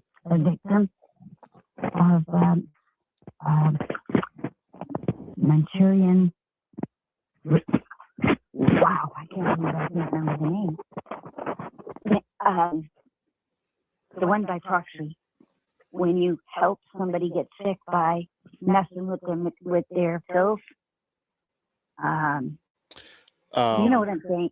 Munchkin disorder? Yes. Manchurian by, not Manchurian. Munchausen. Munchausen, that's right. Yes, that's it. And she would act different. And she would be more tired. And she mentioned, she says, I was getting more tired. And after I would eat there, I never felt good. Yeah. When she was talking to her. Right. Because you did have a back and forth talking. Right. And they have a really unique way of doing it. Like one girl wears the headphones, and she's going to talk what she heard in the spirit box. And the girl who's doing it is asking the questions. Right. So she's not in direct contact with it, but the questions are being answered. Sometimes they're bypassed, mostly they're answered. Right. Yeah. And I just wondered, you know, how many people would listen to a psychic and say, I wonder if this could be it. And she picked a place where she could be. Right. And it was a nature's preserve over by, is a place called 3 Points, somewhere in the desert area, not far from, if you follow the roads that you know, I don't know. No, But it's okay. It's between the lake where they think she is. It's between where Nanos lives. And when you're looking at the map, it says Mount Lemon. Lemon, yeah. Okay. Yeah, and they say she's right in the wash, and she's covered with cardboard. and people walk over her all the time when they're walking by there. So Okay. just for somebody, if you're out there poking around, take a look. It can't hurt. Yeah, certainly. You know. Yes, ma'am. Well, thank you so much. It's always good to hear from you. I got Mike's got to get out of here, so we gotta. Okay, well, I can't wait to see. Is he single? Mike, are you single? It's complicated. It's complicated, he says. So, I but get it. Okay. but thank Didn't you know so. if it's a deal. Thank you so So- much. It's always good to hear from you. Thank you so much. All right. See you soon. All right. See you Thanks. later. Bye bye. Bye. All right, guys. I gotta pause the phone calls real quick. Hold on a second, guys. I'll turn them. I'll turn them back on in a second, guys. All right. So I want to reiterate what was going on here. My name's got 5 on it. All right. So real quick, guys, I just want to let you guys remember what happened here. So when we first started this thing, Mike said, well, somebody asked him, he's like, was it me? Something was said. All right. I wore a pink shirt one day. Yeah, he wore a pink shirt one day, and everybody talked about how great he looked in the pink shirt. And so I said, we were talking about family members and memberships, and I said, Mike, I said, if we get to 100 family members, will you wear a pink Speedo? He's like, yeah, for sure. I'll wear a pink Speedo if we get to 100 family members. He said, but it's got to be by August 1st. I said, okay. I said, so if we go to CrimeCon and we get it before then, will you wear it at Vegas? He's like, yeah. I'm like, okay. And he said, and if we don't do it then, if we get them before the 4th of July, we'll do it at 4th of July. So I just want to thank, number one, I want to thank everybody for being with us. And I want to thank everybody for being Patriot Pride family members. So I want to prepare everybody. I'm going to introduce you to Magic Mike is coming up. Up next to the stage, Magic Mike. There he is, guys. There he is. What's up, everybody? Magic Mike is on stage, guys. He is a man of his word. So, hey. I got my pink Speedos on. Hey, I hope everybody is liking Magic Mike tonight, guys. So, we got a timer for 5 minutes. So, he is I've been in it this for like 20. What you talking about? He's a man of his word, guys. So, so we hope everybody enjoys the show tonight. And if you didn't enjoy the show, I'm sure you're enjoying this show. This thing is killing me. So stand up, Mike, and give him a little show, man. I don't know about the show. Mike, look at this guy. Look at this guy. Unbelievable. Magic Mike, guys. Magic Mike. Everybody was saying, stand up. There you go. Hey, you guys got it. So here we are. So, Mike, how do you feel? Hot. You're hot and you're hot. My glasses are fogging up. I didn't think that you were that buff, man. Right? So it's amazing what you've been working out. That hoodie covers up. Have you been working out? I used to a long time ago. Man. Kelly says, stand up and turn around. Uh-oh. We got, who is this? Let me, the chats are going crazy for you, Mike. Liberty and Justice for All says, great job, Mike, for keeping it funny and clean. Thank you, guys. Congrats. Thank you so much. We appreciate you. I think I got the lines back open, guys. So Mike's got 4 more minutes. So it's been a long minute, bro. If anybody wants to call in, don't ever go bet Adam on Adam time, because it's, I mean, I think when we clicked on, it was like moneymaker 208. What about the Waffle House last night? Shake that pelvis like Elvis. So if anybody wants to call in, 470-499-0902. I'm way behind. You got to do like 1,000 members to get the backside. But anyway, guys, it's been awesome. You guys are you guys are great. Hope you guys enjoy what we do here, and we just like to have a good time and hopefully take you guys away from any kind of bad stuff you guys may be having going on through the week or whatever. No belly button, Mike. So great job on this. So like I said, we just like to have a good time, and we can't do this without you guys. So thank you so much for all of your support.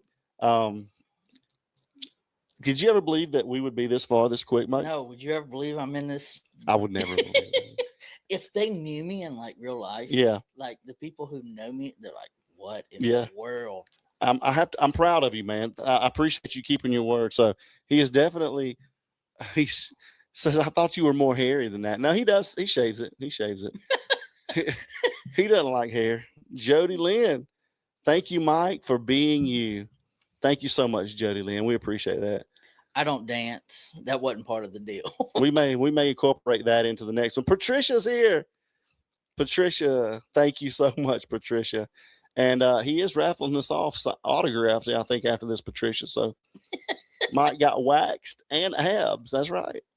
This is a sexy guy over here. You guys didn't know Magic Mike was his alter ego. Man of his word. I love this.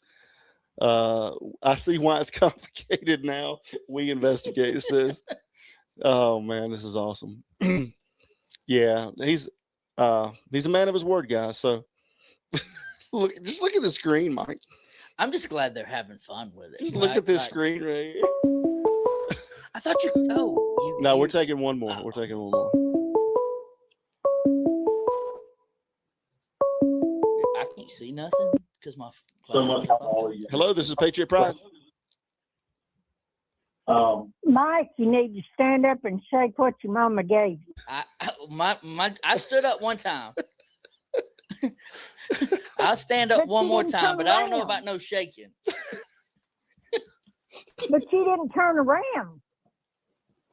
We need to see the backside. It's tough for him to turn around. He's got a little something going on in the back here.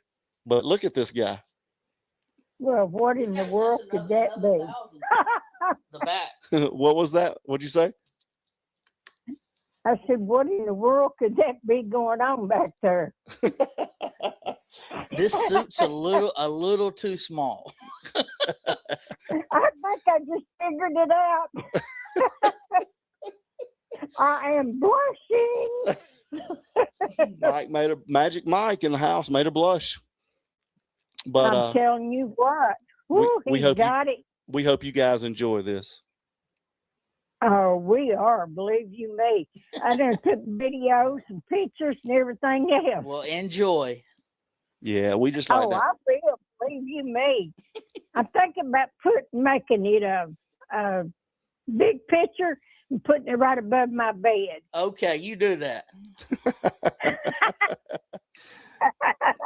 Well, we love you. And thank you. Blood pressure is going up. Dang, Mike. Well, thank you for calling in. I'm glad y'all are enjoying it. Yes, thank you so much. Well, you're more than welcome. This is sweet. Well, we love you so much. Thank you for calling. Bless your sweetheart. See you later. Bye-bye. Bye-bye. I figured Patricia would want to call in, but... Well, you said one more. Yeah, we'll take one more. Patricia wants to call in. Oh, I'll take one more. I meant one more. We'll take one more. I've been in this for more than 5 minutes. Uh-oh, Patricia says, let me see what Patricia says right here. She says that Mike is just like the barbecue sauce, hot and spicy. There you go. Dang, Mike. I got to get on that workout regimen you're on, bro. Yep. Is it peptides or what? Yeah, it's the new peptides. Peptides, okay. It's called a Wolverine stack. I got to get on that, dude. Anyway. All right, guys. Well, we'll let Miss Patricia call if she wants to. If not, that's okay too. But again, I just want to thank you guys for being here with us. This has been fun. Hope you guys enjoy it. Chris is laughing. Monet's laughing. Everybody's laughing. So hopefully, at least we got some people to laugh, Mike, because that's what it's all about, right? At the end of the day, it is. Yeah, that's what it's all about. And I do have to thank you for keeping your word, Mike. Mike has always been a man of his word. I can tell you that. There's not a lot of people in my life that are. It's about 5 people that I can count that are people of their word, and he is definitely one of them. All right, last one. Hello, this is Patriot Pride. I wasn't that slick. Gotcha. So like my grandma used to say, slicker than a mole's ass. Dang. Well, I am so glad you're laughing. You made my night. Good. You ought to I see would me. have called in earlier, but I had to go pee. Well, listen, even Adam didn't know about this suit, y'all. I did not. I had no idea about it. Yeah. So when he actually saw me, I don't know if y'all saw previous, when he just put his hand over his face. He was dying. I can tell by the look on his face when you're standing in the background. Something was up. But I don't blame you a bit, honey. Well, I'm just glad y'all were able to laugh and y'all thought it was funny. Well, I'll tell you something, Mike. One thing we can say, you're a man of your word. Always. I love you. Love you too. And you still hot as that barbecue sauce. Well, thank you so much. All right. Y'all have a good night. All We right, love you, we'll Miss see ya. Patricia. Bye-bye. I love you too. All Bye. right, bye-bye. All right, guys. Well, you Close have the lines. We got the lines are down, but I've introduced everybody to Magic Mike. So sometimes Magic Mike comes out and plays, guys. You got to catch him in the right mood, but sometimes Magic Mike will show up. So We Investigates. Thank you so much. We appreciate you. We Investigates. You guys go over and check out We He Investigates. said that your face is the same as your shirt. Rita, thank you so much. Thanks for the smiles tonight. That's awesome. You guys are great. We've had a good time, man, and this has been a great show. We've had some really, really good calls and a great panel tonight. One of our best panels we've ever had. So Yeah. Bella says she's going to laugh for a week. Yeah, Good. I've never heard her laugh that deep before. So we're glad, Miss Patricia, and we hope all you guys are having a good time. That's what it's all about. So anyway, hey, we love you guys. We could not do this without you guys. And thank you guys for everything. Thanks for being here with us. If you hadn't hit the subscribe button, hit that subscribe button and hit the like button, I guys. said I got my picks too. Thank you so much for your support, Jack. Thank you so much. We appreciate you being here with us. So we'll play our little outro and then we'll come back real quick, guys. But again, thank you guys so much, and we'll be back in just a second. So check this out. Thanks.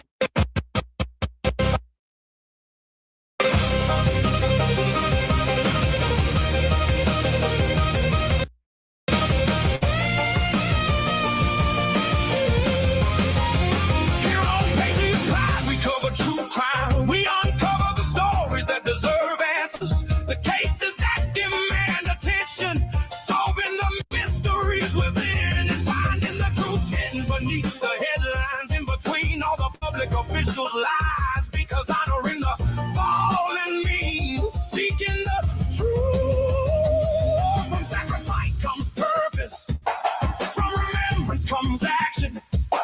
This is patriot, pride, true crime, where every story matters and every hero is remembered. In honor of Ryan King and all that have fallen before, now and beyond, your stories will carry on. Here's some advice given by First Lieutenant Daniel Hyde, who gave the ultimate sacrifice. Do not accept mediocrity in any aspect of your life. Patriot pride is now live.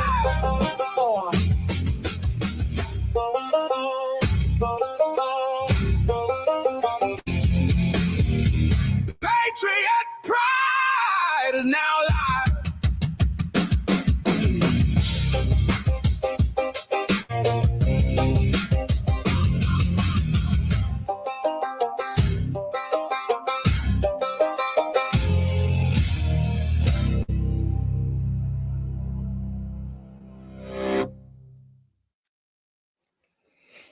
All right, guys. Hey, again, we just want to thank you guys so much. Mike, you got any closing words for tonight? No, I've enjoyed it. Thank y'all for all the support. We wouldn't be here without you. I wouldn't be in this without y'all. Thank you for everything y'all have done. And y'all are a light to my week. Thanks. Yes, perfectly said. I couldn't have said it any better. So again, thank you all for being here for us. We're so humbled by the support that you guys give us. Every time we come on, we just get so much support, and hopefully you guys, are enjoying what we bring to you guys and just hanging out with us for a little while. That's really all we care about, is you just like hanging out with us. So again, thank you guys so much. We love all of you guys so much. Go over and hit the subscribe button if you haven't. If you're rewatching this, how's it make you feel to know that thousands of people are going to watch this and rewatch this? Well, I'm sure there'll be a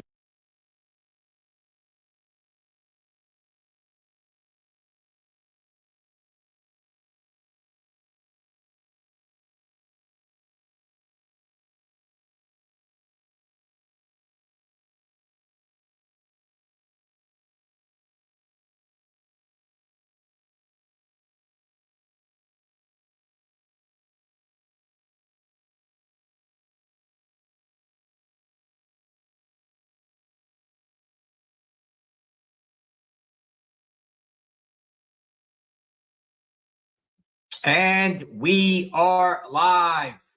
Welcome, everyone. JLR Investigates. Let's rock.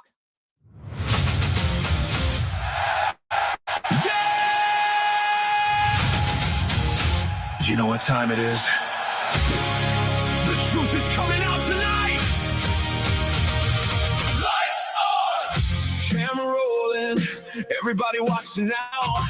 Digging through the headlines, looking for what they don't talk about.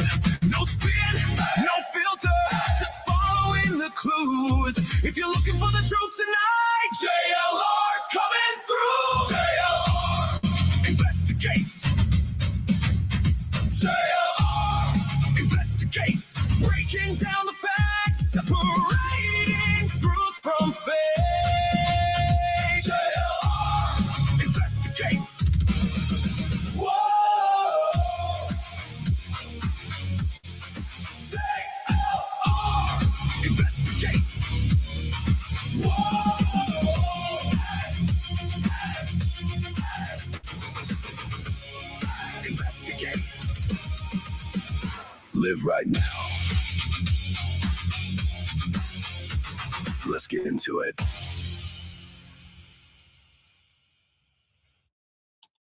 Let's definitely get into it. Hello, everyone. Good evening, good morning, good afternoon, wherever you're at. 7/7/2026. Where is Nancy Guthrie?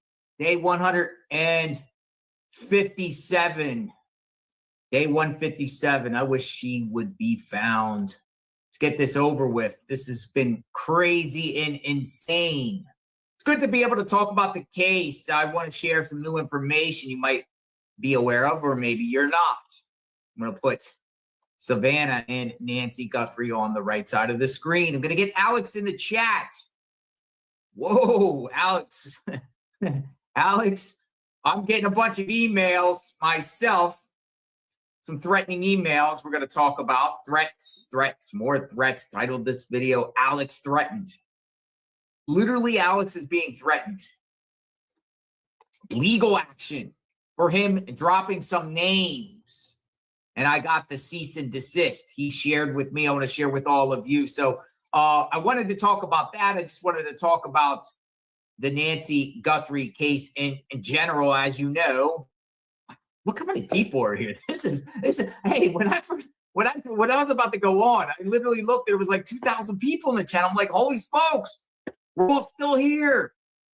We're all still here. Everyone wants to know what's going on with the case, man. I'm starting to think this case is going a little bit cold here because there's not much activity going on. But Alex got a cease and desist by a lawyer. Matt had this to the stage. He literally got a cease and desist. So I'm going to put this up on the headlines here down at the bottoms. We'll say Alex threatened with a lawsuit, threatened to take legal action. Maybe we'll even put Alex on the right side of the screen, the great Alex. So I want to make this perfectly clear. I reported on some of these same names, but not particular names in this document here that Alex got. Now, I haven't received a cease and desist myself, But I threw names out there, similar names, but not full names.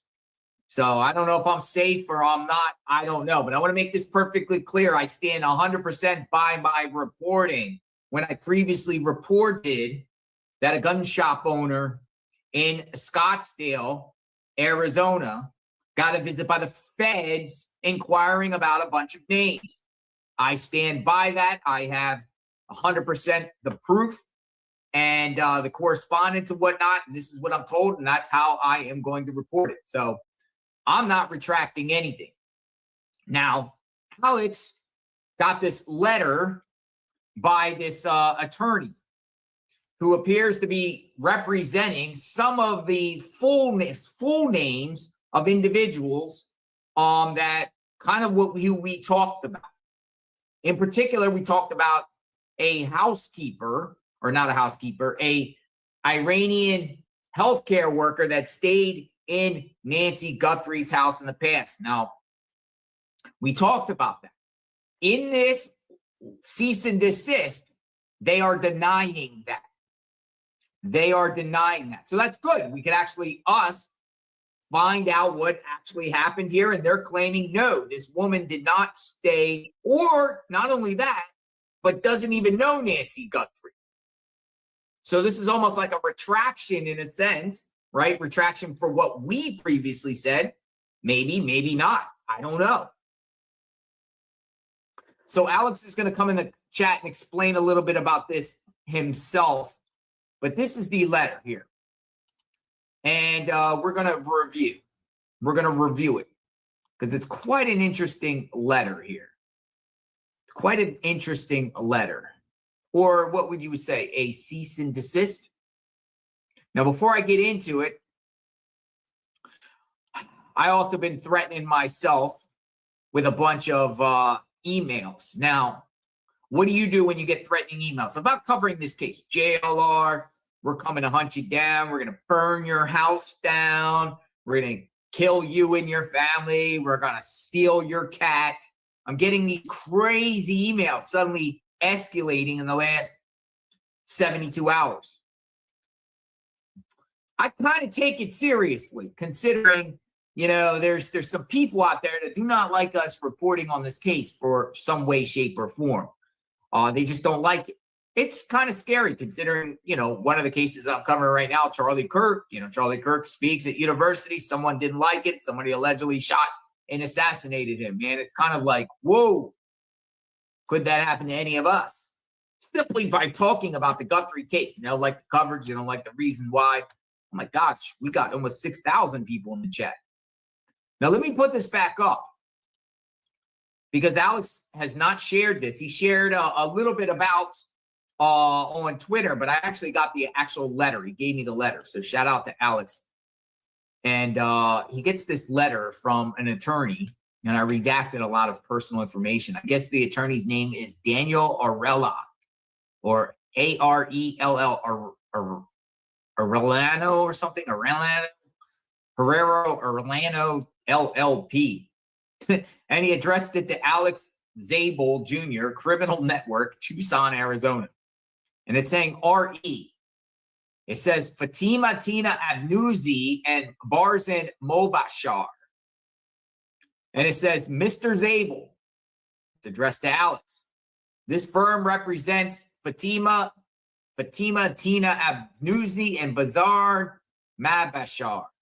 In that capacity, I write to demand that you immediately take down your recklessly false post, insinuating that Miss Abnouzi and Mr. Mobashar or their son, Keon, were somehow involved with Nancy Guthrie's disappearance.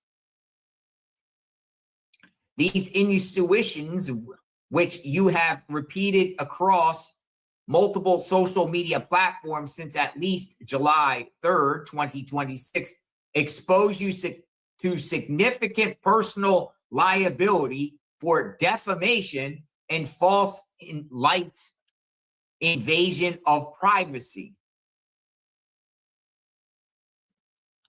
So I said zoom so we can see. Hold on a second. Let me get this up. Hold on a second. Let me see if I can zoom this and move.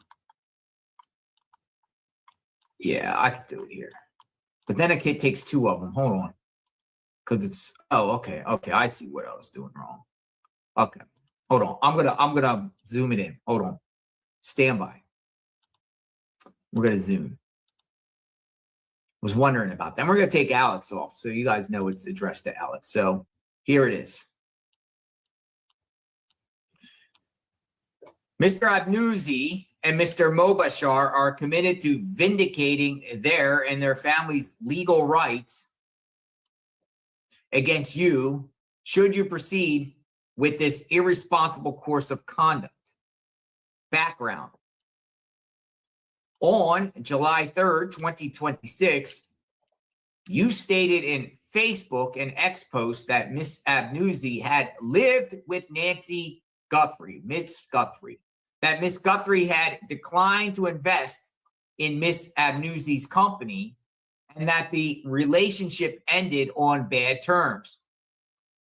As a result, you then suggested that this may have been a reason why investigators determined that Miss Guthrie's family was not involved in her disappearance, clearly insinuating that Miss Abnouzi was involved with the crime. You then suggested in a post that Miss Abnouzi's son, Keon, was a suspicious individual who had appeared in another recording. And in an X post, you insinuated that Mr. Keon was Porch Guy, the masked, insinuating, let me ask you, okay, well, I'm just going to read on a minute. The masked assailant who had been recorded approaching Miss Guthrie's home at night and posted a link to Keon's Facebook page. Also on X, you posted that Miss Abnouzi's Iranian descent might mean everything in the Guthrie case. You then repeated many of these false allegations and insinuations in a July 4th, 2026 YouTube stream titled Nancy Guthrie Missing One Day 154. The Abnouzi Angle. Finally, you stated in a pair of July 5th, 2026 Facebook's and X posts. All right, next page, move this over. I'll have to lower this and then move it. All right, put this back up, page 2. Blow it up. That Miss Abnouzi's and Mr. Mobashar's names warrant further review or clarification by the appropriate authorities. Here we go. Make no mistake, these claims are patently and ludicrously false. Miss Abnouzi has never met Miss Guthrie.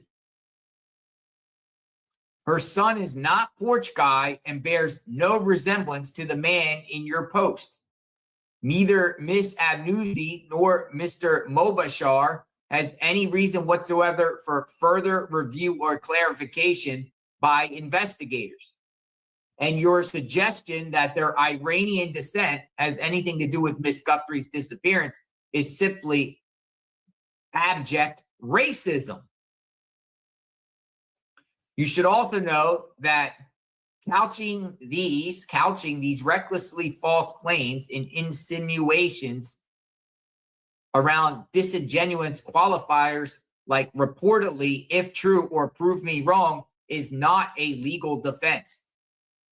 You bear liability for defamation and false light invasion of privacy, even if you purport merely to be repeating what you have heard. Your factual allegations, such as that Miss Abnouzi had lived with Miss Guthrie or had business dealings with her, are provably false and defamatory. And the law is clear that false innuendo here that Miss Abnouzi or Mr. Mobashar or their son had any involvement in Miss Guthrie's disappearance or have any reason to be suspected of such is plain grounds for false light liability. No matter how you try to couch it.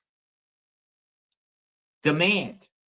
Here's the demand. Now I'm going to interview Alex about this letter that he received. In the demand, they are saying, accordingly, we demand that you immediately do all the following. Remove from public view any and all posts, comments, videos, live streams, community posts, replies, shares, reposts, thumbnails, titles, descriptions, or other content that names, identifies, links, depicts, or implies suspicion towards Ms. Abnouzi, Mr. Mobashar, their family members, or any person associated with them in connection with the Nancy Guthrie matter. Remove from public view any and all content using or referring to Abnouzi, Mobashar, Barzin, Tina, or Fatima, including any derivative spellings, as well as any claimed renter list, any address history theory, or any alleged connection between my clients and Ms. Guthrie. Refrain from republishing, reposting, live streaming, commenting, or otherwise repeating any statement or insinuation that my clients or their family members are connected to Ms. Guthrie's disappearance or warrant suspicion, review, clarification, or investigation. Refrain from contacting my clients or their family members directly or indirectly, and refrain from encouraging, soliciting, enabling, or permitting your audience or third parties to contact, investigate, harass, surveil, publish information about, or otherwise target them. Let's go to the last page. Now, I got this from Alex. Page number 3. Provide written confirmation to me that you have complied with these demands, identifying each platform and account of which the content was removed or disabled. For avoidance of doubt, remove from public view does not authorize you to destroy evidence. You are hereby directed to preserve all documents, communications, recordings, live streams, posts, comments, delete, content, drafts, notes, research files, screenshots, metadata, analytics, revenue records, private messages, emails, text messages, direct messages, and communications related to Ms. Abnouzi, Mr. Mobashar, their family members, and Nancy Guthrie. The Abnouzi angle, porch guy, and any alleged renter list, any alleged address history connection, or any alleged connection between my clients and the Guthrie matter. You must also preserve all records reflecting the creation, editing, deletion, distribution, monetization, reach, impressions, comments, shares, reposts, and engagement associated with the content at issue, including content posted through any account or profile owned, controlled, used, or directed by you, including Alexander Zabel Jr. and the criminal network. These are some wild demands. Nothing in this letter should be construed as a complete statement of facts or claims, or as a waiver of any rights, claims, remedies, or damages. My clients expressly reserve all rights, including the right to pursue legal action and seek all available damages, injunction relief, attorney fees, costs, and any other appropriate relief if you fail to comply or continue this course of conduct. Again, Mr. Abnouzi and Mr. Mobashar are committed to pursuing their legal rights against you should you persist in keeping up these accusations and insinuations about them and their family. Any such legal action will include a demand for recovery of their attorney fees incurred in vindicating their rights, all of which are hereby reserved. And it's coming from the attorney. And then the attorney posted a bunch of exhibits. Now, I'm not going to share the exhibits because it's the faces of these parties. We never shared any parties' faces here on JLR Investigates and never called anyone by full name. Your thoughts on this demand letter? They are claiming in this demand letter that they have nothing to do with the Guthries, that the individual that they named in there never stayed with Miss Guthrie or know Miss Guthrie. Now, what's interesting about this is I have other names that aren't the same people here. So I don't know. I don't know what to think. Should Are they connected in any way? I don't know, but I have other names of people, not these people here. So is this an AI? Is this guy going to take legal action against Alex? I'm going to get Alex in the chat so we can discuss this. He gave me this reporting on him receiving a demand letter. Alex, where are you? The great Alex. Okay. Thoughts, threats. While this is going on, I've received a series of threatening emails from these accounts, Yahoo, Proton Mail, and Gmail, threats from numerous people, including someone using my own family member's name in the course of a fake Gmail account in my family member's name, telling me they're going to burn my house down, shoot me, kidnap, or take my animal from me, my OJ. Better stop covering the Nancy Guthrie case or else. What the heck's going on here? Pretty wild stuff. Now, this is in the course where I kind of fell back a little bit on the Guthrie case because there's nothing really new to report. But I think it's interesting to get this out. One, the names that Alex responded to, by the way, to them. I'm going to get his tweet up. He responded to that demand. But, you know, similar names I've reported on. I stand by my reporting, what I was told. Now, does that mean these people are involved in a crime? No. The name that Alex purportedly gave out there that said that they stayed with Nancy's not the same name I have. So I don't know where Alex got that one from, which is interesting. Or is this just attorney just throwing their weight around and just using legal talk? You know, to sue somebody for defamation over that stuff where they have to actually seriously been injured or harmed and stuff like that is a huge task here. So I don't know what Alex is going to do with this, but he did respond and he posted online the response. And I want to get that out there. I want to put that up. Where is his response? This is Alex's response. Hold on. Let me take this off the screen, put a new thing. Alex responds to these individuals. So Alex put this out there last 24 hours. Basically is what I read.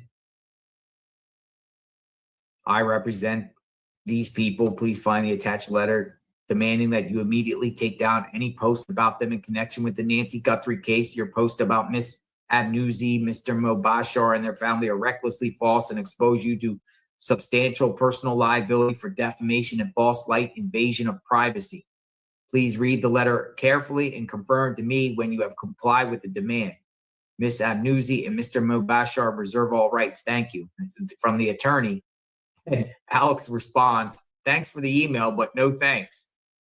Nice try, but the Abnouzis were put on a public list before I ever found it, and that went to gun stores. So do as you please. I am a journalist and haven't accused anybody of anything. If you decide to escalate and demand things from me, I will have my attorney reach out to you. You nor anybody is going to trample on my First Amendment rights. Alex, using words like demands should only make law enforcement look into you all even more. Alex is doubling down. What do you think? My personal thoughts are, I don't think these people are involved in any way, shape, or form, because when you get an attorney to put this stuff out, you're probably not involved and you're mad that your names are being out there. But, you know, names are put out. I put names out there that went to gun stores, similar to some of these names here. I'm not saying it's the same person because technically I don't know because I was only provided last names. I don't know if it was any of these people. Don't know. But I do know that there were names that the FBI was looking at gun stores. And I put those names out there. I'm not retracting those names because I was told that. Now, are those names the same as these people? I don't know. I don't think so, but I never put full names out there. So I'm not retracting anything. And just because they were inquiring about names doesn't mean they're part of a crime or anything like that. Are they? I don't think so. So I want to make Mr. Daniel Arellano, if he decides to reach out to me, never said anyone's full name. And there's many people out there in the world with the same last name. Not the only ones. So I didn't put anyone's first or last names or anyone's pictures out there. Because I'm sure he might send me one. Maybe, maybe not. Maybe, maybe not. So that was Alex's response to that. Look what I did when I was in DC. I was in DC. Made a little short. JLR investigates out front of NBC News, Washington, D.C. Where is Nancy Guthrie? Savannah Guthrie works for NBC. At the light, turn left onto East Street Northwest. Today show, not a peep about Nancy Guthrie on the Today Show. Awfully quiet. Why? This is over 150 days since Nancy Guthrie vanished. When is NBC going to put out daily statements on Nancy Guthrie? We are Nancy Guthrie. We're her army. And not a peep from NBC. Billion-dollar corporation, yet totally silent on the matter. Very telling, folks. JLR investigates, boots on the ground. Washington, D.C., NBC. We will talk soon. Stay tuned. All right. Some people are saying the attorney is real. Anybody want to talk? Tracy says she wants to talk. Okay. All right, Tracy, I'll send you a link. Anybody want to talk on this matter? Have a conversation. Keep the conversation going. I know we're talking about streamers, and we should be focusing on subject matter, which is where's Nancy Guthrie, day 157. Maybe Ted should call the attorney. Somebody said Ted should call the attorney. Where's Ted? Tell Ted to come in. Ted, where's Ted? All right, I have to send this out. I think one of our supporters wants to come in the chat. Alex threatened. What do you think? That's a threat? Or is that somebody actually like, yo, like stop talking about these individuals. These people are not involved. The names Alex gave, they're claiming that individual never stayed in Nancy Guthrie's house. Now, I have a different name. I don't have the same name as that. So I don't know where Alex got that from. Would be interesting. We got somebody here. Who's this? Hello. Dang it. I came in on the wrong account. Okay, well, you're cool. What does that look like? That looks like a red dress. I just sent you an email and it scans Nancy Guthrie's name. And if you scan down, it says past residents, that Abnuzzi's name is on there. Well, that's kind of what I wanted to get Alex a little bit to explain about. So if you could open that email and scan it, I don't know if you. No, I'm aware of names. I'm aware of names. I mean, I have a different name, but you know, we'll just say somebody close. I don't think. Like some people in the chat are saying that person stayed, that specific person that Alex mentioned stayed in the casita. Yes, she did for 3 days, and it's on there, and it has other people that stayed in the casita for 2 or 3 days. So she did rent out that casita, and that Abnuzzi's name is on there as renting that casita. So how can she say it's not? So you're standing with Alex here. Alex is correct. Hell yeah, I stand by Alex 100%. White Lotus says she stayed at the casita for a few days. See my attachment. Is that you that sent me this right here? Yes. Okay, you're White Lotus. Okay. Flicker Fade says the letterhead and email does not match. That can be fake. This was not written by a lawyer, point blank, period. I think it was just a threat to Alex. I don't think it's real. But I'm going to leave. I just wanted you to know that. To get an attorney to sue somebody for death, I mean, you know, you've had other people be sued before. Look at the family of Kylie Rodney suing the guy from Tennessee and got a multi-million-dollar judgment. But I think that situation was a little bit different, you know? Or what about the Schofield, Professor Schofield suing that woman from Texas? People are just too happy and they don't want their name out there, or just like Luke Daly had to do an interview to clear his name, you know. They don't want their name associated with it. Well, you know, they have reasons for questioning you, obviously, right? But I just wanted. So was this? I got to ask Alex. Was this certified mail too? Right? A lot of times these things are certified mail, right? Yeah, I don't know how he got it. I mean, it doesn't look like his address is on there. On the letter. Yeah, I think it's via email. I think he got it via email. Oh. And I think those give somebody a retraction notice in the state of Arizona. How can you send an email that you're going to tell somebody you're going to sue them? That should come as certified mail, and he should have to sign it, right? Well, they have to prove he received it. Exactly. But I mean, his acknowledgement of it posting online is like, okay, received. Well, maybe, yeah, but I don't know what the laws are in Arizona. But if you're going to sue somebody, it has to be served by a process. What do they call them? A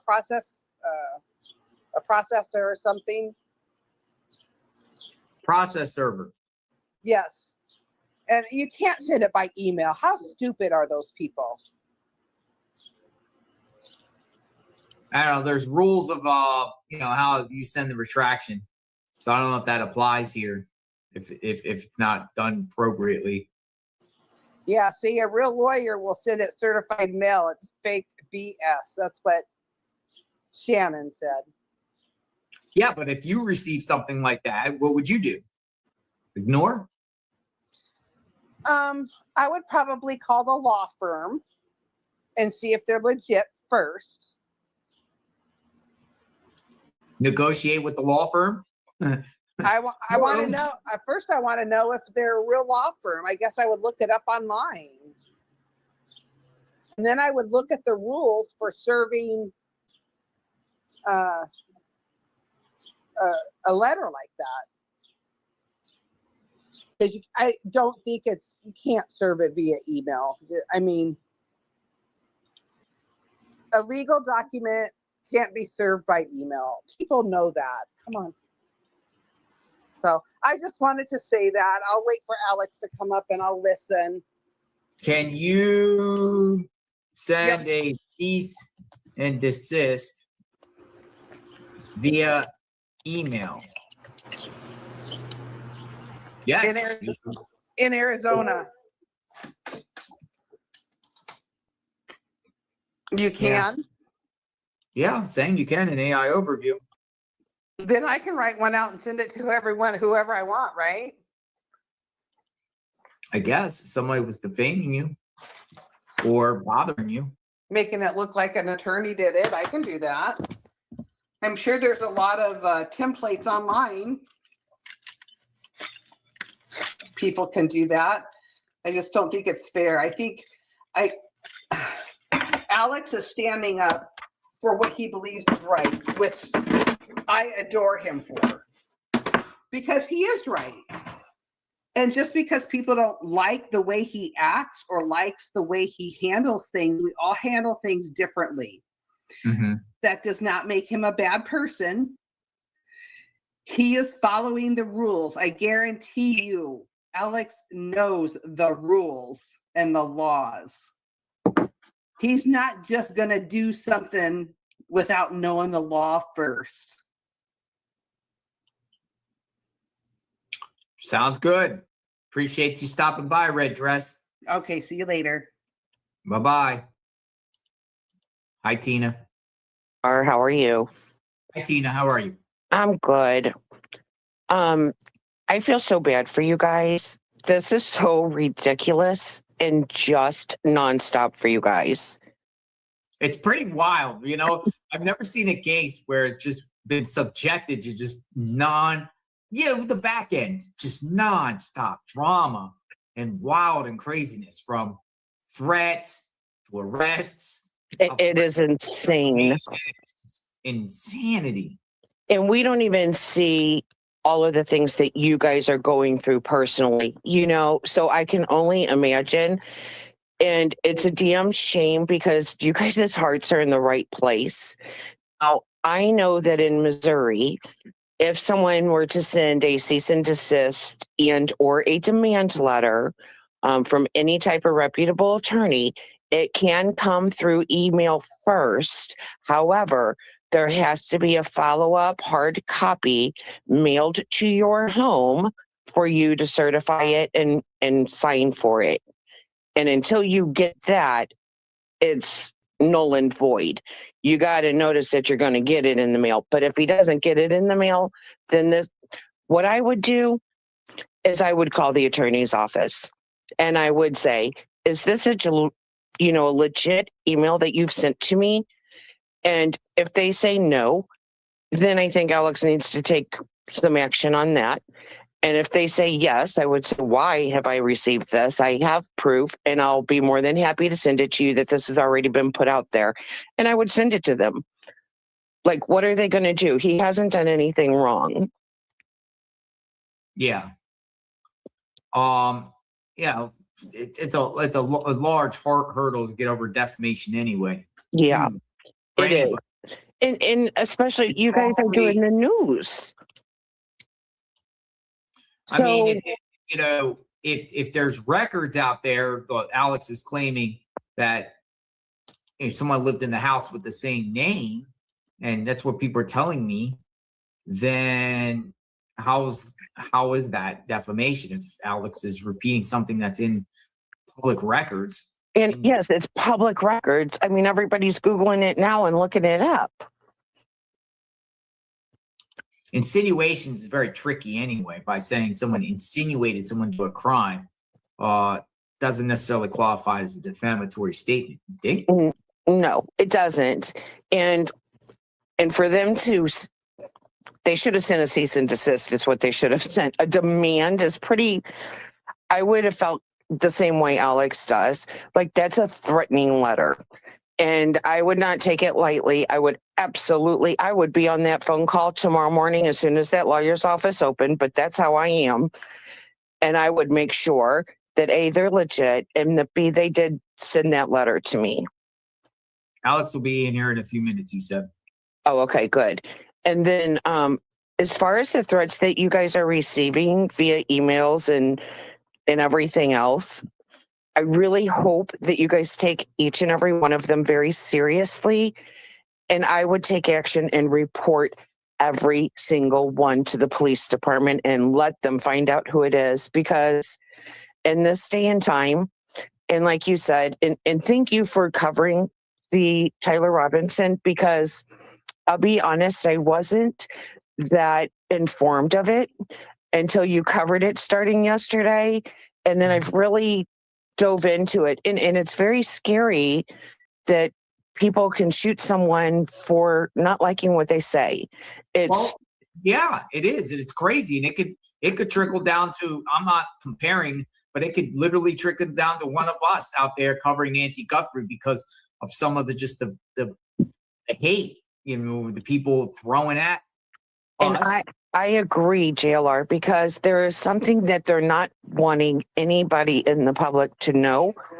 And I'm not even 100% who they are. I think I know, but they can become very dangerous people, as we've already kind of seen. So I think that you guys should take each and every one very seriously. And I pray that you guys turn them all into the police, all of them, because it would just be horrible if anything were to happen to any of you. And that's a scary way to have to live. It's not even fair. It's ridiculous. We're trying to find an 84-year-old woman and you guys are getting your lives threatened. That is just too much. I mean, you know, the journalists deal with this. You know, it's no secret, particularly if they stay on a particular case.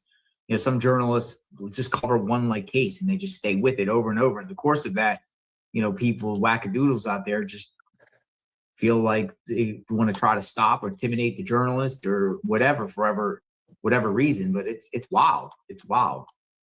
I mean, I've been doing this for a long time, right? I've been doing this for over 5 years. Right. This type of stuff. I've never in the last few months got so much threats centered around this case ever. I never got another case like this. That's why I feel that you should really take it seriously, because this is different. Doing it, though. I think they're using spoofing and burner accounts, and it's you know, I think it's just a few deranged people that just keep, you know, trying to make it look like it's a bigger thing than it is. You know what I mean? Right. It's like I keep getting this we, like, or you're gonna do this, we, like it's like a group. Well, and I agree with you on that, but don't take the chance that there isn't another wackadoodle out there that we don't know about, that you don't recognize, like Charlie Kirk. Like, it's just that scary to me for you guys. It's just very concerning that there are even people in the world that do that. And, you know, a healthy debate is fine. You don't have to shoot someone. You don't have to send them threatening messages. Like, that's so unacceptable. So unacceptable. Alex is in the chat. Hello, Alex. Everybody. Hey, Alex. Thanks for the invite. Thank you for sharing with me what's going on. And this, I don't know if this, okay. So first off, Alex, Tina, you have any questions for Alex in reference to anything? I don't have any questions, but Alex, I hope that you do. I would get personally, you do what you want, but personally, I would get on the phone with that lawyer's office first thing in the morning, make sure they are a legit attorney, and then I would ask them if they did send that email to you. And then I would take it from there. But I mean, with the email, they have to send you a certified copy as well in the mail. Oh, I didn't know that. Yeah, an email is fine, but also a follow-up to that is a certified copy that has to get your signature saying that you did indeed receive it. So I would absolutely call them, because you don't have to be afraid of anything. You've done nothing wrong. But I would call and confront them and ask them if they sent that. But that's just my opinion. But I do worry for you guys. I was telling JLR, please take every threat that you guys are getting very seriously, because none of us in your chats want to see anything ever happen to any of you guys. We worry just as much as you guys do. So please take anything that you are receiving threatening and turn it in. That's the right way to go about it to stop these people. Definitely. So I'll get off of here. I'm so sorry you guys are going through this, but no, we all love you guys and support you. Thank you. Thank you. Thank you guys. Bye. All right, Alex. So this is pretty crazy here. I don't even know where to start. You know, I saw this pop up yesterday. I've been doing the Tyler Robinson case, so I really didn't have a conversation with you about this. Okay, so you get this letter via what, email? Via email, yeah, through the actual lawyer's got his logo on there, and then the thing I sent you was the actual demand letter. It says demand on there. But I guess you could start it like this: is that when you found out the list that went to the gun stores, us in the sleuth group, we were looking at people that were who have lived at that address, and it was public record, and which was a lot of these people, including Fatima, which is actually Tina, and a few other ones that lived there. So when you came out with that list, we were already talking about here, like, wait a minute. And then we were thinking because they lived there. And then now you've read, I'm pretty sure you read it. It says that she never even knew Nancy and never even lived there. Okay, so let's just say if we took that as fact, let's just say that's true. Why were all those names sent to the gun shop owners? You and I did our own separate investigations pretty much. You found out the gun store one. Here we were looking at the people who lived at the address. So let's just say they didn't live there. How did they get on that list then? You know what I mean? It's just. It is interesting. I mean, but in fairness for me, like the names, the guy didn't tell me first names to these last names. He just said these names. Right. So it shows we had our own investigations going, in other words. You know what I'm saying? I didn't piggyback off what you had. Yeah. We just had a list of people that we knew that lived there, and they're all connected back to the University of Arizona. So, this letter is basically denying that name, Abnouzi, lived in the house. Like, she didn't live in that, and doesn't even know Nancy. Doesn't even know Nancy. But many people are saying that there's public records saying that she is connected to the house. Yep. It's been scrubbed. So how's that in bad faith that it's defamatory when there's things out there? Exactly. In other words, they sent me this email here in July when those names have been floating around since March. Yeah. So, but you're right. Oh, go ahead. So no. So with this, how are you gonna proceed with this? You're just not gonna say their names anymore? Or are you just gonna, no, not at all. I'm just gonna keep going. I mean, anybody could send me a cease and desist. I run a page in California, child predators most wanted, for 10 years. They've been threatening us for 10 years that they were going to sue us. They never did it? In 10 years. So, I mean, they could sue, but what are you going to take from me? I'm not going to take. And the fact is defamatory is I'm allowed to put names out there. Those names are already out there. So maybe a suggestion is, some people in the chat are saying maybe contact the lawyer and ask the lawyer for comment. Say, this is based off public records with this name here. Or what's your take? Like, the public record, says that this person lived here. You're saying not. So are you stand by that when the public records say that? Maybe they say yeah, maybe they say no. I don't know. I mean, we have a right to talk about this right now, so I don't think it's defamatory talking about what you received right now, because I've never pointed a finger at anyone in any of these names involved with this case whatsoever. And I'm a journalist, and I'm interviewing you, and I'm sharing what you provided me, and we're having a conversation about it. This investigation is ongoing. We're trying to find answers in a case it's a high-profile case that's unsolved. We're helping to try to find answers, Yeah. And then, I lean towards the fact that there's some kind of anger involved with all this. And, this is all just my feelings, but if they held a grudge, it would make sense how this all happened now, if anything, if that makes sense to you. Like if I hold a grudge with somebody, I'm not going to really go after that person, at least not now. You know what I'm saying? Because I'll be the first person that they're going to contact. You know what I mean? So in other words, in time, maybe this is something that's been brewing. Yeah. I don't know, man. It seems like you've been having a lot of bad luck with this lately, man. I'm walking to the store, bro. And then not only that, I get back here, all my kids are at my house because when I walked back, there was two TUCSON PD right outside up the window, and they thought they were here. And I wasn't here. We thought you got arrested. I mean, it's just those little things. Just when I'm walking, I'm like, dude, I'm not that big a deal.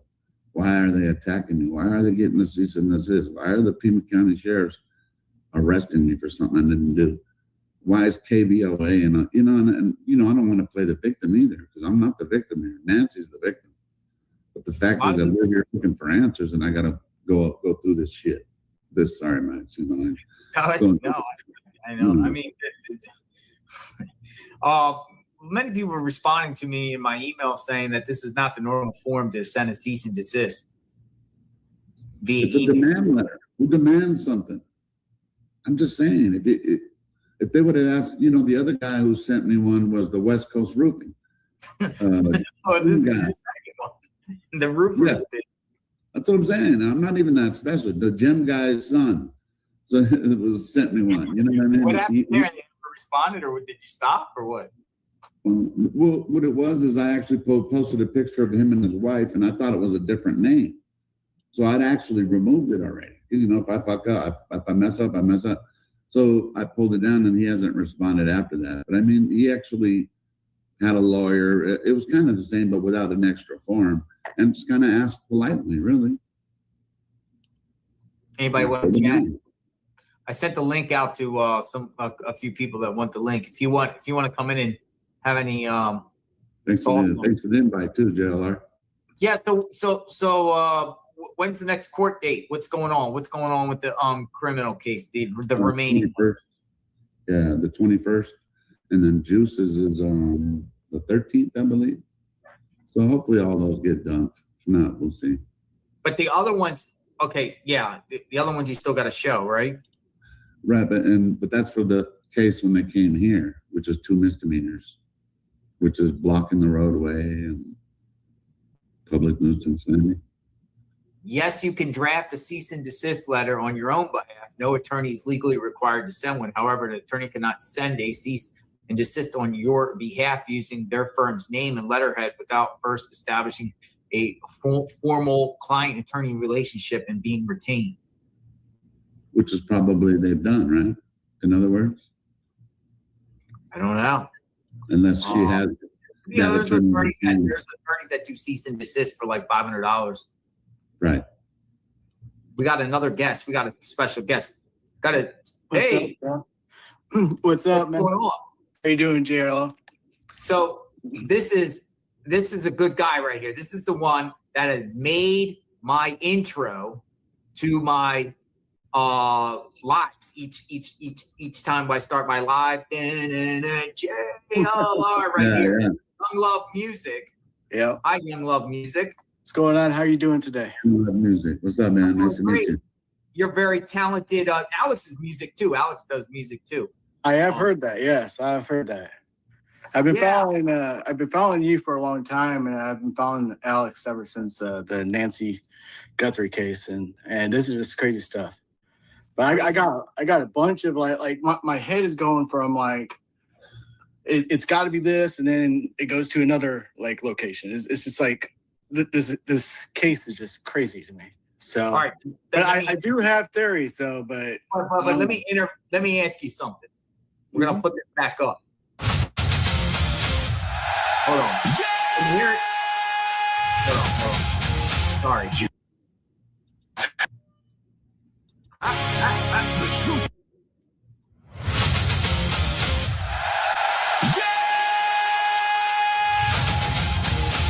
You know what time it is? The truth is coming out tonight. Lights on. Camera rolling. Okay. So, how do you make that? How long did it tell you? How long did it take you to make that? Impressive. Are you there? Oh, he can't hear. Can he hear you, Alex? Can you hear him? Hey, can you hear JLR? He's talking to you, no? Hey. Oh, he's gonna come back out. I want to know how long it took him to make that, because that's beautiful. Yeah, that's tight. I like it. Someone else made me one too. Young Love will come back. Young Love Music. You want to hear something right, crazy? welcome back. Yeah. For some reason, I couldn't hear anything. So I played your intro, a little bit of it. I was asking you, how long did it take you to make that? That was AI, but I wrote everything, and and I wrote. It took like maybe like a day or something like that, but I wanted it to be like good, you know. So I went in there and I edited everything and make sure it sounded professional. And yeah, so I mean, that's what I did. I make a lot of music. I do a lot of AI music, but I write everything. So right, you know, and everything comes from the heart. So like, so yeah, that's pretty much it. I know a lot of people are like attack the AI thing. I'm like, they don't just give you a song; you still have to write it. You know what I'm saying? There's a lot that goes into it. It's fat read out. I mean, honestly, writing is the hardest part. You know, so yeah, I do that. After AI does their thing, I make sure that it sounds perfect and like professional. So like 10 years ago, I actually did music and I did record and I did write and record and all that stuff. Yeah, but my voice just isn't right for it, you know. So like AI came and it was like a second, you know, thing that just happened, you know. Nice. Where are you from? From California. Yeah. Trying to get out, but yeah. California where? Like Northern California, like Sacramento area. Yeah. Okay. Yeah. Nice. What's on your mind tonight? I know you said you wanted to come in. Yeah. So I got a lot of theories. So like there's this one thing that really been eating me up. Like, so around the time, you remember the Olympics, right? And that's around the time that Nancy got kidnapped. And I only heard this one time. And then it just went bye-bye. Like no one started talking about it. So I heard that like someone wanted to get back at Savannah because she was supposed to do the Olympics. But yet she obviously didn't do the Olympics because this happened, right?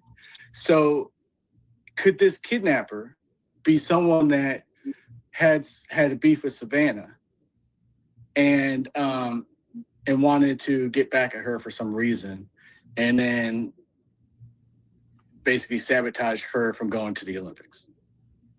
I only heard that one time. I haven't heard that ever since. I've heard that theory before. Yeah. You know, So- prevent her from going to the Olympics because of, you know, do this and pull her off this, you know, the gig, this the assignment. Yeah. So I mean, that was one theory. I was like, you know, that I haven't heard it. Like the mainstream news just like totally threw it out. So I was thinking like that might be part of it. But then I was also thinking, you know, A&T, you know, they could be part of it. And then I also thought like maybe Nanos, A&T, like this is a whole like thing. And I also heard the cartels. There's so much stuff going around. Like I don't even know where to put my head around, you know? It's just like, you know, we're all here to find Nancy, but how are we going to find Nancy if they're not giving us any information? Like, where are we supposed to look? You know? I personally, I think once Colella was sentenced, or not sentenced, but once he pled guilty the other day, it really just lowered every momentum, man. Because I just feel like I agree 100%. Over the weekend, just nothing. There's nothing anymore. It's like less and less and less and less each day. And it's kind of terrifying here. I feel a little positive. The only reason I say this is because this Abnusi angle actually could be without Tommaso and Annie. And of course, depending on the day, Tommaso and Annie are the suspects and aren't the suspects in my book. But this is at least another way where we could look a different angle, at least, because it seems like everything we do is pointing to Tommaso and Annie. And I think that's why the numbers are kind of showing that too. But this at least shows a possible different motive of something. You know what I mean? If that makes sense. Yeah, I mean, absolutely. But also, like, you know, you had mentioned this. There's no proof that she actually left the neighborhood. So, if there's no proof that she's left the neighborhood, then has anyone checked her backyard? Like, you know, has anyone checked the shed back there? or the whatever it's called. We don't know, right? Yeah. There's a tree house back there. Tree house. Yeah. Yeah. Has anyone checked that? Has anyone? I mean, has anyone checked Sue's backyard? I mean, we don't know now, right? So it could be anyone. Any neighbor out there that, you know, is mad that the streamers are out there. I mean, we don't know if she left the neighborhood. Yeah. You know what I mean? We don't. So, I mean, this is crazy. This is the craziest story I've ever seen. Yeah, I don't have the resources to do it, but what I would do is, if I had 5, 6 cadaver dogs, just start in the neighborhood. Start at ground zero. They could sniff from a long way. You don't have to go on private property. At least just give it a try, because being that we don't know, and it seems like even Savannah, and they're asking for help, and you just said it yourself. Where are we supposed to look? Give us something. Give us something. Give a little, you know what I mean? Yeah. It's nuts. I mean, so what's the problem, you know? Yeah. See, guys, like, you know, I shifted over to this other case right now, and I'm going to complete it this week. You know, the preliminary hearing. This case covered from the beginning, but my mind is already like, what can I do after Friday? After this preliminary winds up, I want to go back to Guthrie, but what can we do at this point? Right. I just asked the same thing. A good question. There, do I go? I fly back out to Tucson and go in front of the What can we do? You know, make myself a target. We don't want that. Like what can we do? Like what at this point? Like I'm almost like we've exhausted everything at this point. As YouTubers, we're not investigators, right? They're the investigators. We only can do so much. Yeah. But what do we do here? Because I don't want this case to die out. I think it's dying out. I think that's a great question, JR, because I'm asking people the same thing. What can we do? We don't have the answers either, but what can we do? You know, find the perp or wait for them to come back with the DNA from the lab. liars, you know?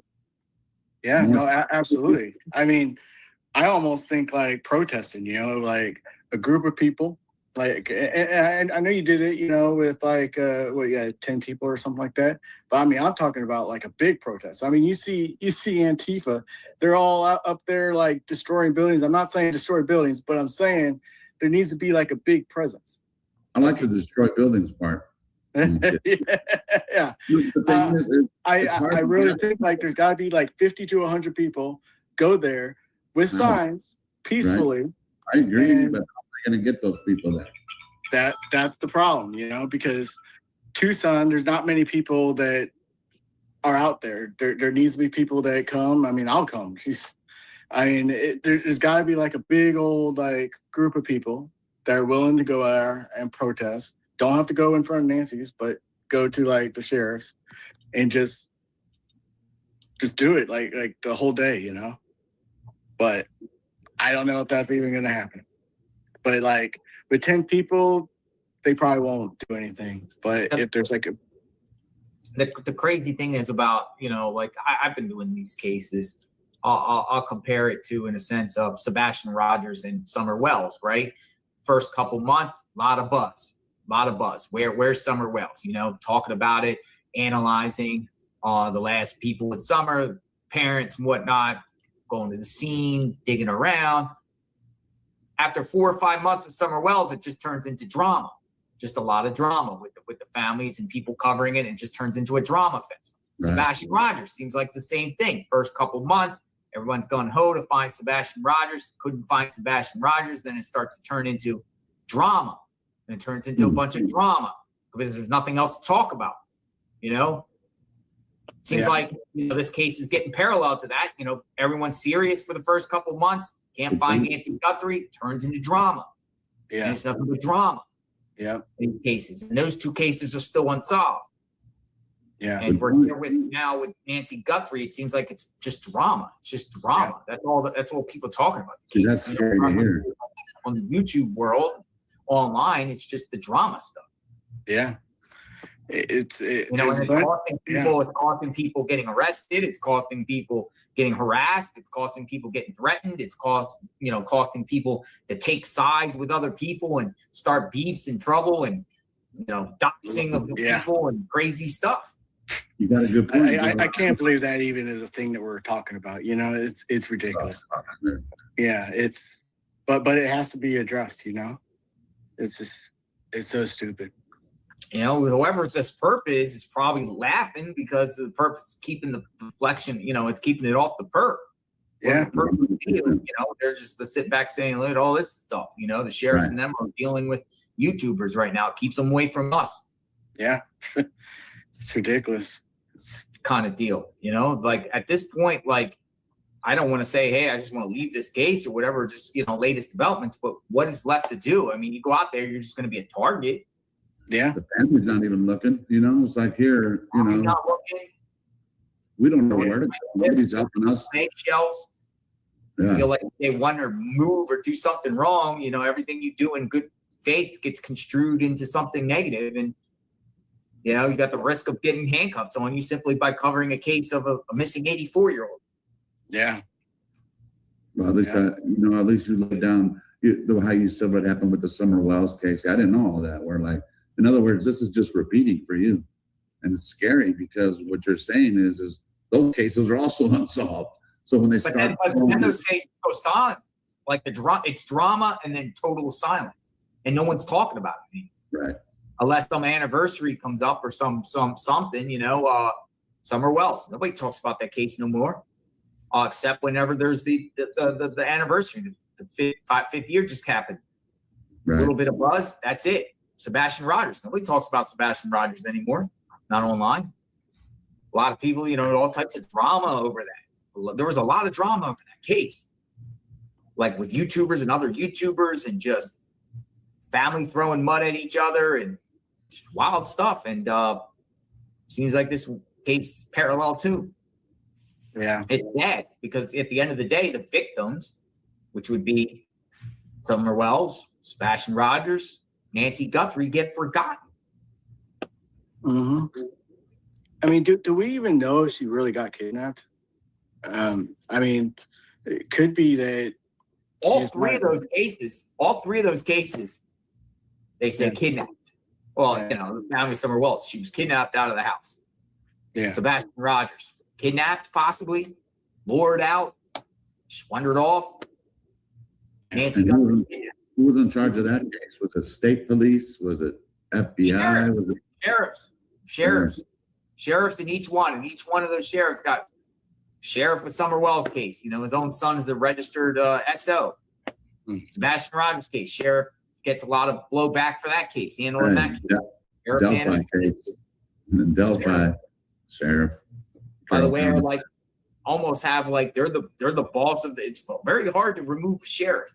It's crazy. From any jurisdiction.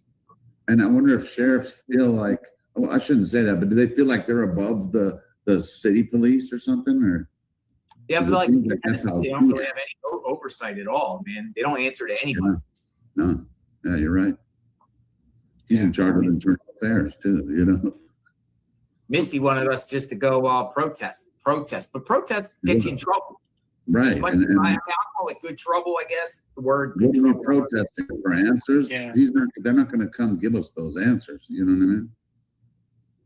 It's up to us. There's always bad actors when you do like a big protest like that. And I think it gets so picky. We already seen what they've done on the juice, even on you, Alex. But the juice, your chair is partially in the street. You violate section code, blah, blah, blah, blah, blah. Cuff up, render arrest. Come on. Pretty much every statute out there, they have the ability to arrest somebody on something. I mean, I damn near almost broke my TV seeing all those arrests, man. I was like, are you kidding me right now? I mean, this is ridiculous. It's not going to go away. As far as what happened to me and for the juice, it's not going away. You can't just throw someone in jail and then let them out. Oh, charges dropped. My bad. Yeah. I don't play like that. And then I'm pretty sure Juice is thinking the same, Juice's charges have not been dropped? No, not yet. He goes on the 13th, I believe. So we'll see. We'll see. What type of music? What's Young Love? What's your name? What do you like to be called? Do you like to be called Young Love? Well, I mean, people call me Young. People call me Young Love. I've had that name for years. That's why it's that name. I'm no longer young.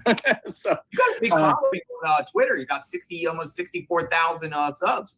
Yeah, that that all came when I was like younger, you know, because like I said, I like 10 years ago is when I kind of stopped. So like 2016 is when I stopped, and I was off Twitter for a long time. Or well, now it's money X. off your music? What's that? Make money off your music? No. Never.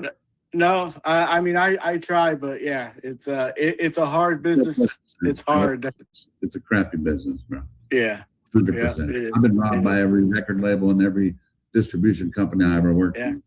I mean, I prefer the independent scene because I could do everything on my own, but yeah, it's a hard business, which is why I use AI to assist with all that. But still, I mean, the thing I like about AI is, dude, I've heard songs that Fat Redow's made is, I wish I could have done that. Like, in other words, they're bringing the best of the best of the best of the best where you can make fun of it. But, dude, there's some pretty good songs that are coming out, man. You know? I mean, yeah, and you a still lot of them are better than mainstream. I mean, it's just crazy. Yeah, it's crazy how things are. But yeah, the 64,000, I actually had it up to like 100,000, but I've lost so many. And I don't know if they were like bots or whatnot, but I like lost like a lot in the last 10 years. So it was a lot higher than that. Don't put words in Misty's mouth. I didn't hear the end of Misty's comment here. Is that, but it's pointless. But at this point, it is pointless. So she's just saying, hey, I didn't say in a sense protest. It was suggested. And if it was an idea, of course we would go. I just wish. Now it's pointless. Young, let me ask you something. I had a question for you. Man, what was my question? It was something about your music or something. What's in the pipeline? New songs or what? Yeah. Well, I released 2 patriotic songs. I did a 250 years. I released that on July 4th. I released Rise Again, which basically tells you how I've taken some time off, came back, and now I'm rising again. And I got another song coming out. I'm not going to say the name of that. That's going to be coming out later this month. I'll just say that. So yeah, I mean, I got a lot on the pipeline. So yeah, be on the lookout for that. Nice. Sounds good. I appreciate you stopping by. Yeah, definitely. I appreciate everything you did and promoting me. I mean, it's kind of funny how that started too. Like I literally sent you that, and then like within 2 minutes you messaged me back saying, "Oh my God, I love it. Can I play?" And I was like, by all means, go right ahead. This is what I was going to ask you, or this is what I was going to tell you. See, you didn't make like you just made the music. I synced it with one of my videos like this. This is just something I did. I don't know what I did here, but I made this video, and it looks like it blends in perfectly, kind of. Yeah. You know what I mean? Like syncs in really good, but it was never meant to do that. I don't know what happened to you. Are you still there? Oh, he dipped out. But yeah, I'm the one that made this thing. He made the music and I made it, with this. So as I was saying, like you just gave me the instrumentals and I synced it with this and it blends in so good. Yeah. No, I was going to suggest, like cutting like a bunch of different, stuff to it to kind of make like one type music video type thing. Right. Yeah. But I mean, it's your work. Go right ahead. I mean, I love the intro. It's awesome. Pretty good. I appreciate that. And thank you very much. Yeah, not a problem. Alex is going to make an intro. Yeah, you got to make an intro. Maybe make one for Alex. Make one for Alex. I got one from Fat Redow. Man. Well, I'll let you guys go. Yeah. Make sure I follow you too. If I'm not already, I'll make sure I follow you. You are following me. Yeah. It took a while though, but you are following me. Yeah. Now I need to get Ted to follow me. He has not followed me. So Ted. Where is Ted? Where is Ted? Yeah. And Ted's a Cubs fan. I was going to talk to him about the Cubs. I'm a Cubs fan as well. Originally from Chicago, but now I'm in California. Okay. Yeah. All right. Take care of yourself. Thanks Yeah. for stopping by. Nice to meet you too. See you in person. Take care, all right? You too. Bye-bye. Alex, people are telling me you shouldn't contact the lawyer directly. I just blocked get, him. get another lawyer to do it. Yeah, I just blocked him on my Here's the email. suggestion we I got. got time for that. Y'all can go search. It's hot We out ran there. this- It's hot, and where are we going to go search? We've done 5 mile radius. Where else do you guys want us to go? What I like is what Chris McDonough said, and what AJ and Nick are doing is, I think what Chris McDonough was saying, that pocket in that neighborhood, what he was saying was, as all those pockets and all those neighborhoods are untouched and untalked to, because Tucson PD wasn't in the case. So I think maybe that's probably the best bet, really. Just putting out some flyers of his face. They know what Nancy looks like. Show me pictures of his face, and then you can hand those out. Other than that, I don't know what else we can do. And like, I feel like you do a lot. Like, I even ask people, like, what can we do? You know, because people have 9 million suggestions, but give us something that we can do, you know? Or I mean, what can I do, you know? It's really tough. I just want to acknowledge Eddie Blackburn and Jody. Thank you for the gifted memberships, Jody and Eddie Blackburn. I'm going back to some of the older comments that we got earlier because I didn't read everyone. So I apologize if I didn't read your comments. I know a lot of people have been reading, leaving comments and whatnot. Susan, good to see you, Susan, RX Boss Chick.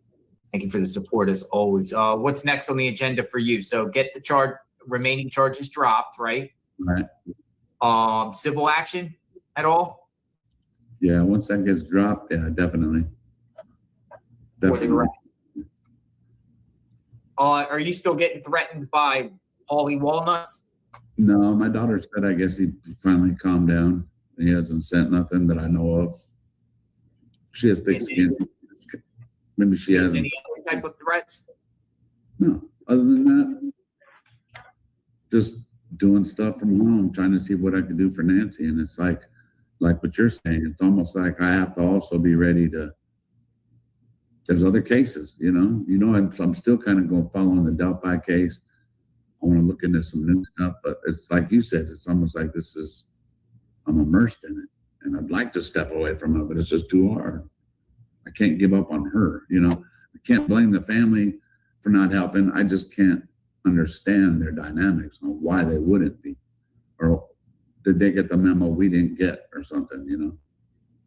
They were wearing yellow today on the Today Show. But she didn't. Did you see that? And then she had to go back and change. I thought they didn't want, I thought it seemed like the Today Show wanted to show kind of love about the Nancy thing, but remember, they weren't supposed to like talk about it, I heard, or something like that. Yeah, that was like a memo put out. Right.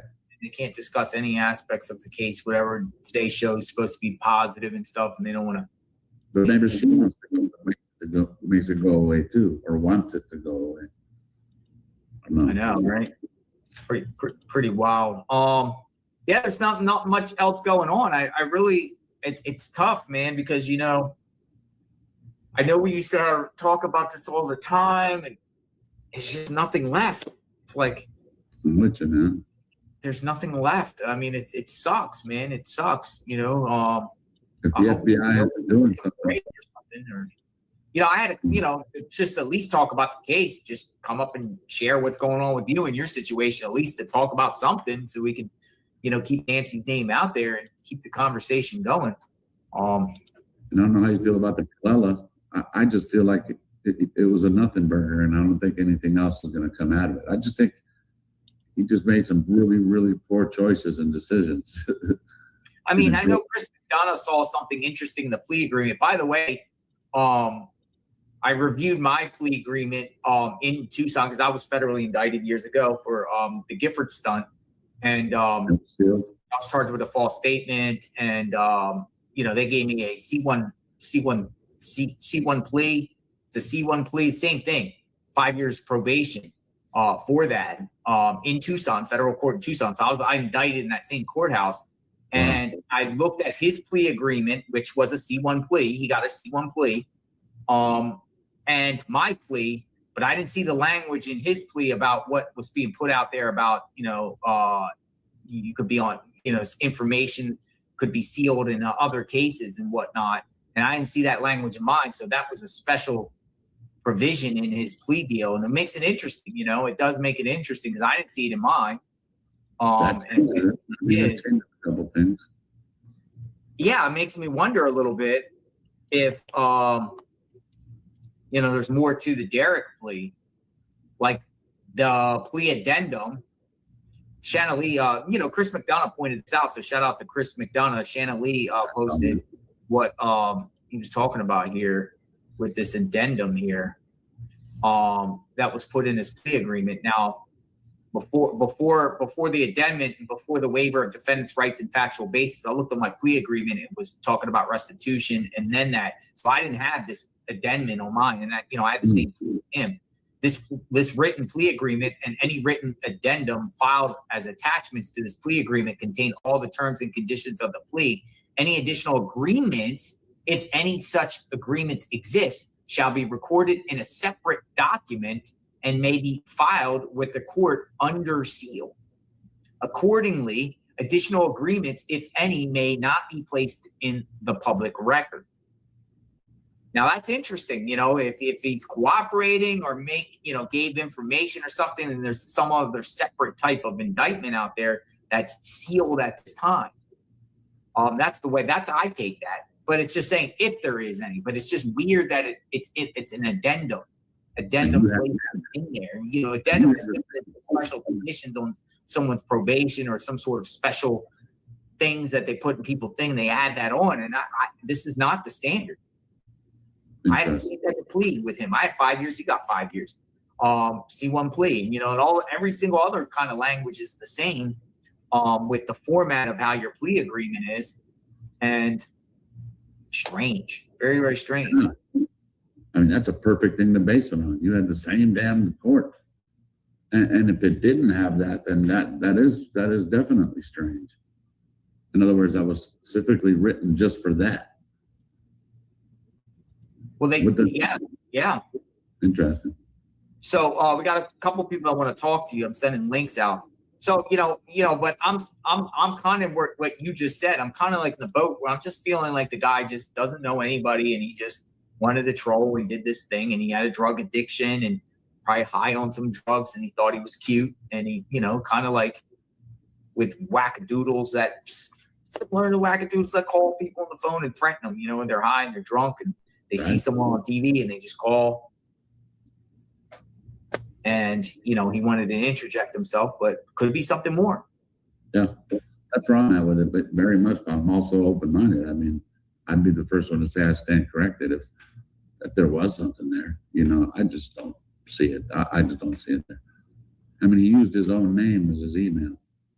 I know it's connected to his phone number, but still, like, he used his phone number. He used his Gmail too. Is Derek Kalel at Gmail? That linked to the fake phone that he used, the VPN. What a wackadoodle doing that. What's a wackadoodle? We got a JoJo. Hi, JoJo. Hi, guys. Hi, JoJo. Hello. Okay, this is for all of you, but especially Alex. Okay, you have to remember, you guys. You are the ground level. You are the originals. Nobody has done what you guys have done before. Okay, they don't know what to do with you guys. GLR, I remember way back in the beginning when you would have Alex and some of the other guys come under the tent and sit and hang out and stuff. And we started to get to know you. And we watched a group of competitors become a brotherhood and then some giant wackadoodle family. Okay. You didn't let the mainstream media control the narrative. You asked questions, you got boots on the ground, and you let us come in and be involved in this and offer our opinions, our theories, and our ideas. Nobody ever did that before. And you screwed them up, all of you, because you're not going along the mainstream like everybody else. I, for one, appreciate the hell out of that. We all get to play kind of armchair detective and talk to our friends and our family about what you guys are doing. I went from following just JLR to following all of you guys, you know? And again, I will always say, if you want to know who knows what happened, ask the Javelinas, because the Javelinas know. JLR, do you remember that, like it was day one or something, and Javelina like went walking across the driveway of the neighborhood? You about lost your mind. Remember that? Is when they were doing the FBI search in Annie and Tommaso's neighborhood. Yeah. Like, what is that? And those Javelinas were something. But I mean, I watched Dad's Gone Live one night, driving up to whatever park it was.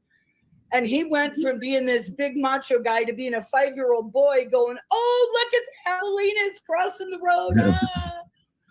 But it's really been a growth of all of you. Like I said, to watch you go from being competitors to a brotherhood. How do you compete with that? The mainstream media can't. You guys refuse to give up. We refuse to give up. You know, I don't hear or see anything in your chats. People talking politics. Nobody cares. We would all line up to go out and look for Nancy if we could. You know, we all would. Now, my personal theory, I want to know when they poured the concrete up the street at the house that was under construction. There's the one around the corner? The one around the corner? You can't smell decomp through cement. Yeah, the one that was around the corner? Yeah. Yeah. Because they were pouring concrete right about that time, as I remember. It was about even a month later. Yeah. It was, the forms were there, and then they were pouring it. But yeah. So that's just kind of my thought. But Alex, I know they're coming at you hard, but you screwed them up, you guys. They don't know what to do with you. I love it. Gino So do I. JLR laid the tracks down for all of us to be able to do this. You know He what I truly mean? did. Yeah. And like I said, my mom and sister are in Indiana. I'm in Kansas. JLR, if you ever come up to tornado hunt, let me know. We get them all the time. But yeah, northern Kansas. I'm just south of the Nebraska border. Yeah, it's a lot little of tornadoes over there.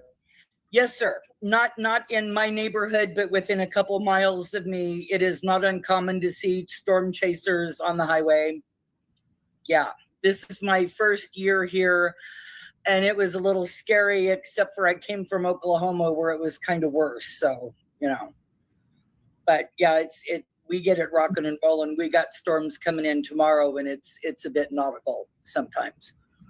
But Alex, I really wanted to give you props. You know, keep your head up, keep your mouth closed sometimes. Just don't say anything because they're gunning for you. But you guys are the originals. You know, you're ground level. You're the first guys to do this. And, you know, high five, you know.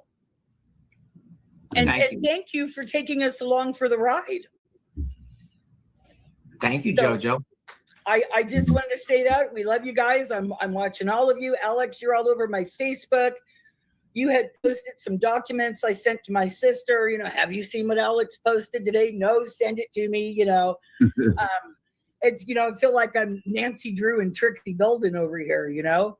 But thank you for showing us what a great example it is to go from competitors to brothers, you know. And here's another thing I want to know, okay? When Jim and all those guys, everybody was out in the desert finding pajamas and walkers, they got an awful lot of old people missing in Pima County. I don't know if you're aware. Mm-hmm. And I really hope that they took the time to look at some of that evidence and see if it might be useful in another case. Because you just don't go finding walkers out in the desert all the time. But we stand with you guys. Nice. And I just wanted to say that, and I won't take up any more of your time, but I pray for you. We love you guys. We watch you guys. You know, we are waiting with bated breath to find out the story. And I think we're going to find that the JLR Army, boots on the ground that we are, is pretty close to knowing the truth. You take care. Kansas. Thank you. Thanks, guys. Bye-bye. JoJo. Awesome. We have a Annie the Angler. Yes. Can you hear me? Hi, Annie. Hello. Hi, Annie. Alex. Hi, JLR. How Nice are you? chatting. I'm well, thank you. Just real quick, I'm in the legal field and have sent hundreds of demand letters and cease and desist letters to individuals, to law firms, to businesses, and you do not have to send a certified letter. You can send it by email. That's fine, but it would be in your best interest to follow up by US mail, certified mail, or by a process server. Because that way you'll have a record of receipt. Now, the person sending it could always, request a read receipt on the email, but you don't have to accept it. So they won't get that notification. And also, if this was a legit quote unquote attorney sending this, they would most likely, now I don't recall, Alex, if you have a lawyer. Did you retain one? I have one ready if I needed to because I have court on the 21st. Okay, so yeah. it would be in this quote unquote lawyer's best interest who is sending this quote unquote demand letter to reach out to you to find out if you do have counsel and then deal with them. The other thing is, usually when a demand letter is sent or a cease and desist letter, it lays out a history of, you got the background and the facts and everything. It identifies the law. Even for defamation, you're going to have, law cited within the letter. And I didn't see any in there unless I missed it. And there was no, in the demand, to cease and desist and destroy this and destroy that. That's not even the standard. Oh, really? No, you would not believe. They I want mean, me to send go them back- proof that I actually removed it. I'm like, get out of here. right. I mean, they identify, they go back to MySpace, your email accounts. I mean, old stuff from before, everything you can think of. And it's constantly being updated. It's almost a whole paragraph of information, electronic, photocopies, any records at all. It's all laid out and it's not in there. And the stuff that's in there is not like terminology that lawyers use at all. So I think it's BS. An attorney too, right? Pardon me? He's a different type of attorney, right? It's not a criminal attorney or who usually would send a cease and desist. What kind of attorney? Well, for with my experience, we do employment law. Did employment law. Also, so harassment, defamation. Ouch. Sorry, I have a new little puppy and he just bit me. And so it can be anybody. It could be a personal injury attorney if somebody's defaming them. It could be anyone. But typically, those names have been out there already. So that's why to me it's funny. If they were hoping that it would stay like that, you know what I mean? Well, right. And just because you bounce off what somebody else is saying, and what you said, I don't believe was defamatory because how is it harming them right now? It's got to cause some harm. You got slander, you got defamation, you've got, defamation is one of the hardest laws to prove. It's very difficult. It's very, very difficult, especially in a case like this. What is it? How is it harming these people? And it's still open. It's still an open case. Right. It's still under investigation. But I would definitely, I didn't look up the law firm to see if that was a true attorney. But I believe even if somebody is falsifying the identity of that attorney and using their letterhead, that's a crime. Oh, sorry, I just got bit. Sorry. No puppy. That's a crime. They can't do that. Where are you from? Minnesota. Oh, Minnesota. Okay. Yeah. Welcome. Yeah, well, thank you. And I Googled real quick about Arizona if you had to send a demand letter or cease or desist certified, and you do not.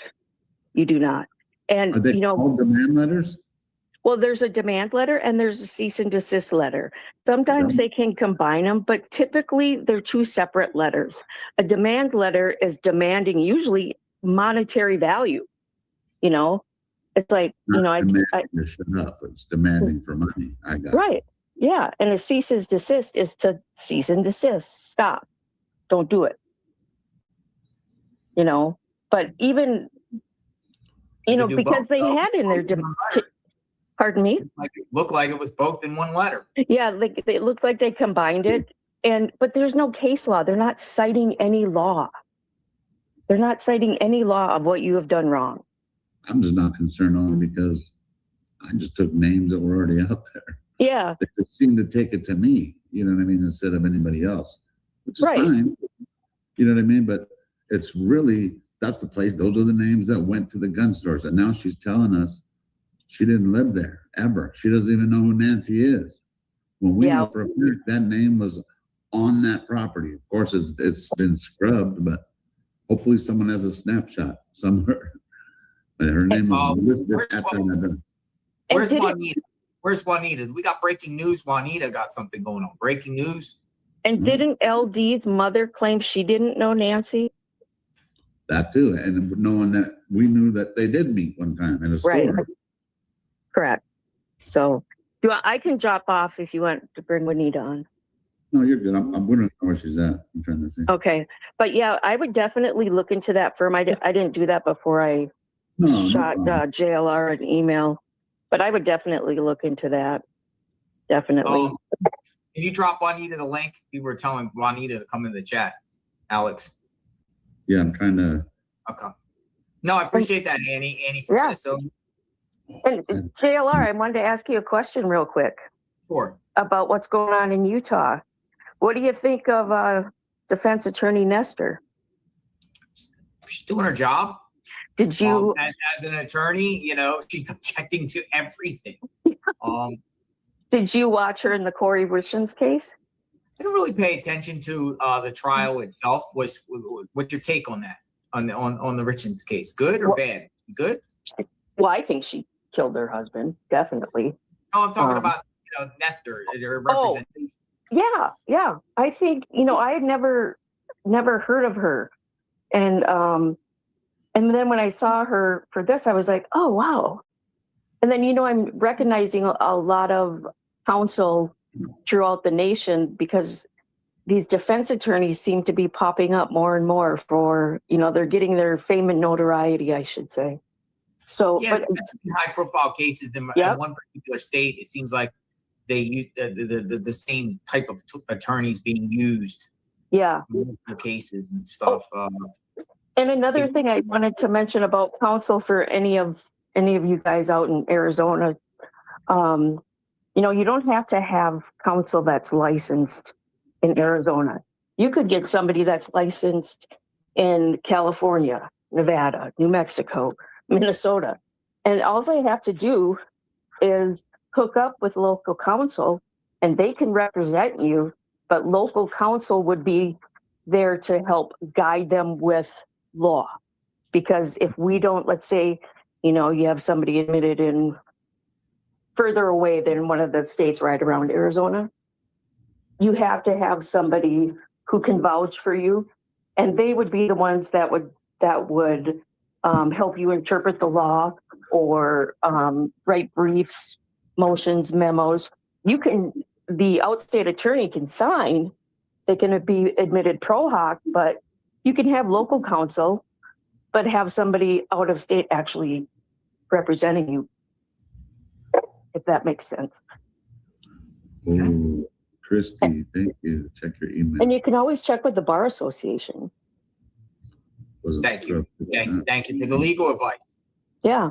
So you take care, Annie. Thank you very much. You too. Be well. You too. Be well. Hi, Juanita. Hi. Juanita, what's going on? What's going on? Alex has just hit the gold cow there. Check this out. When Mark Kelly was accused of being a sedition. Remember, he had that problem with the when he made that statement about the military shouldn't follow the instructions of the commander of chief. Yes, I remember that. All right, so Senator Mark Kelly of Arizona formed the Senator Mark Kelly Legal Defense Fund in Phoenix. The records indicate that Herrera Arellano LLP is listed as the fund's custodian. This is Mark Kelly's attorney. So it's Mark Kelly's attorney sending you a cease and desist. That's what you your email. pretty much saying. I got all the proof. I got all the proof in your email. Don't play with us, man. Well, that's the kind of stuff. There you go. Now you see why. Not only that, it gets better. It gets better. Chicanos for la Causa, a big NGO in Arizona. Connected. You ready? You ready for this connection? You ready for this connection? All right, here we go. It's Herrera Arellano and FSG. Does anybody know who that is? FSD? Michael Feldman, as in Savannah Guthrie. What? Yes, sir. This sounds like a little bit of I know, but see, separation here. coming from Juanita, I have to take it because, man. So Juanita, what you're saying is Mark Kelly and Savannah's husband's attorney is the one that sent Alex this letter. They work together. They are the same kind of, they run on the same kind of field. Herrera Arellano does a similar thing as Feldman. They both work with a lot of lobbyists. They both have an office in DC. They both have represented and worked together for Chicanos for la Causa. And along with that, they are Mark Kelly's attorney. And Why would they be protecting them, the Abnusis? And they are controlling the purse strings of Mark Kelly. Juanita, why would they be protecting the Abnusis or the? That's very interesting. Because obviously it's a connection there. Interesting. It's just something in Arizona. I also earlier sent you another connection that I had made earlier with no, seriously, Alex, AI Overview says that firm that how do you say it, Herrera? How do you pronounce it? Herrera. Say I can't do that one. How do you say the second name? Arellano? Another one. All right, I'll say HALLP is a prominent political law and government affairs firm based in Phoenix that serves as legal counsel to U.S. Senator Mark Kelly. Boom. Shaka boom. I didn't think that we wouldn't put those things. Founding partner, that Roy Herrera has represented Senator Kelly on various key legal campaign finance and re-election related matters.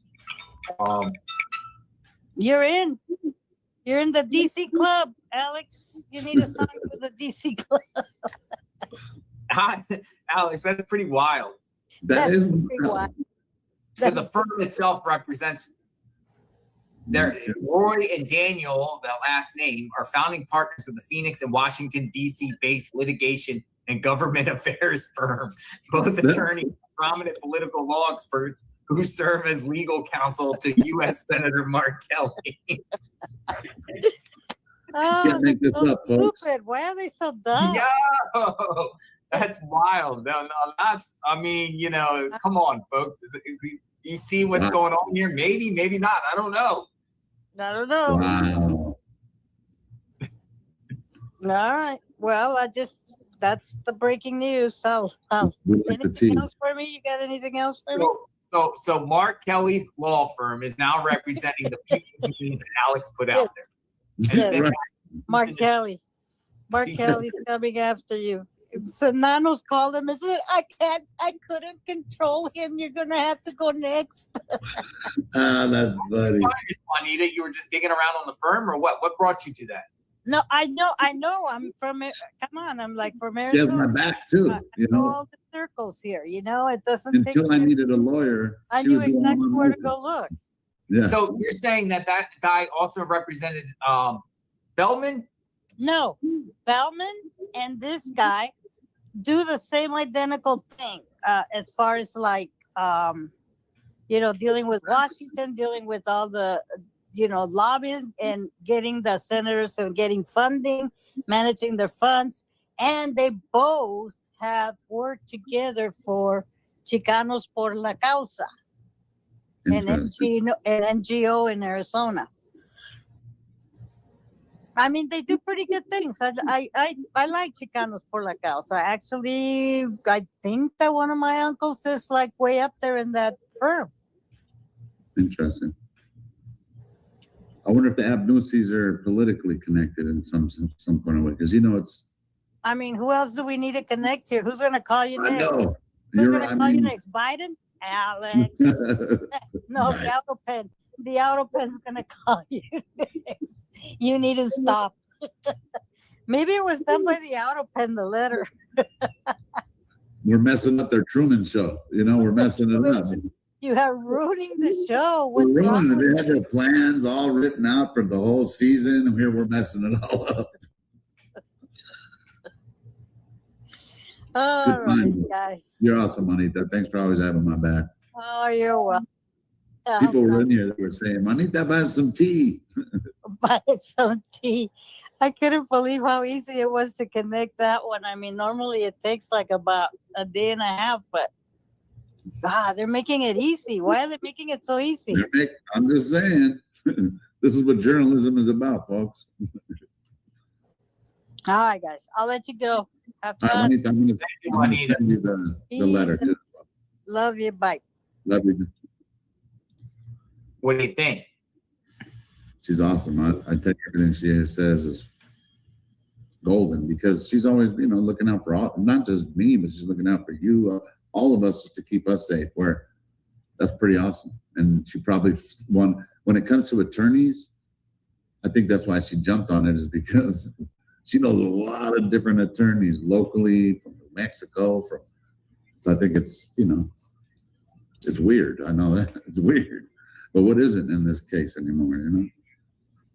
Hi, Laguna Berry. Hey, what's up, Alex? What's up, JLR? How you doing? Doing great. Nice to hear you second time today. Yeah, it's been a long day, hasn't it? It has. Marathon. A lot. Yeah, a lot going on. But hey, Alex, this is something you guys have to understand. I know JLR kind of knows this. He's been coming up too, but I've been watching some of the real big ones from the beginning, like Benny Johnson and them. You know, they're pretty up there. They all got attacked. Charlie Cook, all of them got attacked in this way. This is what happens when you start doing good, when you're streaming and doing good work. They attack you because, I don't know, people are evil. I don't know why. They're just evil. And this kind of crap is funny. I love Juanita. God bless Juanita. She's awesome. And her work, I mean, I'm covering that.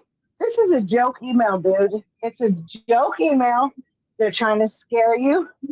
Don't fall for it. Make them present you with a true demand. You know how many demand letters I've had in my life that I freaking ignored and nothing ever fucking happened? Excuse my language. I mean, seriously, that needs to be brought to your attention in a different manner, by letter, mail, something. But an email with an address that is absolutely ridiculous. You really think that these people are coming after you? Mark Kelly's attorneys? Come on. That's ridiculous. Maybe at the direction of Mark Kelly? You think Mark Kelly's jealous of you guys? You really I mean, it could be. That's hilarious, though, and it's not going to go anywhere. It's hilarious. And I sent you all a list of those civil rights attorneys.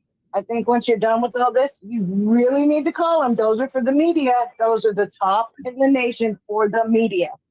And you guys are officially media in this day and age. 2026, you guys are the dang media. Period. Blue Eyes, nice to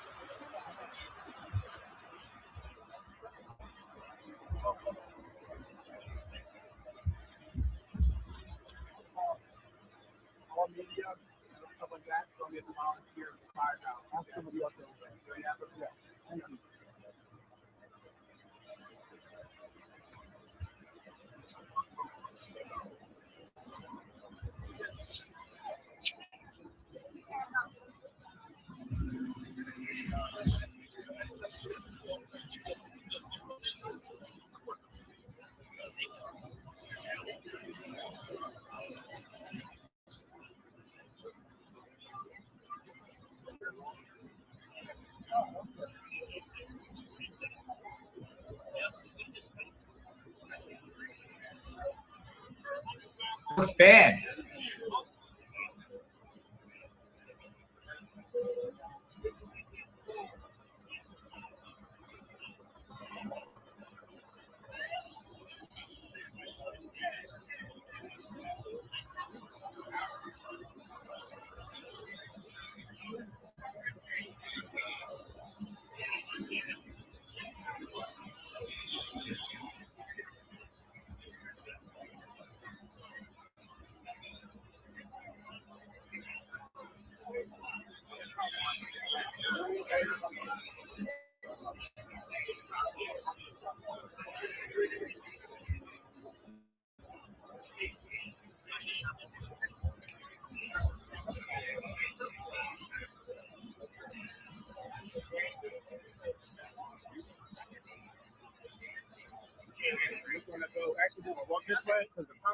Okay, yeah.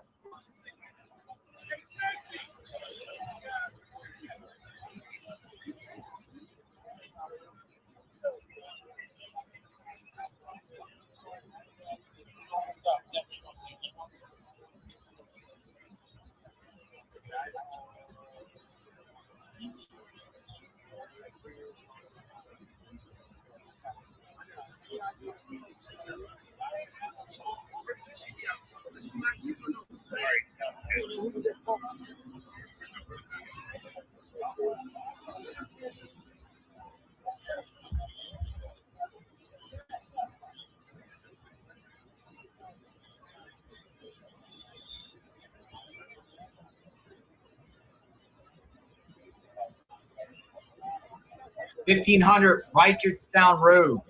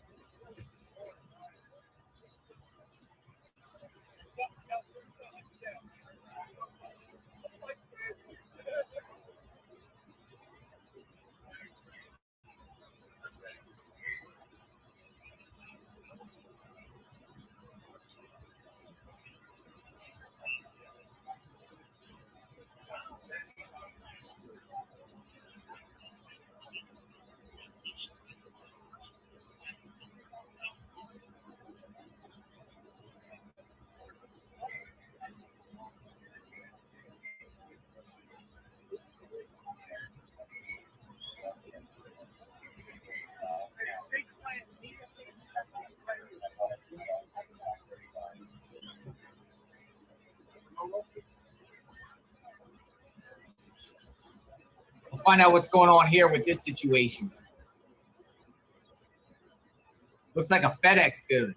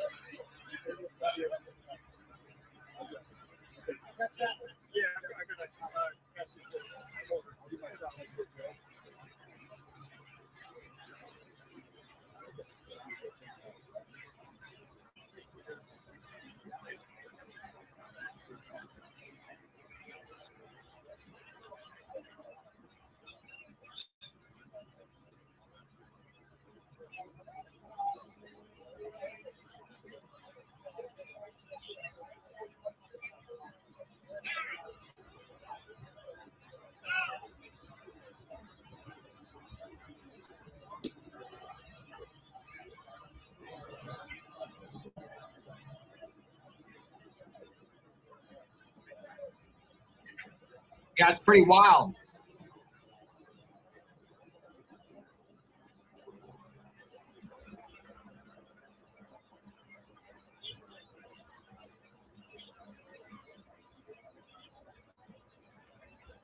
So this is Wrightstown Road. It's, hold on a second.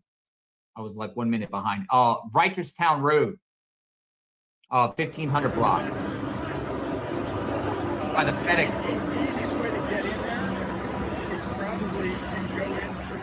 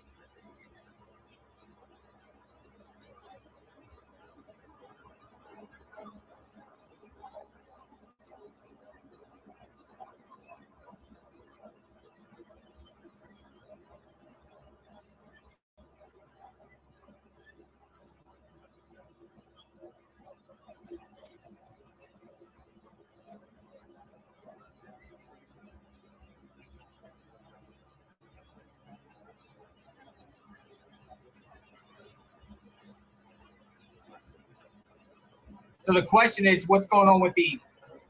So the question is, was this a deliberate act, or was this an accident, or some medical condition of the driver? We're trying to find out details. I'm looking around.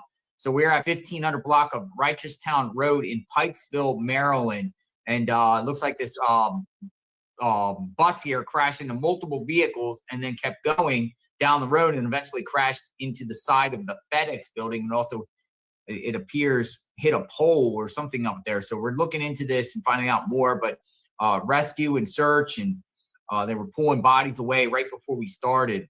So I'm gonna try to learn more what was the cause of this. We're live.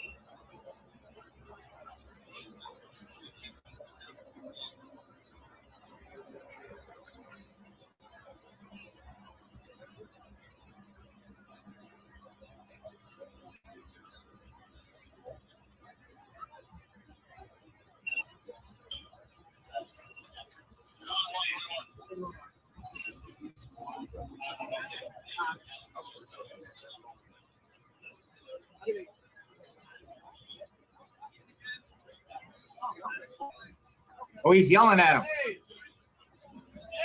He was yelling at him.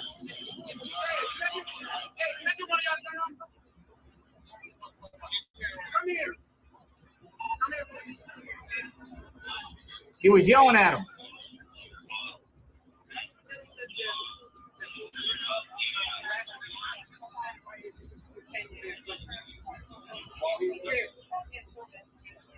Was your camera just recording all that? Can I get your information? Okay. Yeah.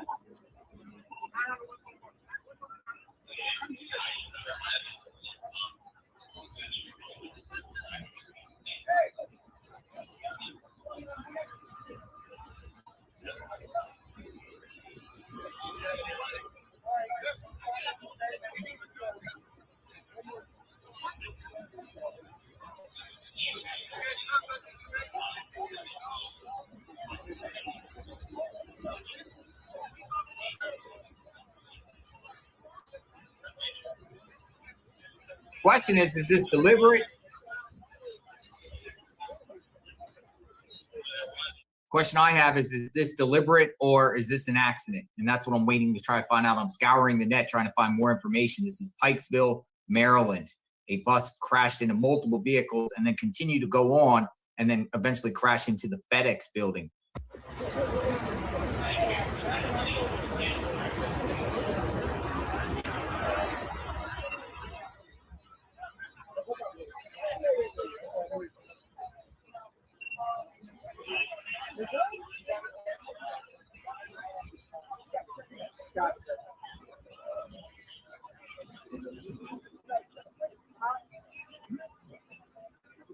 I got to find it real quick. Yeah, let me call my boss.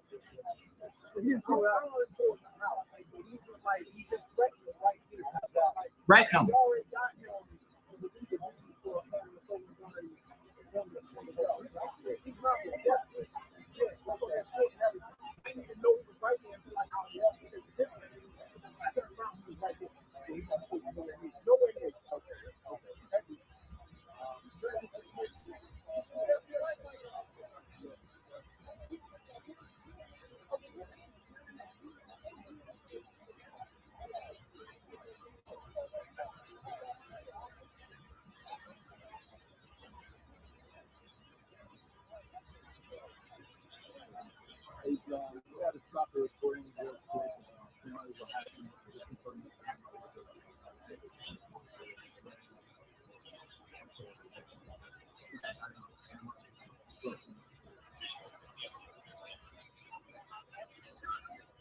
As we continue to see the craziness here, what in the heck's going on?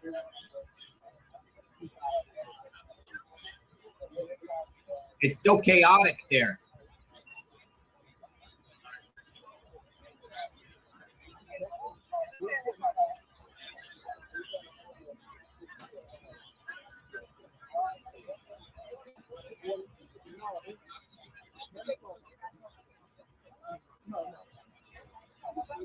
Heck was this about?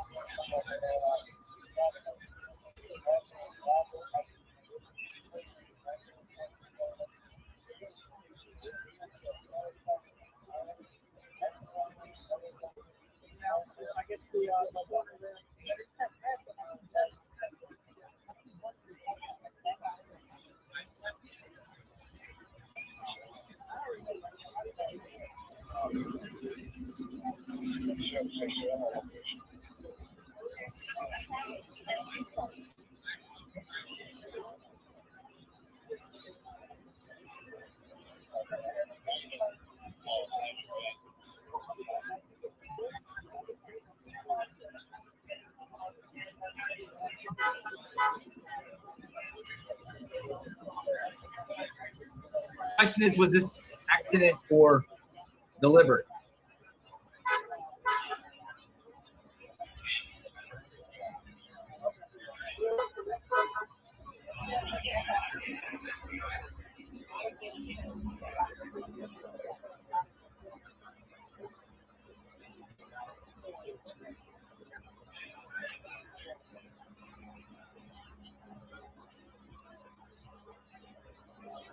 Was this an accident or was this deliberate?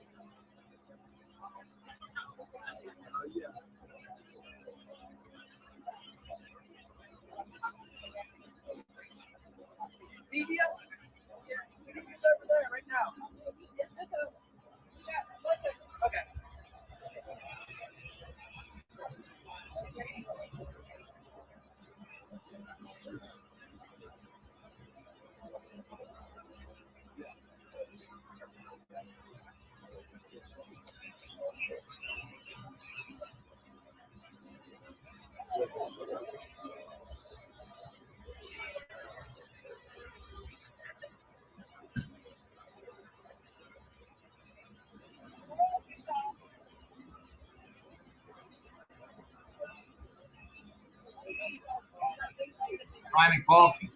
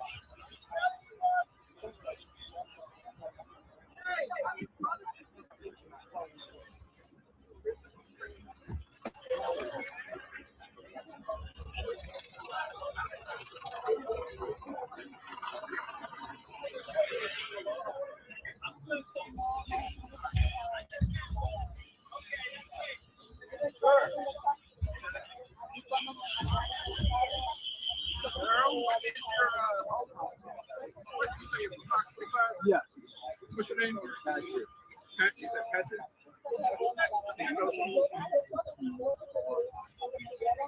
Patrick. All right. What's your last name? D-A-R, I'm sorry, D-R-A-N-A. All right, so you have,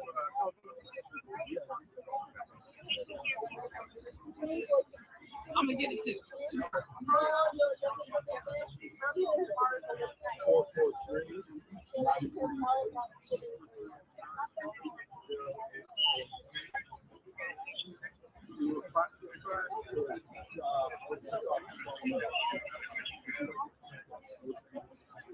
His head is in the middle of the screen. Okay, here we go. We got an aerial. All right. Move your head. Move your head. His head's in the middle of the screen. Please move your head, sir. We need to see the crash scene. Please move your head. Please move your head. Or ma'am, please move your head. Back through to Wednesday. Holy smokes, I forgot it's Wackadoodle Wednesday. I got the number 2 for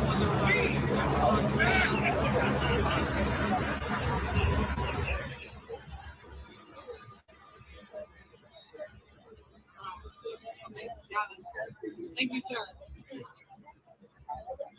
and what this was, you got your document time?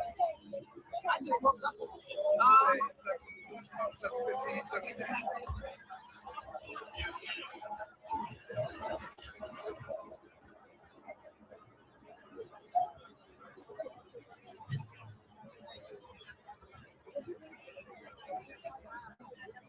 Might have hit the key up.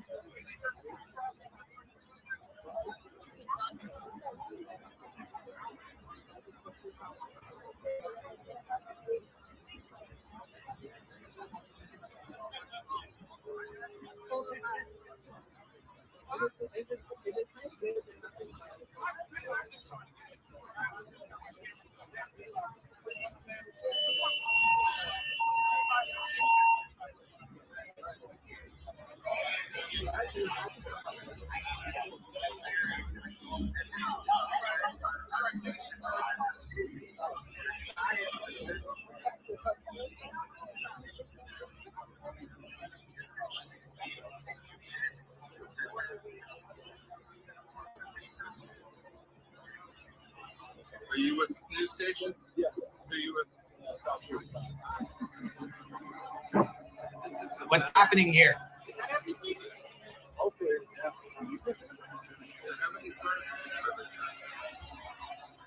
Right. Oh, this is right. I'm not sure.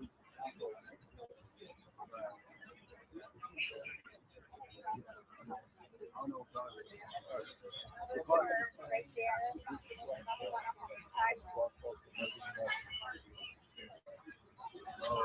All right, I don't know if they're going to give an update or what.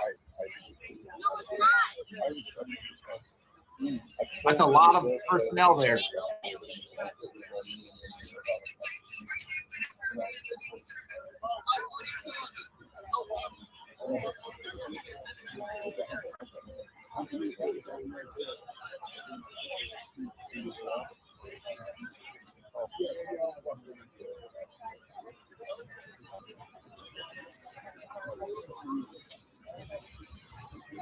Hold on, second alarm crash. Second alarm crash.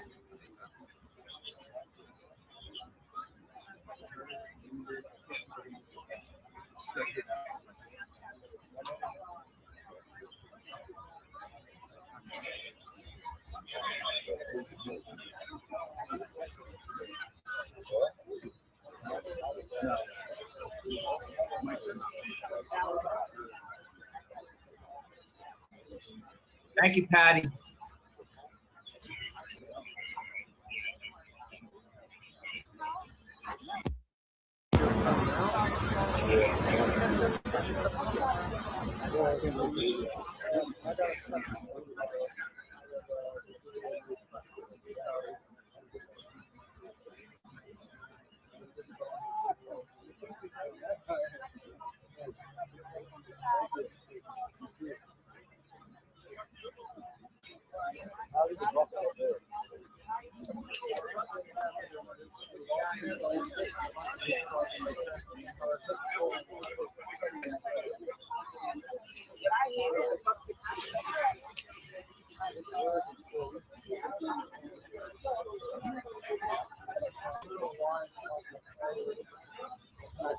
What happened?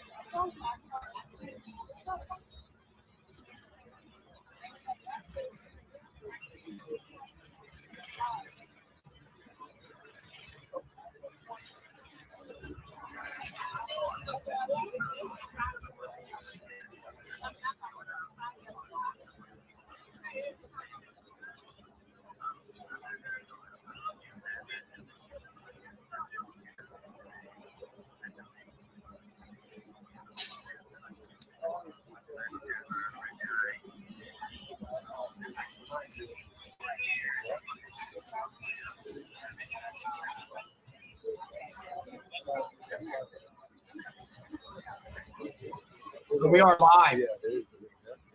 What's going on?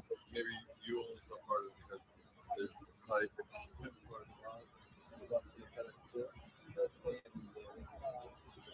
a Jewish person. I don't think it was bad.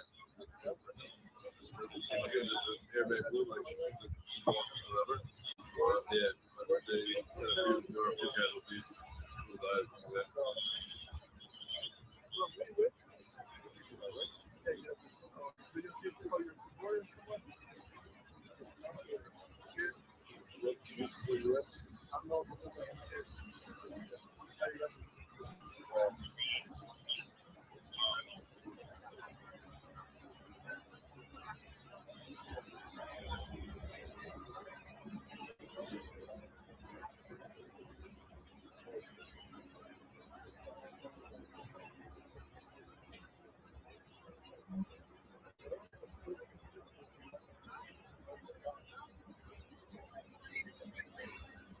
Insane.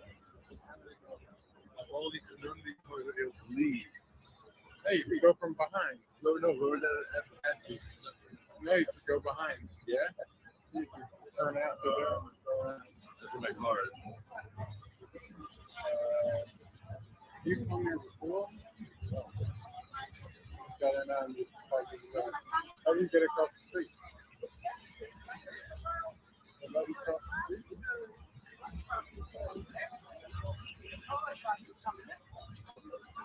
I don't know. I'm just I wasn't here.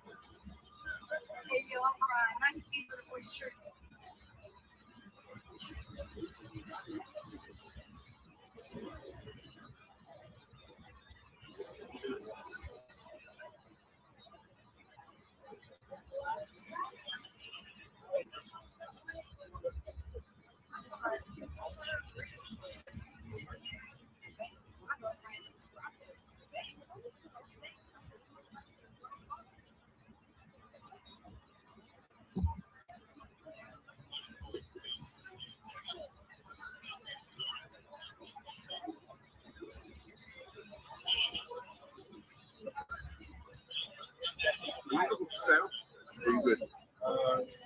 Some people going to talk. Yeah, we did all the other people. Oh, yeah. Somebody else. You got something? Yeah. All right.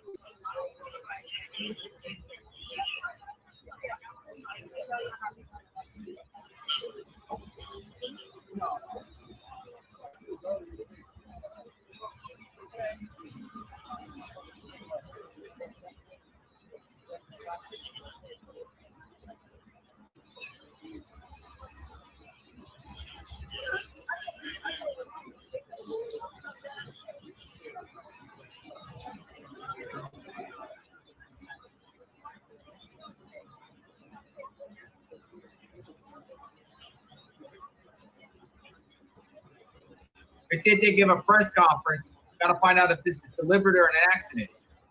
So we're going to wait from officials to see if this is a deliberate act or an accident. But there could be possibility this bus just hit a vehicle. A vehicle was crossing the road and slammed into it, which caused it to continue to go and plow eventually into this FedEx building. But we're going to try to find out more.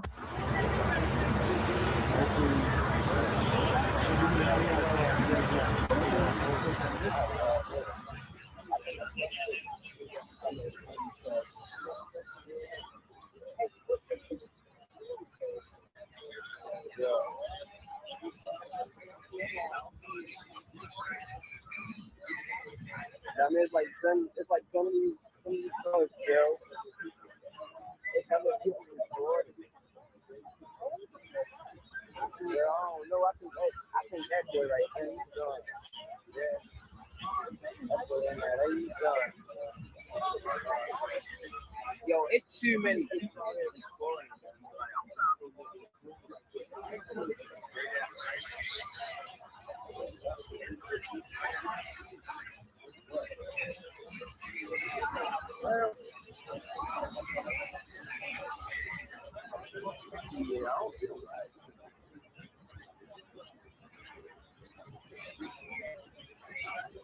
Okay, here's a closer look.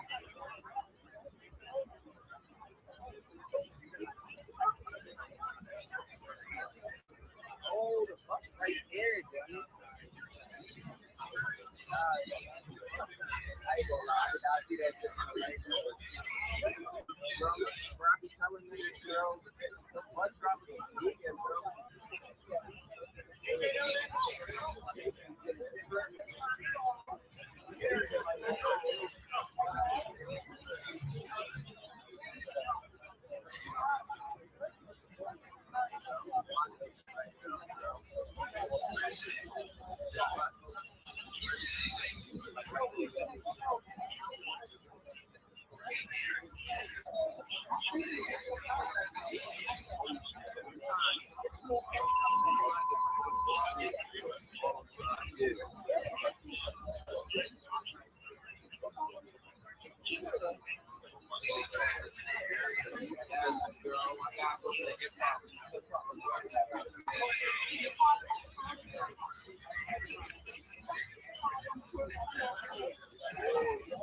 I'm not even your own person,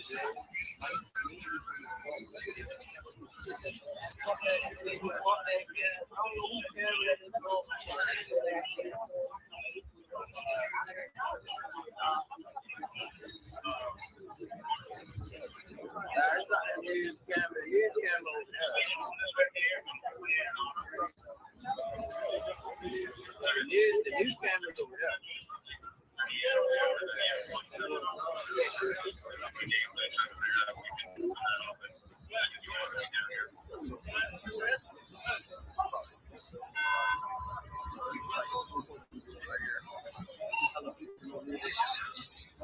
Hella people for no reason. Do a thing.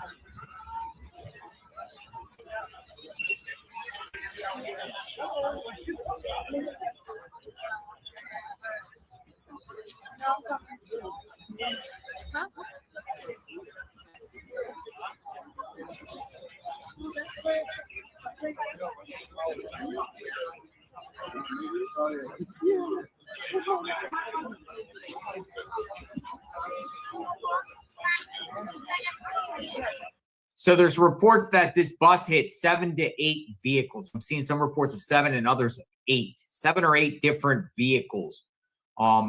Before eventually, going into by this FedEx building. So I think where the fire and rescue is going to give an update. Don't hear any deaths as of now.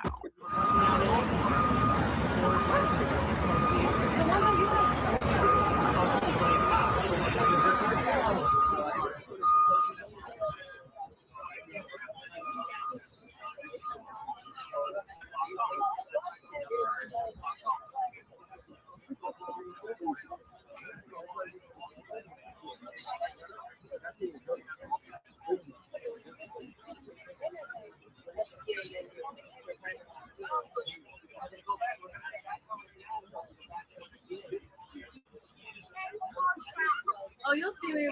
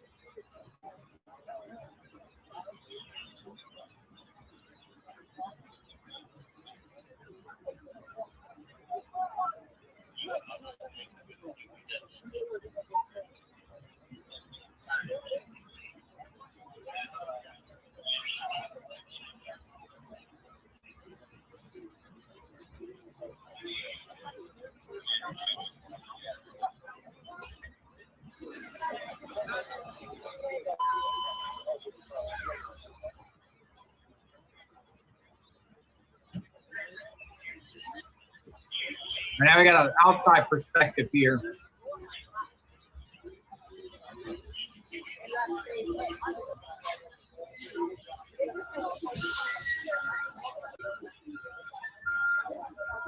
Fire.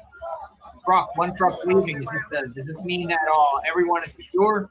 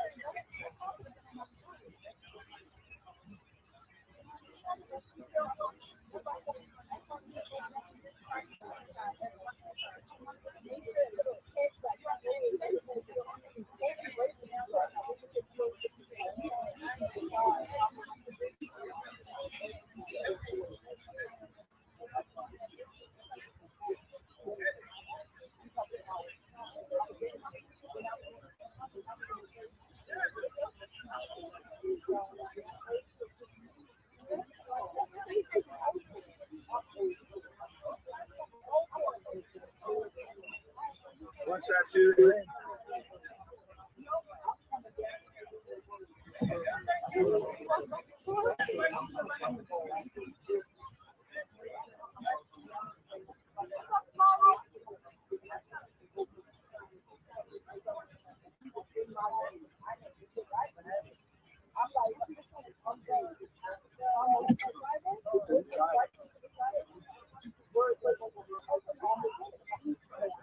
I mean, it looks like they're still in there. Trying to iron things out here.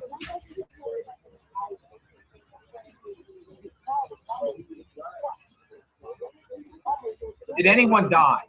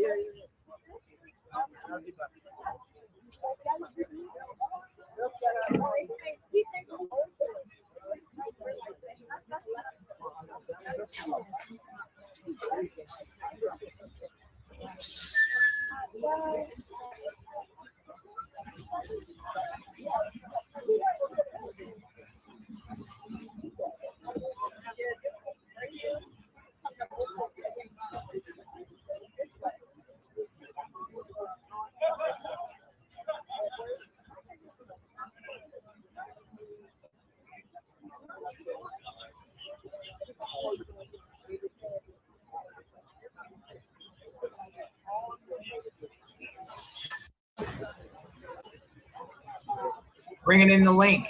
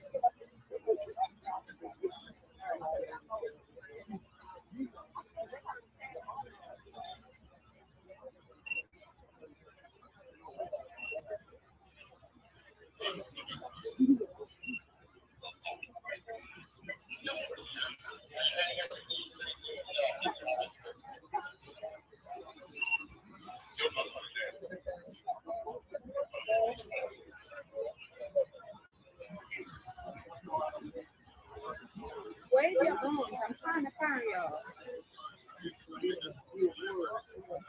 They just saw you like what? I want to find out what happened here.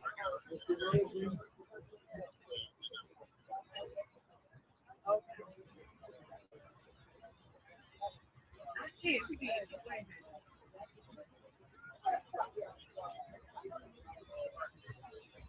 a minute. I'm trying to.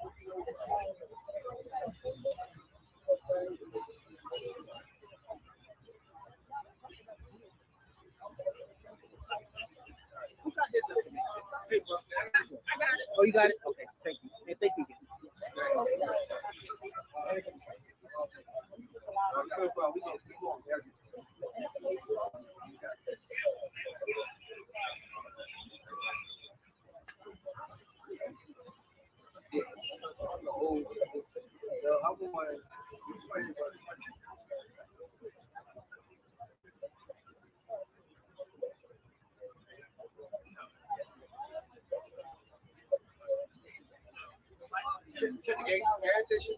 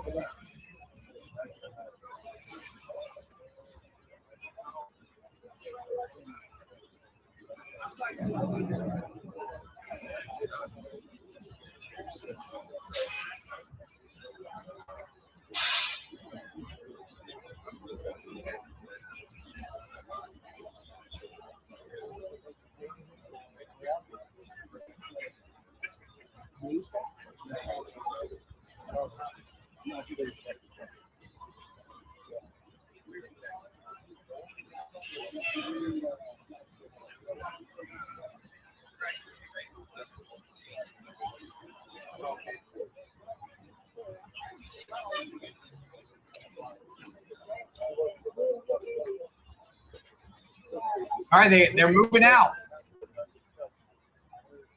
Some of them. We had Ease.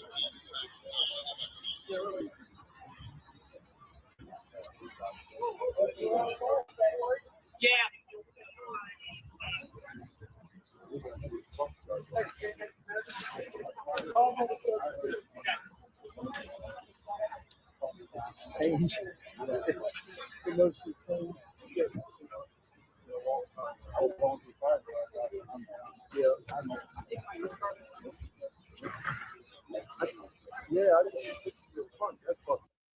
Got a witness. Witness.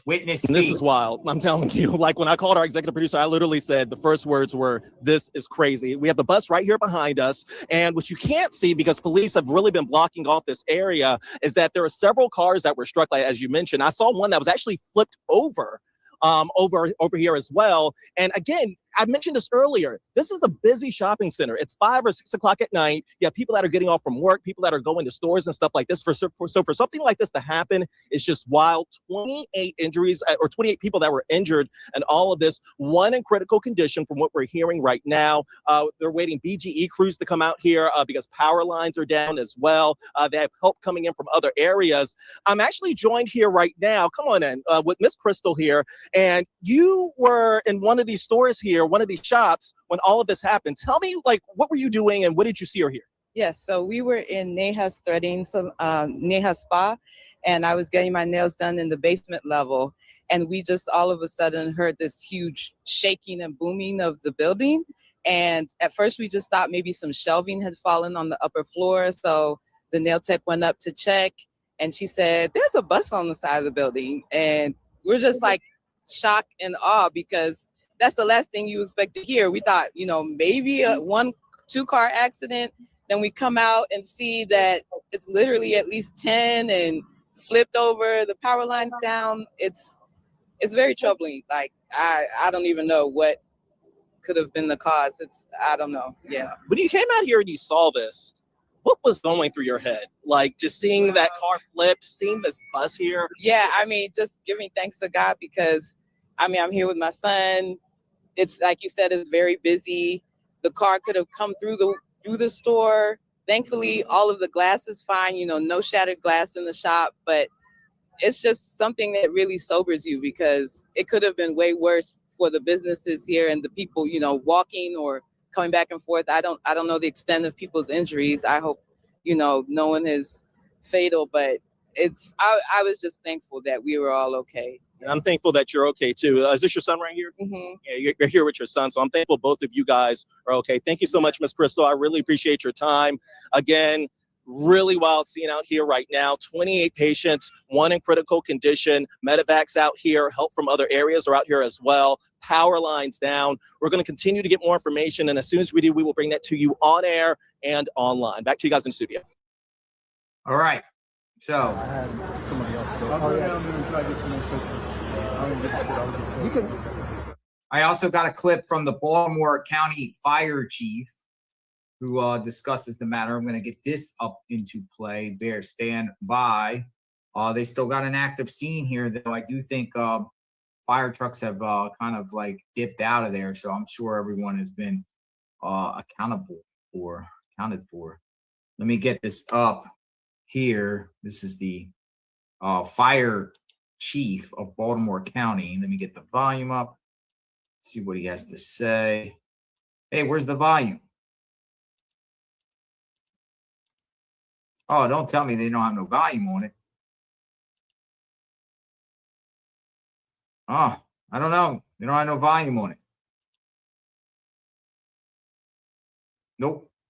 I'll redo. I'll look around. No volume. I bet every one of these folks are going to go off for too. Especially, well, there's a lady that not. There's a lady that's sitting down there. Someone, her sofa part of it.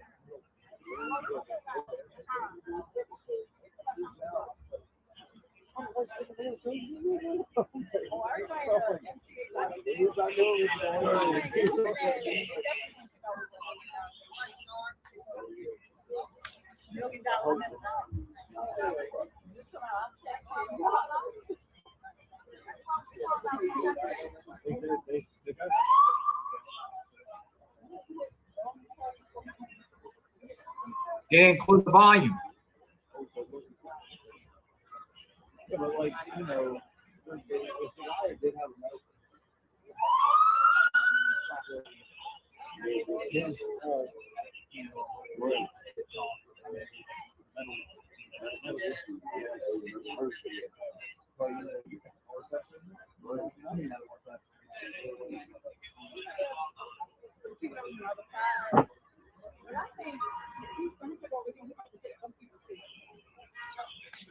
yeah, well, I know that part.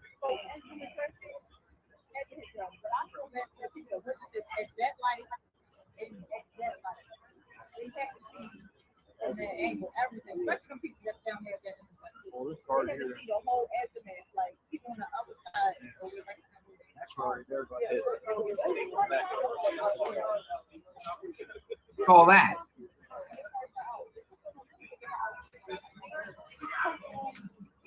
God's people. Luggage.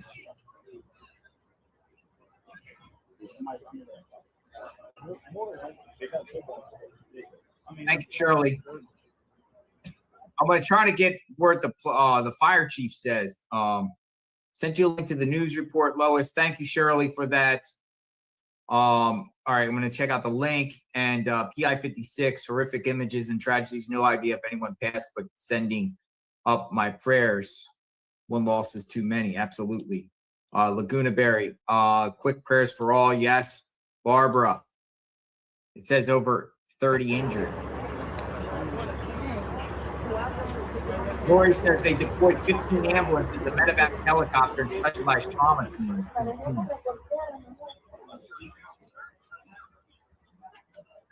Hey, Blue Eyes. Nice to see you, Blue Eyes.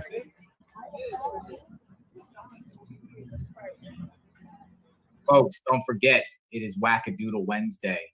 So, Wackadoodle Wednesday.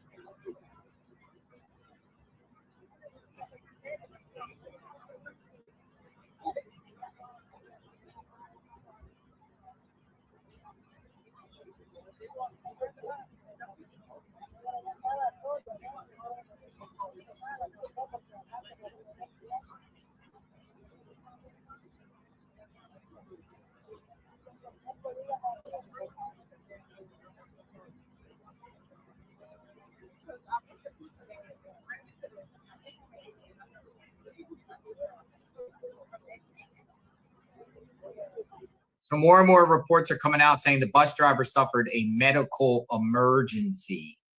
So it appears it was not deliberate, but a medical emergency. That's crazy. Medical emergency, 28 people injured, including one critical patient. None reported fatalities.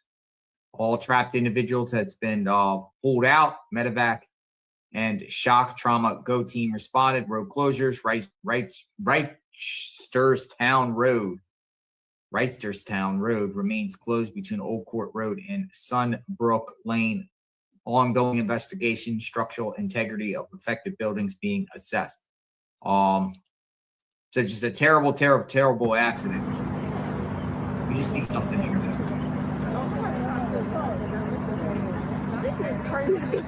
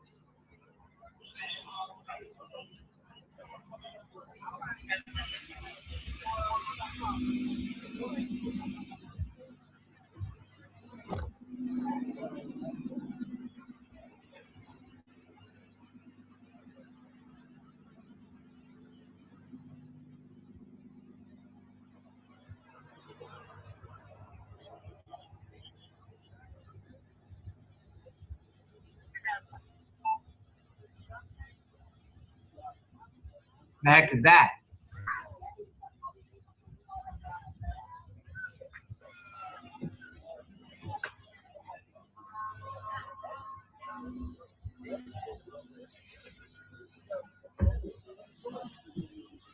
What are they doing?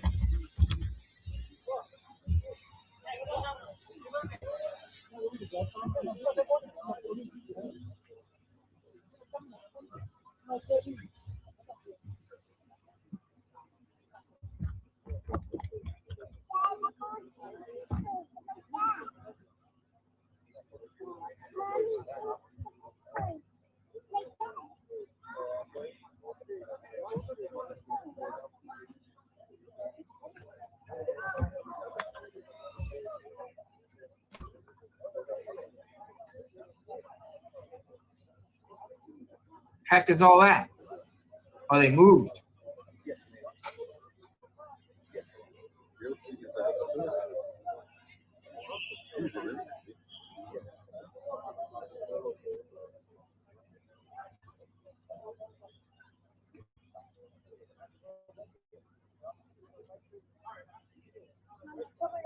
Crazy that a bus driver could have a medical emergency allegedly and calls all this.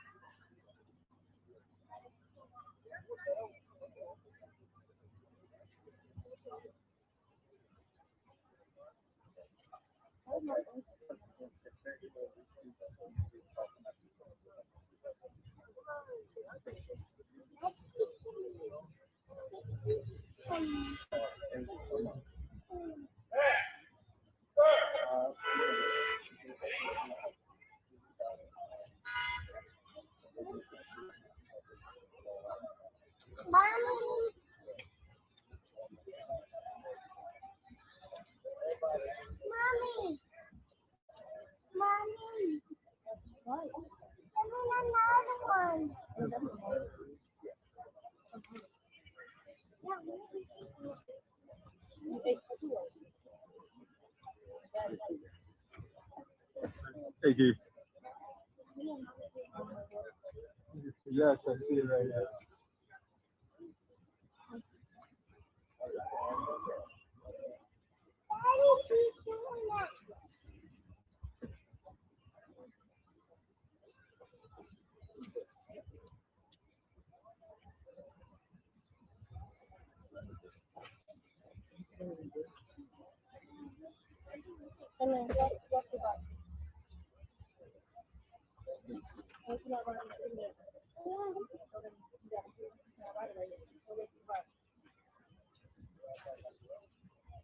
See, I put the AI overview and it says the cause is unknown.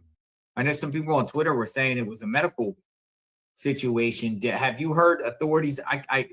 The one with the press conference there that he spoke, the Baltimore County Fire Chief, but there was no volume. But according to the AI overview, the exact cause of the Pikesville MTA bus crash remains unknown and is currently under investigation. The incident occurred July 8th, 2026, involved a Maryland Transit Administration MTA bus that collided with several civilian vehicles, including a Lexus and a Nissan, before jumping the curb and slamming into the FedEx building. The multi-vehicle collision resulted in a major mass casualty response with roughly 28 to 30 people injured. Because the crash occurred very recently, police and transit officials have not yet released details regarding whether the crash was due to mechanical failure, a medical emergency, or driver error. It doesn't say anything about delivery. Everything I see is still under investigation, Lori sends. I know, I see it too. What people on Twitter are saying it was a medical emergency. I've seen quite a few posts.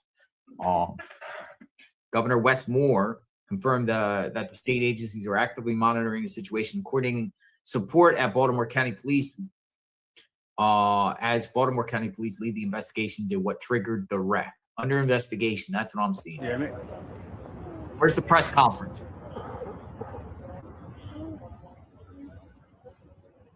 I've seen nothing on the calls. Drunk driver? DUI? See nothing on the calls. Nothing on the effect.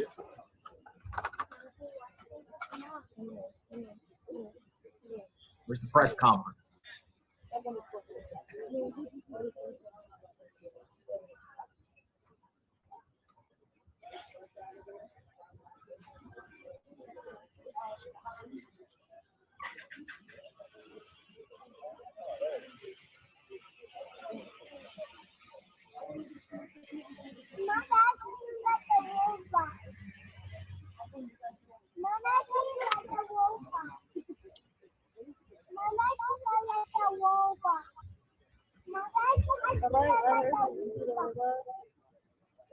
Hey, Ben, quick question.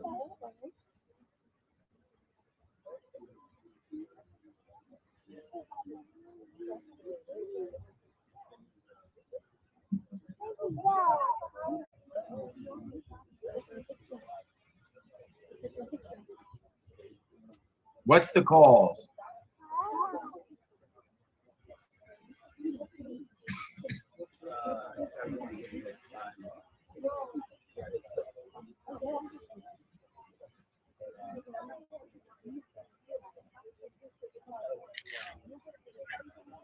Long day.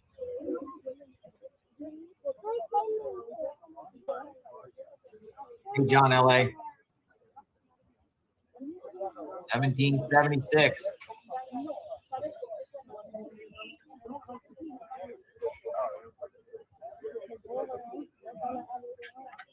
Wackadoodle Wednesday.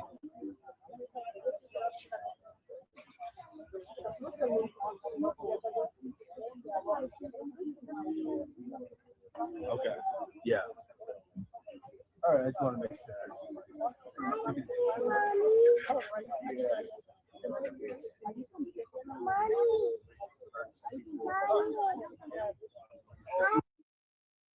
All right. Oh, we're here. All right. It just says Pips proxy. What the heck happened here?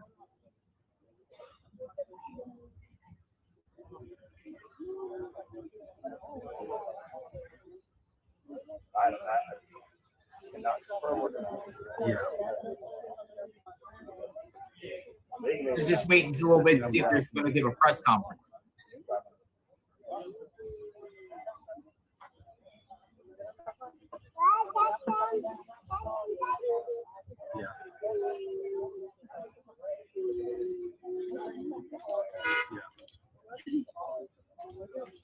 Okay.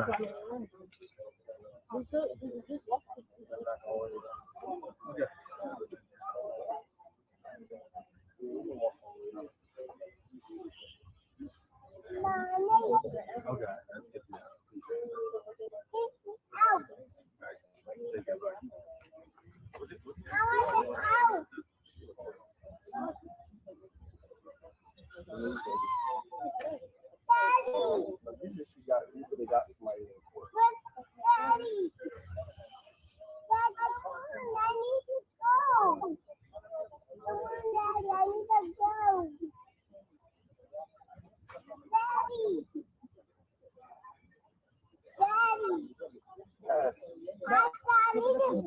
Just gonna stick around here a little bit longer, see if they give a presser or something like that, or what's the cause. But all I'm seeing reports right now is basically it's under investigation. So we don't know either if it was mechanical failure, maybe this was the end of the feed anyway. Might be. Let me see. Yeah, live view. It says live view, live view. All right. Well, if they give a subsequent press conference or something like that, we'll come back on. Terrible situation. Our thoughts and prayers with everyone involved here, including the bus driver. Hopefully everyone is okay and doesn't have long-lasting damage. Wild world, folks. Be safe when you're out there driving. You know, be vigilant too, because you may think you're the best driver in the world, but we're dealing with all types of drivers out there, and people are whack, crazy. I was in Carolinas a while back, and someone just plowed their vehicle into my vehicle. Oh, wait, hold on. I think it came back. We came back. It's not over. I thought the feed was over. Hold on. Nope, it's still up. They brought it back.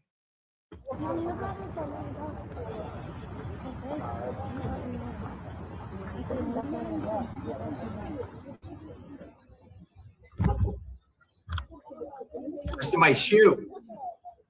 Look, it's somebody's shoe.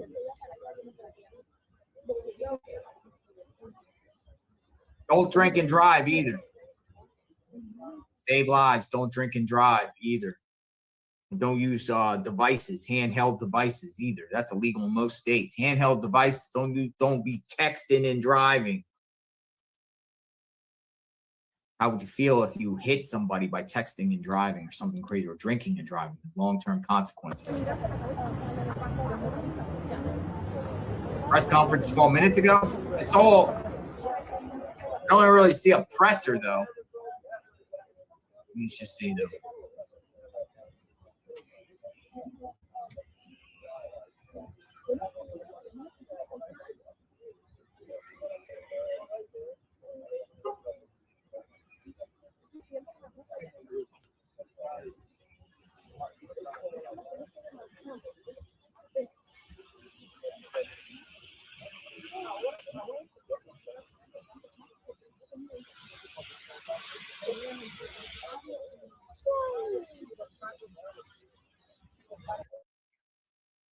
Brian, sorry, yes. Nice to meet you. All right, so you guys ready? Yes. Yes. They just posted this 10 minutes ago. Sure. Fire chief, Baltimore County. Okay. All right, can you start by saying spelling your first last name and title? Joe Dixon, DXON, Fire Chief, Baltimore County. Can you just describe to us what has gone on here at this scene? Yes, sir. So, as mentioned prior, approximately just before 6 p.m. this evening, we got the initial call. The initial call was for motor vehicle crash, MVC. Once our first units arrived on scene, they confirmed that there was multiple vehicles involved. The count, it appeared to be about a dozen vehicles. of course, and we have a bus, a mass transit vehicle into a building. So the scene actually goes from Old Court all the way down to McHenry. Do we know a cause? We do not know cause, of course. That's going to be under investigation. It certainly hasn't been determined yet. Our primary concern now, we have over 100 first responders on scene right now trying to take care of the needs of those that were involved. Talking about I know there's an extensive injuries. We got preliminary reports of roughly 30 injuries. Do we know if there's any extensive critical injuries or any fatalities? We did have one individual that was transported via air by Maryland State Police. That would be the most significant injury that we have on scene. Most of the injuries right now, we believe, were minor injuries. I imagine you guys are going to be out here for several hours. You see that there's a vehicle that is struck. How many different entities would you surmise are involved outside of fire, police, et cetera?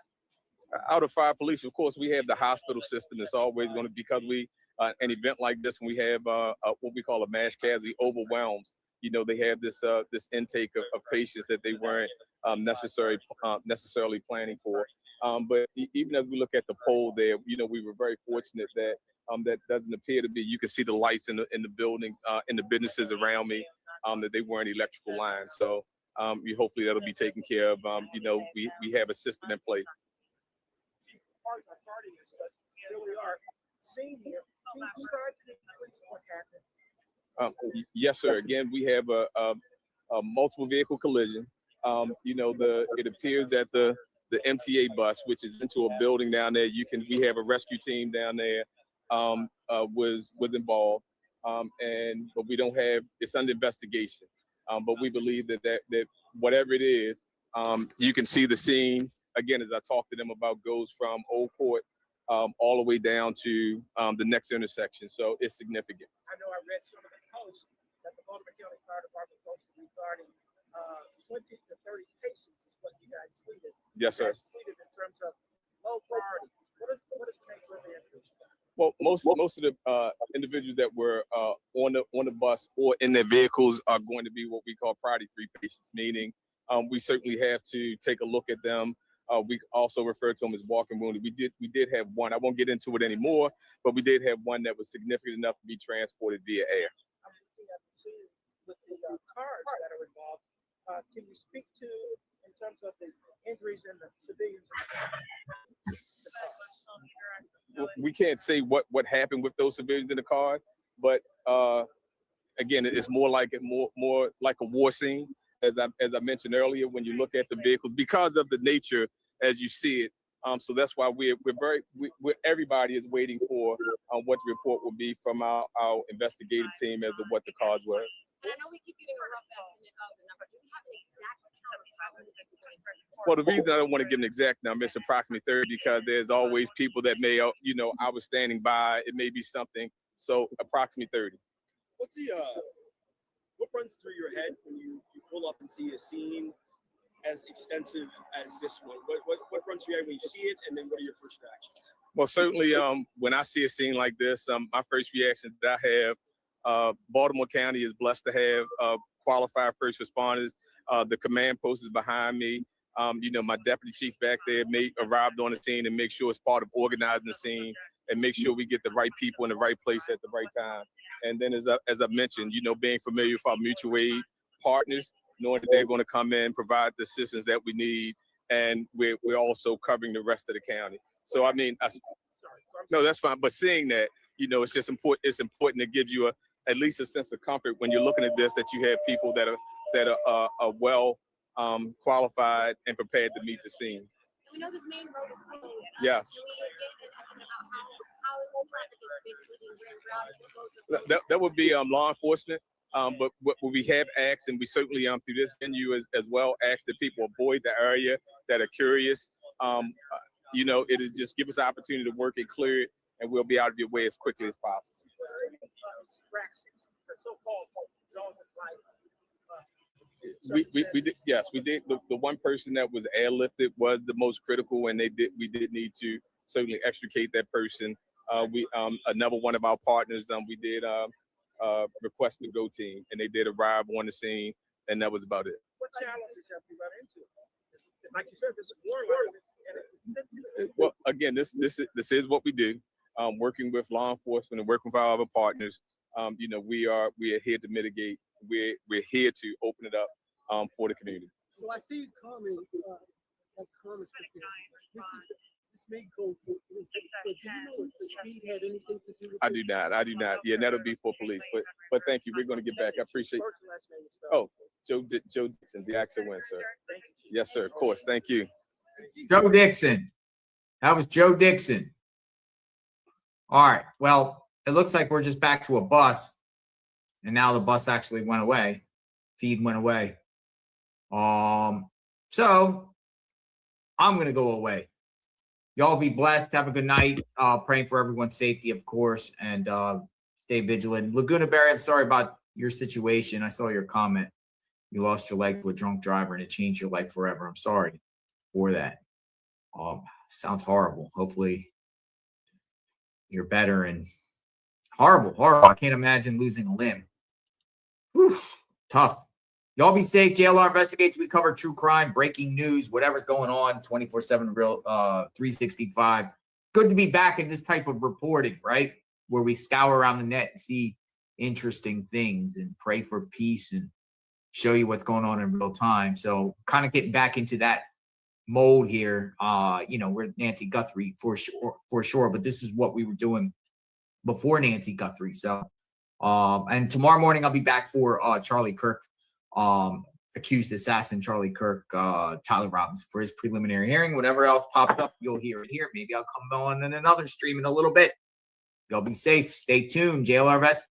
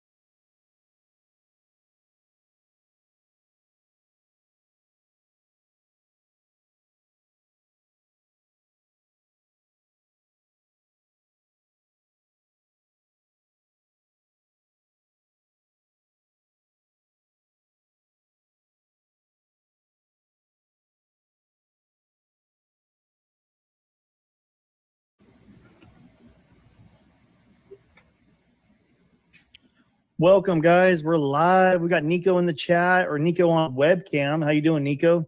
All right, brother. How are you? Pretty good. A little sunburnt, in case you can't tell. got a red face.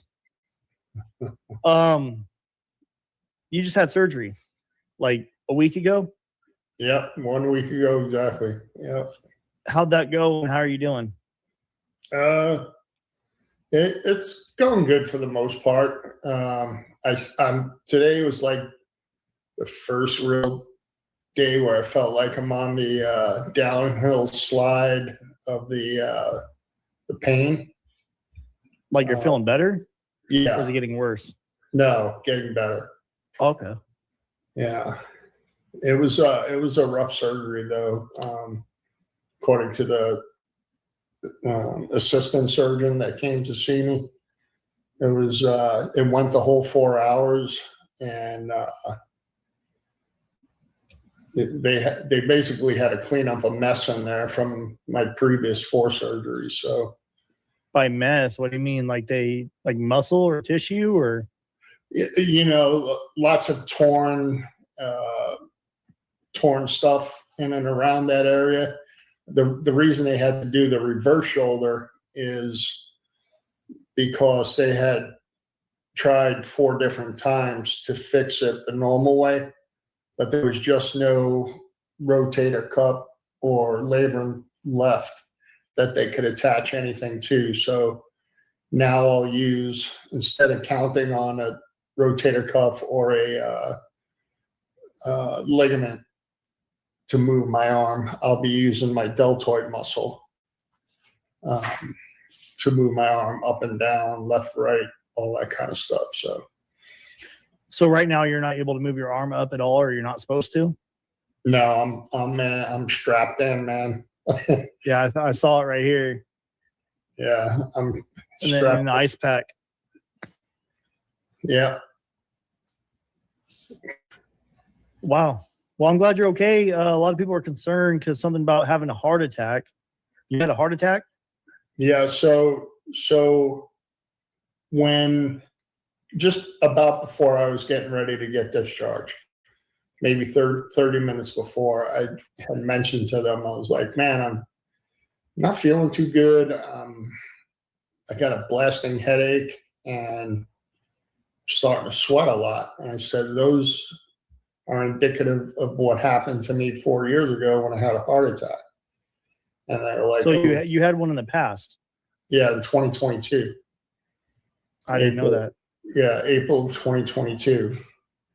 So anyway, they took me down. They started doing what they do, treating you for potential heart attack. And one of the things they do is they draw blood and send it to the lab stat.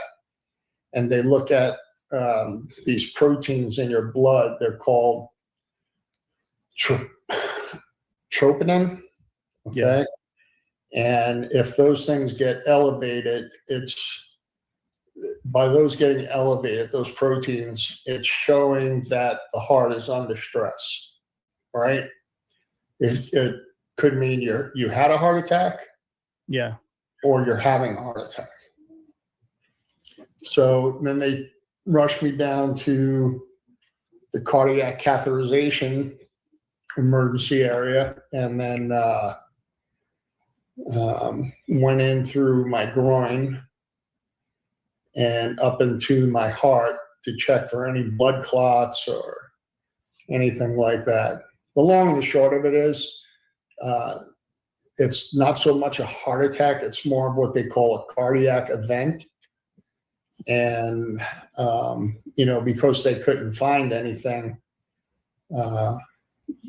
they just said it could have been from the stress of 4 hours of grinding and trauma, and then also being under anesthesia for that long.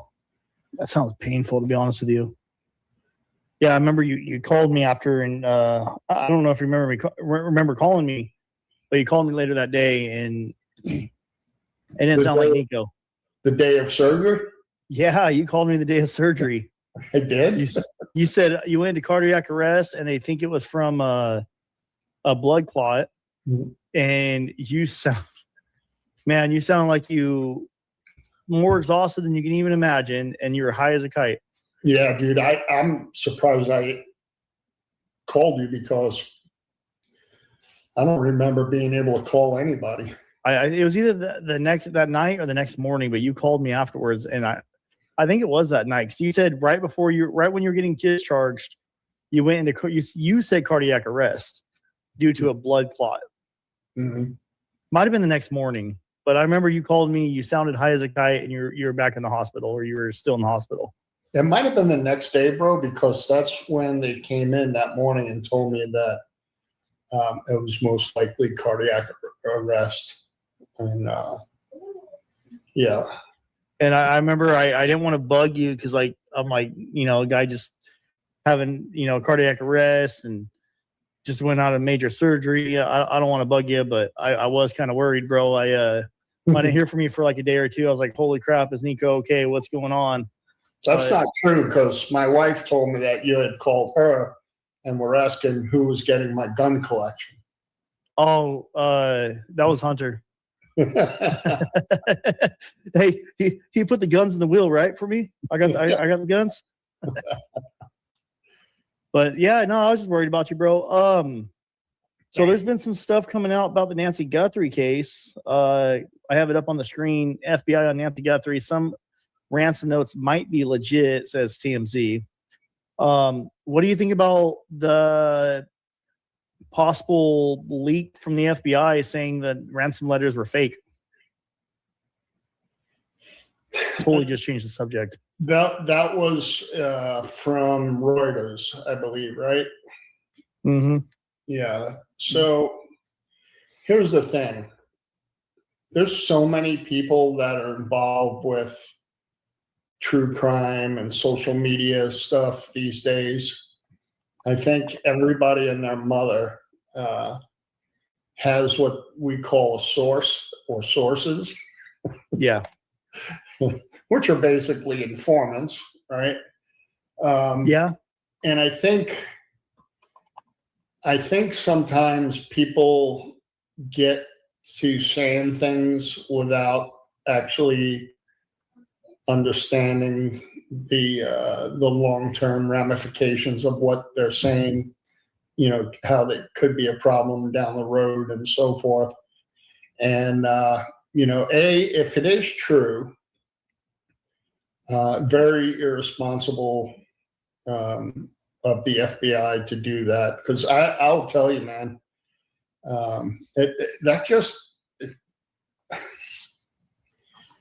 not everybody agrees on everything, but I can't tell you in my 22-year career that anybody leaked information or chose to leak information for one motivation or the other. In fact, we've always been good about, keeping secrets and not exposing sources. And now, does the possibility exist that they put some bad information out there on purpose? Yeah. We have done that in the past. Maybe to see how a certain person or group of persons would respond. Because if they are watching somebody or a group of people and all of a sudden that comes out and they're going up on their phones or their email or social media or whatever, sending what they think is encrypted messages. Yeah. That's what the FBI is looking at immediately. So to answer your question, I don't know. It would certainly be very irresponsible of Reuters, and they really have a good track record with the feds and the military. That's why they do get access and stuff. You don't think they're going to release information unless it's vetted from Reuters? Well, honestly, again, in this day and age, everybody gets paid the big bucks. when they do the fastest reporting with the biggest audience, right? So maybe it could have been a young reporter that maybe jumped the gun or maybe misinterpreted what they were being told. And then again, if it was an FBI agent, the FBI will find out. And when they do, that guy or gal will no longer be employed by the federal government. You get best bet. True. Mm-hmm. So basically, we probably count our odds are that if it was released from the FBI, if it is true, that it was most likely released on purpose, maybe, or I honestly, I don't know. Now, I do know, like I'm sure everybody has figured out by now, that the FBI put out a follow-up message from the Phoenix office. Yeah. That said the ransom notes and other traffic were false, except for, I believe they said the first two notes, which they said, quote, may possibly, or no, may potentially be legitimate. So that tells me there, if it is true, that they may still be tightening up on those first two letters, and but they're not going to come out and say, yeah, we believe they're 100% legit or not, unless they are 100% legit, and you know, they know for sure that it involves Nancy's case.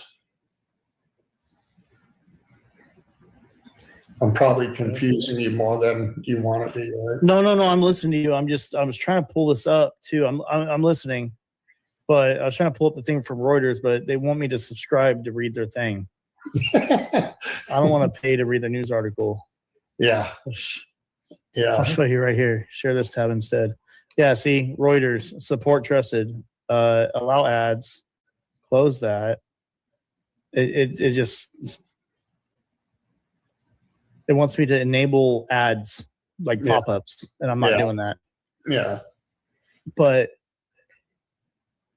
there's just so much. This whole thing is confusing, man. They say they're not legitimate, then they say that they could be legitimate, then some could be legitimate. It's mixed messages. Are they or are they not real? News Nation, FBI hedging with Nancy Guthrie statement. FBI continues to investigate the disappearance. It may hinge on insider information. I don't know. This whole thing is just confusing to me. This whole thing is just confusing, man. What do you think? Do you think Nancy's in Mexico? Do you think she's in Tucson? Do you think she's on Mount Lemmon? No, I think she's pretty close to where they took her from. Really? Yeah. Do you think she was alive for more than a couple hours after she was taken? No. So you think she passed away pretty quickly? Mm-hmm. And what makes you think that? Just what makes me think that? Yeah, what makes you think that? The way she was carried out, and the blood on, the walkway, the threshold of the door, that kind of stuff. So I still think, I'm still holding true to my theory that she was put in a over-the-shoulder fireman's carry. Yeah. And that at some point, you got to remember, so Nancy was on blood thinners and other medications to where she would bleed very easily. Mm-hmm. And I think looking at the blood pattern, and I'm no blood pattern expert, but I do know a little bit about it. Just looking at that pattern right away, I thought it wasn't what people were saying, where they were, she was on her knees and they were making her crawl out to the vehicle or out on the driveway, stuff like that. I mean, she could hardly walk, never mind crawl. But anyway, I think she was put in fireman's carry. I think there was inside the backpack, there was some kind of drag bag,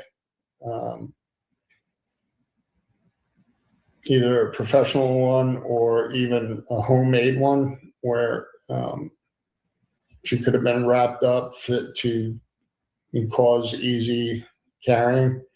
And I think once the suspect threw her over his shoulder and they stepped through that threshold of the door, I think he then did what was called an adjustment of weight distribution. In other words, like just throwing her up a little bit further, higher on her shoulder, which would have caused her head to come lower towards the ground. Yeah. And that expirated blood looks to me like that is what happened. The air being pushed out of her stomach and lungs is why you see the pattern that you see on there. And the reason why you don't see any footprints through the blood is because the suspect was in front. And with her over the shoulder. Yeah, and her head was behind him. So, you know what I just noticed too? Which I never noticed this before. The blood, I don't know if you can see my, can you see my mouse right here? Yeah. Okay, so the blood, it kind of like, you know how the door opens this way like this? Okay, it looks like she walked this way like this, boom. Like he walked out like this. Maybe the door brushed his shoulder as he was going out. So it does, if the door was being held open for him, meaning if there was two people, it would have, my opinion is he would have walked dead center right here and the blood trail would be over here. See how the blood trail is kind of like over here? Kind of like he opened the screen door just a little bit and then walked through it with it like up against him and this way. That makes me think that there's only one person, because this is just my thought. If there was two people, one person's carrying the body, the other person would have held the door open. You know what I mean? You're carrying a body. Wouldn't you want to help your friend? That's what makes me think it's one person. Yeah. Is the way this blood trail angles right here. Yeah. How it's The off other to the thing right. is, don't forget the exterior door that opens out is a heavy steel gate, if you will. And then the interior door is a heavy wooden door. So unlike the back door, which they propped open, the screen door with a flower pot, it's not something that would have opened and then retracted on its own. And then another thing is, what is up with this? Like, I know we've already talked about it, but it really just irritates me that those flowers were still sitting right there when this video was taken. Why weren't those flowers picked up? Did they ever take those in for evidence? Do we know if they took the flowers in for evidence? I don't know, man. Listen, I honestly believe the map may still be out there. I know it was for a long period of time, even when I was out there the first time. So why wouldn't they have just picked up that whole damn map and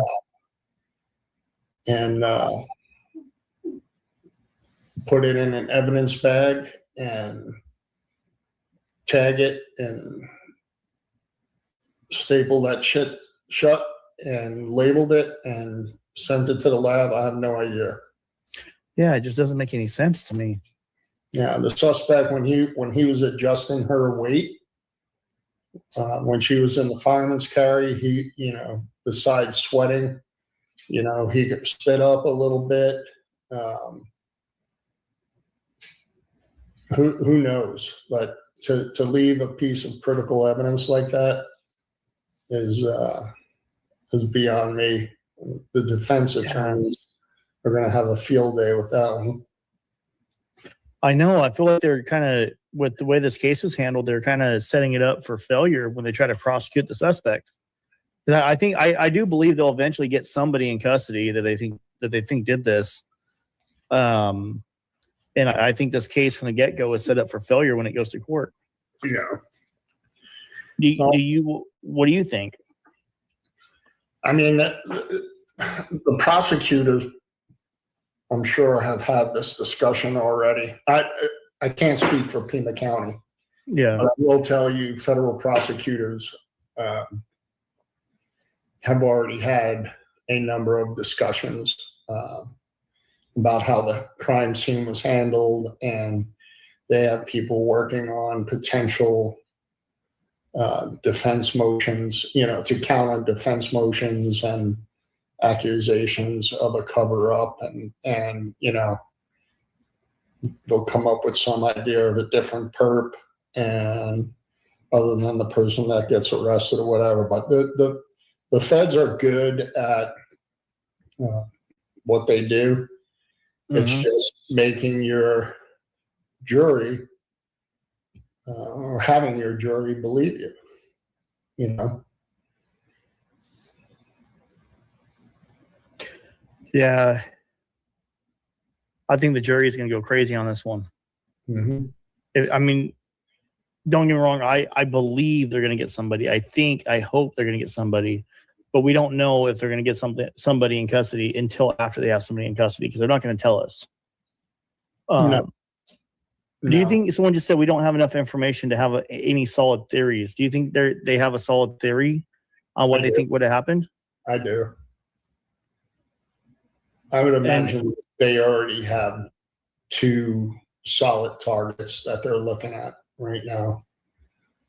And do you think, being Nico, with your background and your experience with criminal cases in the past, from a law enforcement side, obviously, do you think that this case points towards Mexico at all? No. Not at all? No. You don't think anything crossed the border? No. Lo siento mucho. What makes you think that? I just don't see it. I mean, who in Mexico would want to kidnap an 84-year-old, very handicapped woman, and for what reason? Yeah, I thought about this a lot. People thought about the cartel and stuff like that, but I've worked those kinds of groups, organizations, and it's just not their signature. It's not how they work. If it was the cartel, do you think the cartel would have came forward and said, "Hey, we took her"? Because they're kind of blunt about how they do things sometimes. First of all, if the cartel did do it, Nancy, and it was for the purpose of taking her life, the cartel would have never removed her from that house. So cartel's not really in the business of killing and removing. No. They usually just take. We don't get angry at them for moving, tons of fentanyl and methamphetamine across the border, and human smuggling and child smuggling and stuff like that. But you want to piss the American people off? Go ahead and kidnap an 84-year-old white little grandma, who in the eyes of the world is totally innocent, never heard a lie, and it would just it doesn't make sense. It doesn't make sense to me either. No. So what was your theory? Like, didn't you have? Oh, hold on. I'm so sorry. My son just ran up to me. He lost his tooth. Okay, hey, you got to mommy. Put it back, okay? I can't see any comments, but hello, everybody. Sorry about that. If you're out there, I love being on with this guy. Oh, he's back already. Yeah, he running up to my wife to get a thing and flush his mouth out because he's bleeding a little bit. He's gonna put it in the bag for the tooth fairy. Oh yeah. He just comes up to me, Dad, I lost a tooth, and then he stops. He's like, I'm bleeding. So yeah, that was cool. I totally forgot where we're at. Cartels. Okay, yeah. So nothing on this point starts towards cartel in your opinion at all, because this isn't their MO. Nope. What can you what imagine? Person do you think would have done this? Just imagine this, right? What cartel can we? Let's use an oldie but goodie, Los Zetas, right? Los Zetas are mean, former military, ruthless killers.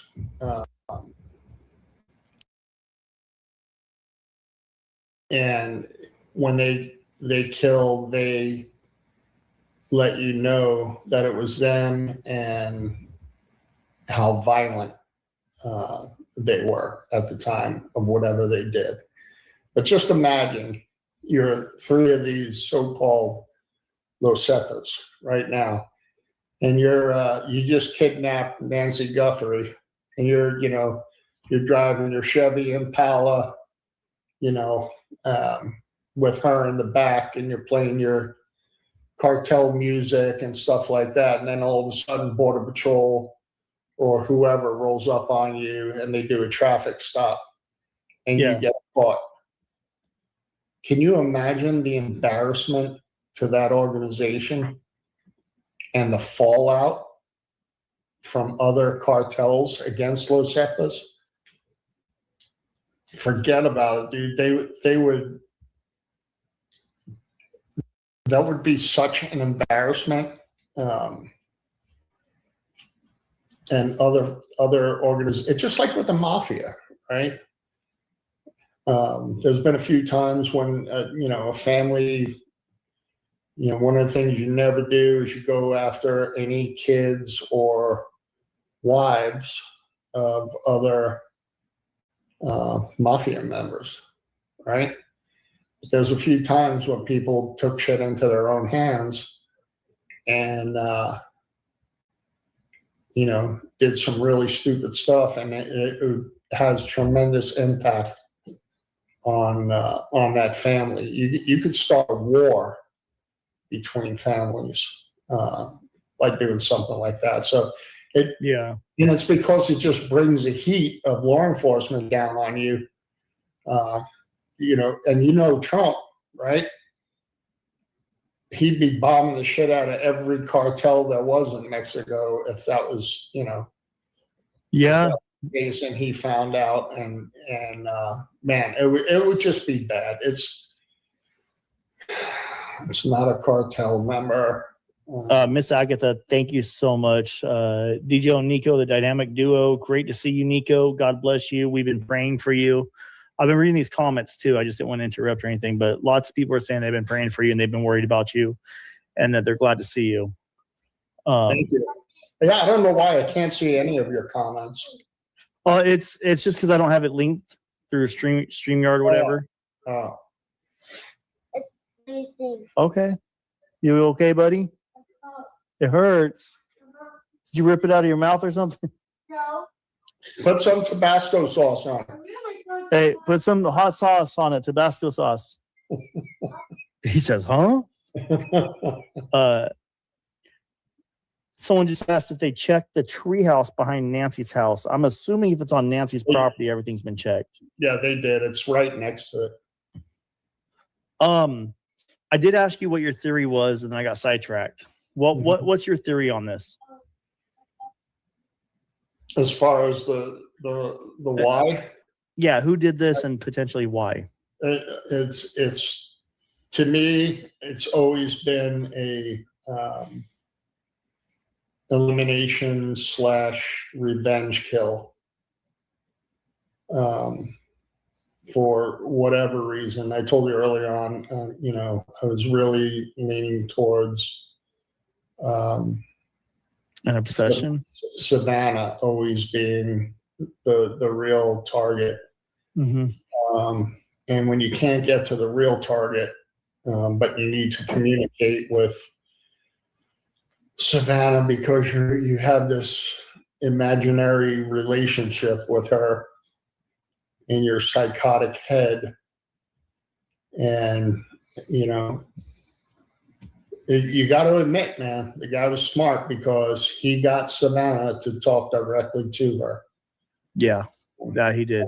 Probably sound like a broken record because I think I said that once or twice before on your show, but yeah, man, it's there are people like that, unfortunately, and when she was speaking directly to him, and she said, we hear you, and it'll be okay, and that kind of stuff. It's unfortunately, that's the evil reality we live with these days.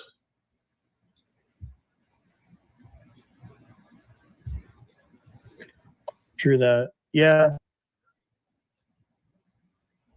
This case, man, I just keep on going back to where, like, I literally have dreams about going out there and finding, like, where she's at, or finding her remains, and then I don't know. Mm-hmm.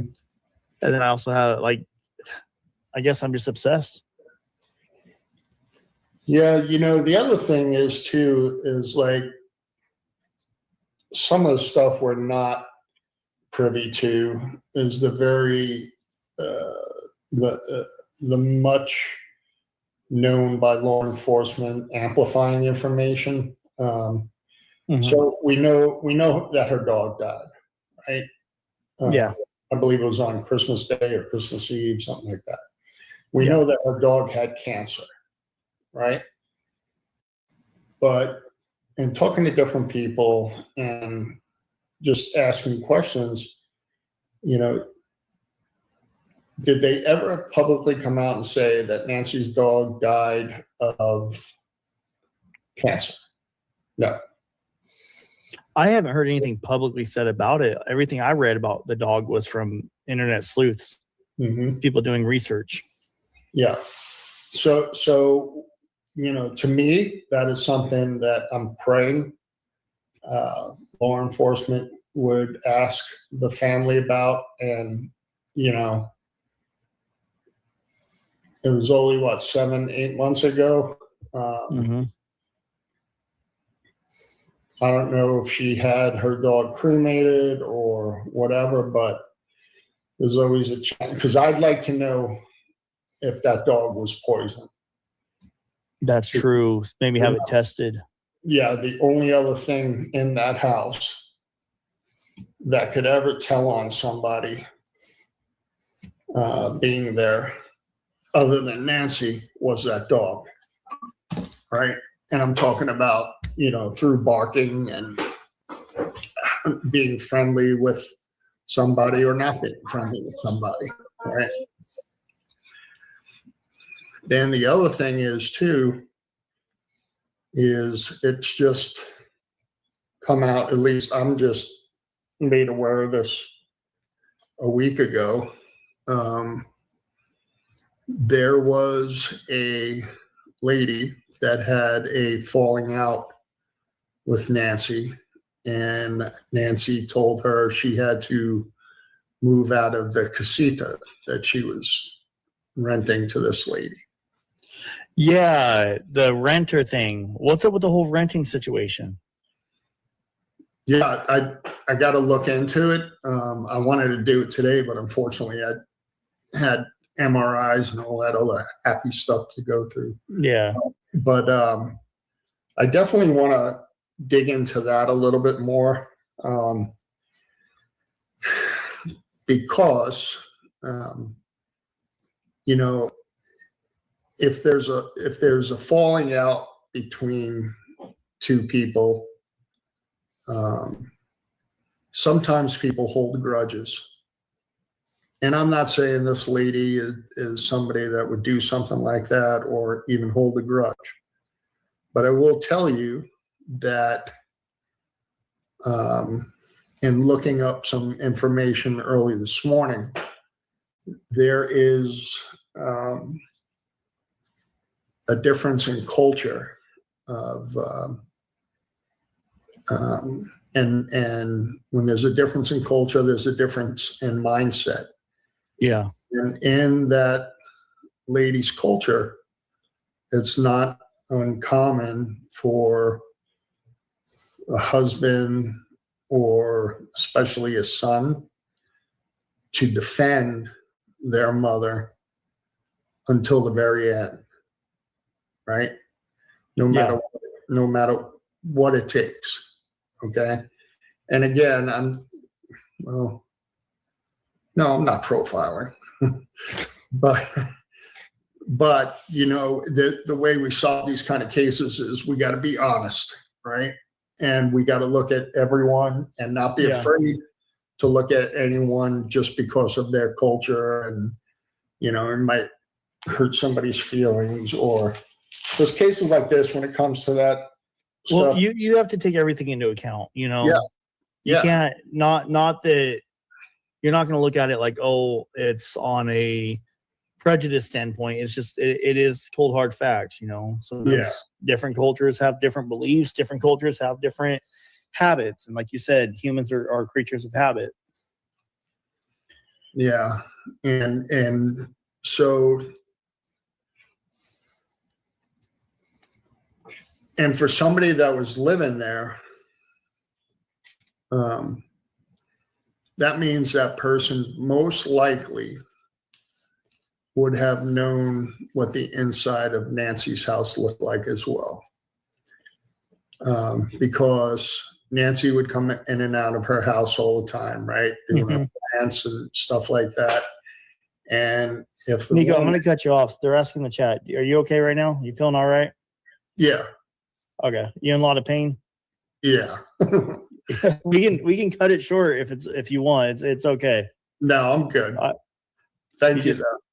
Guys, he contacted me, was it yesterday? Asked about a live stream and said if I'm up for it. And I'm in my head, I'm thinking, Nico, are you up for it? Because this guy just had some major surgery, just had a heart attack. Well, cardiac arrest or what do you call it exactly that you went through?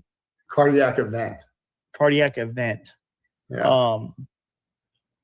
And I'm gonna be honest, guys, we're lucky that Nico's still here with us. Nico, I'm glad you're okay. I'm glad you're alive. And I'm gonna be honest, I was kind of scared the worst happened. Nah. All good. So they're saying that Alex was getting a cease and desist for going down the thing about renters. I'm unaware of that. I know JLR is live right now talking about something. Yeah, I guess Alex got a cease and desist because he was going down the rabbit hole about the renters. Yeah. But let's go back to what we were just talking about, right? Okay. With this lady. So she's younger than Nancy, right? Nancy's there by herself, and this is a renter, right? Yes. The casita is literally 80 feet from where the house is, right?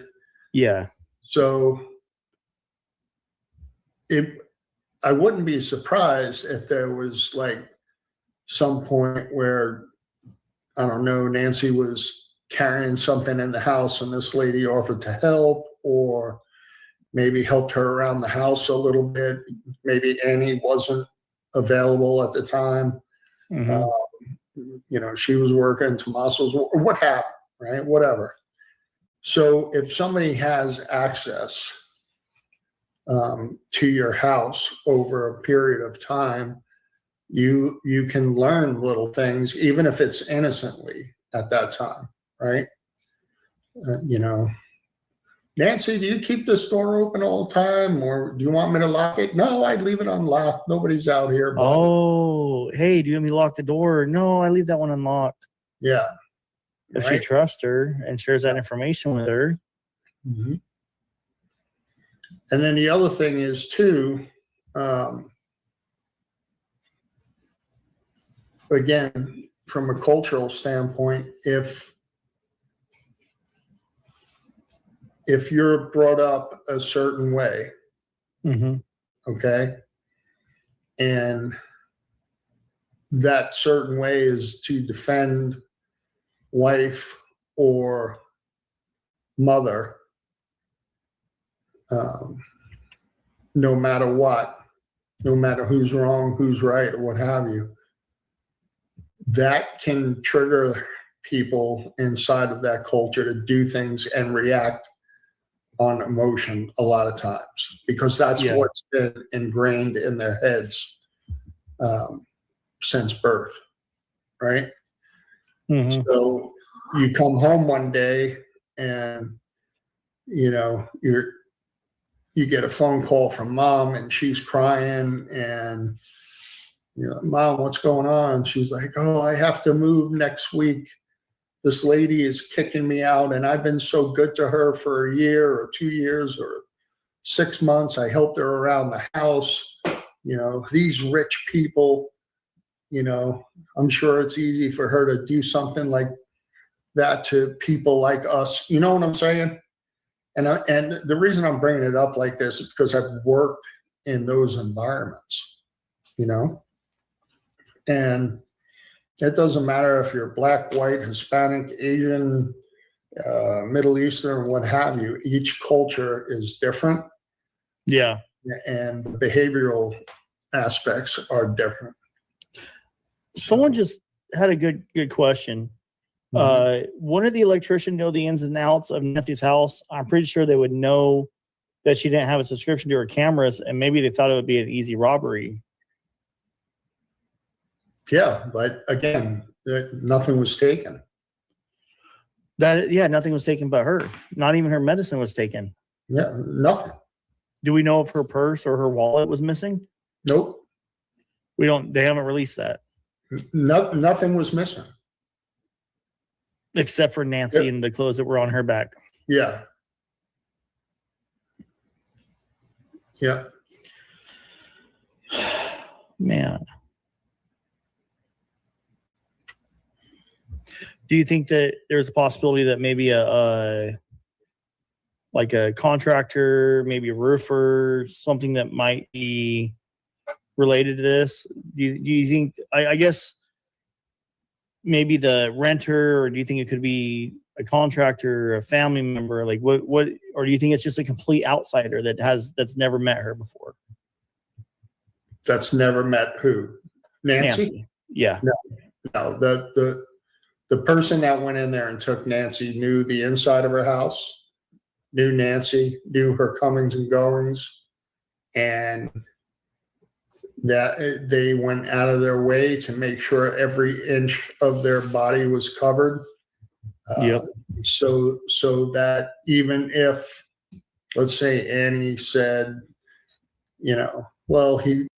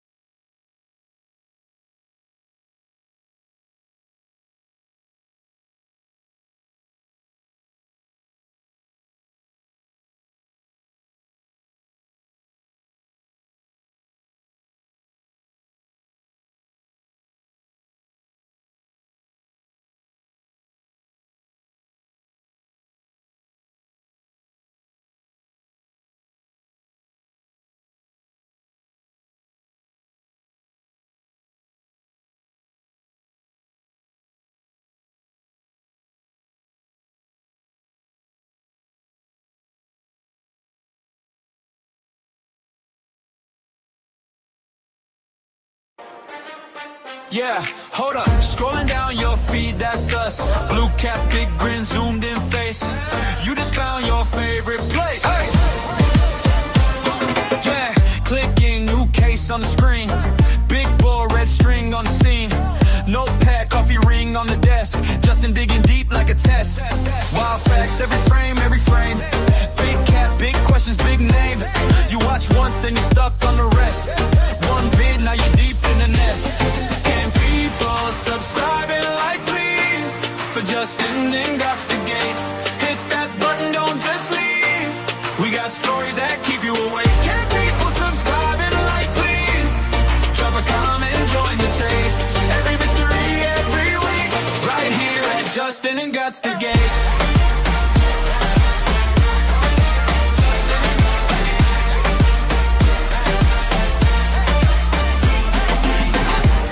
Slow zoom on the clue.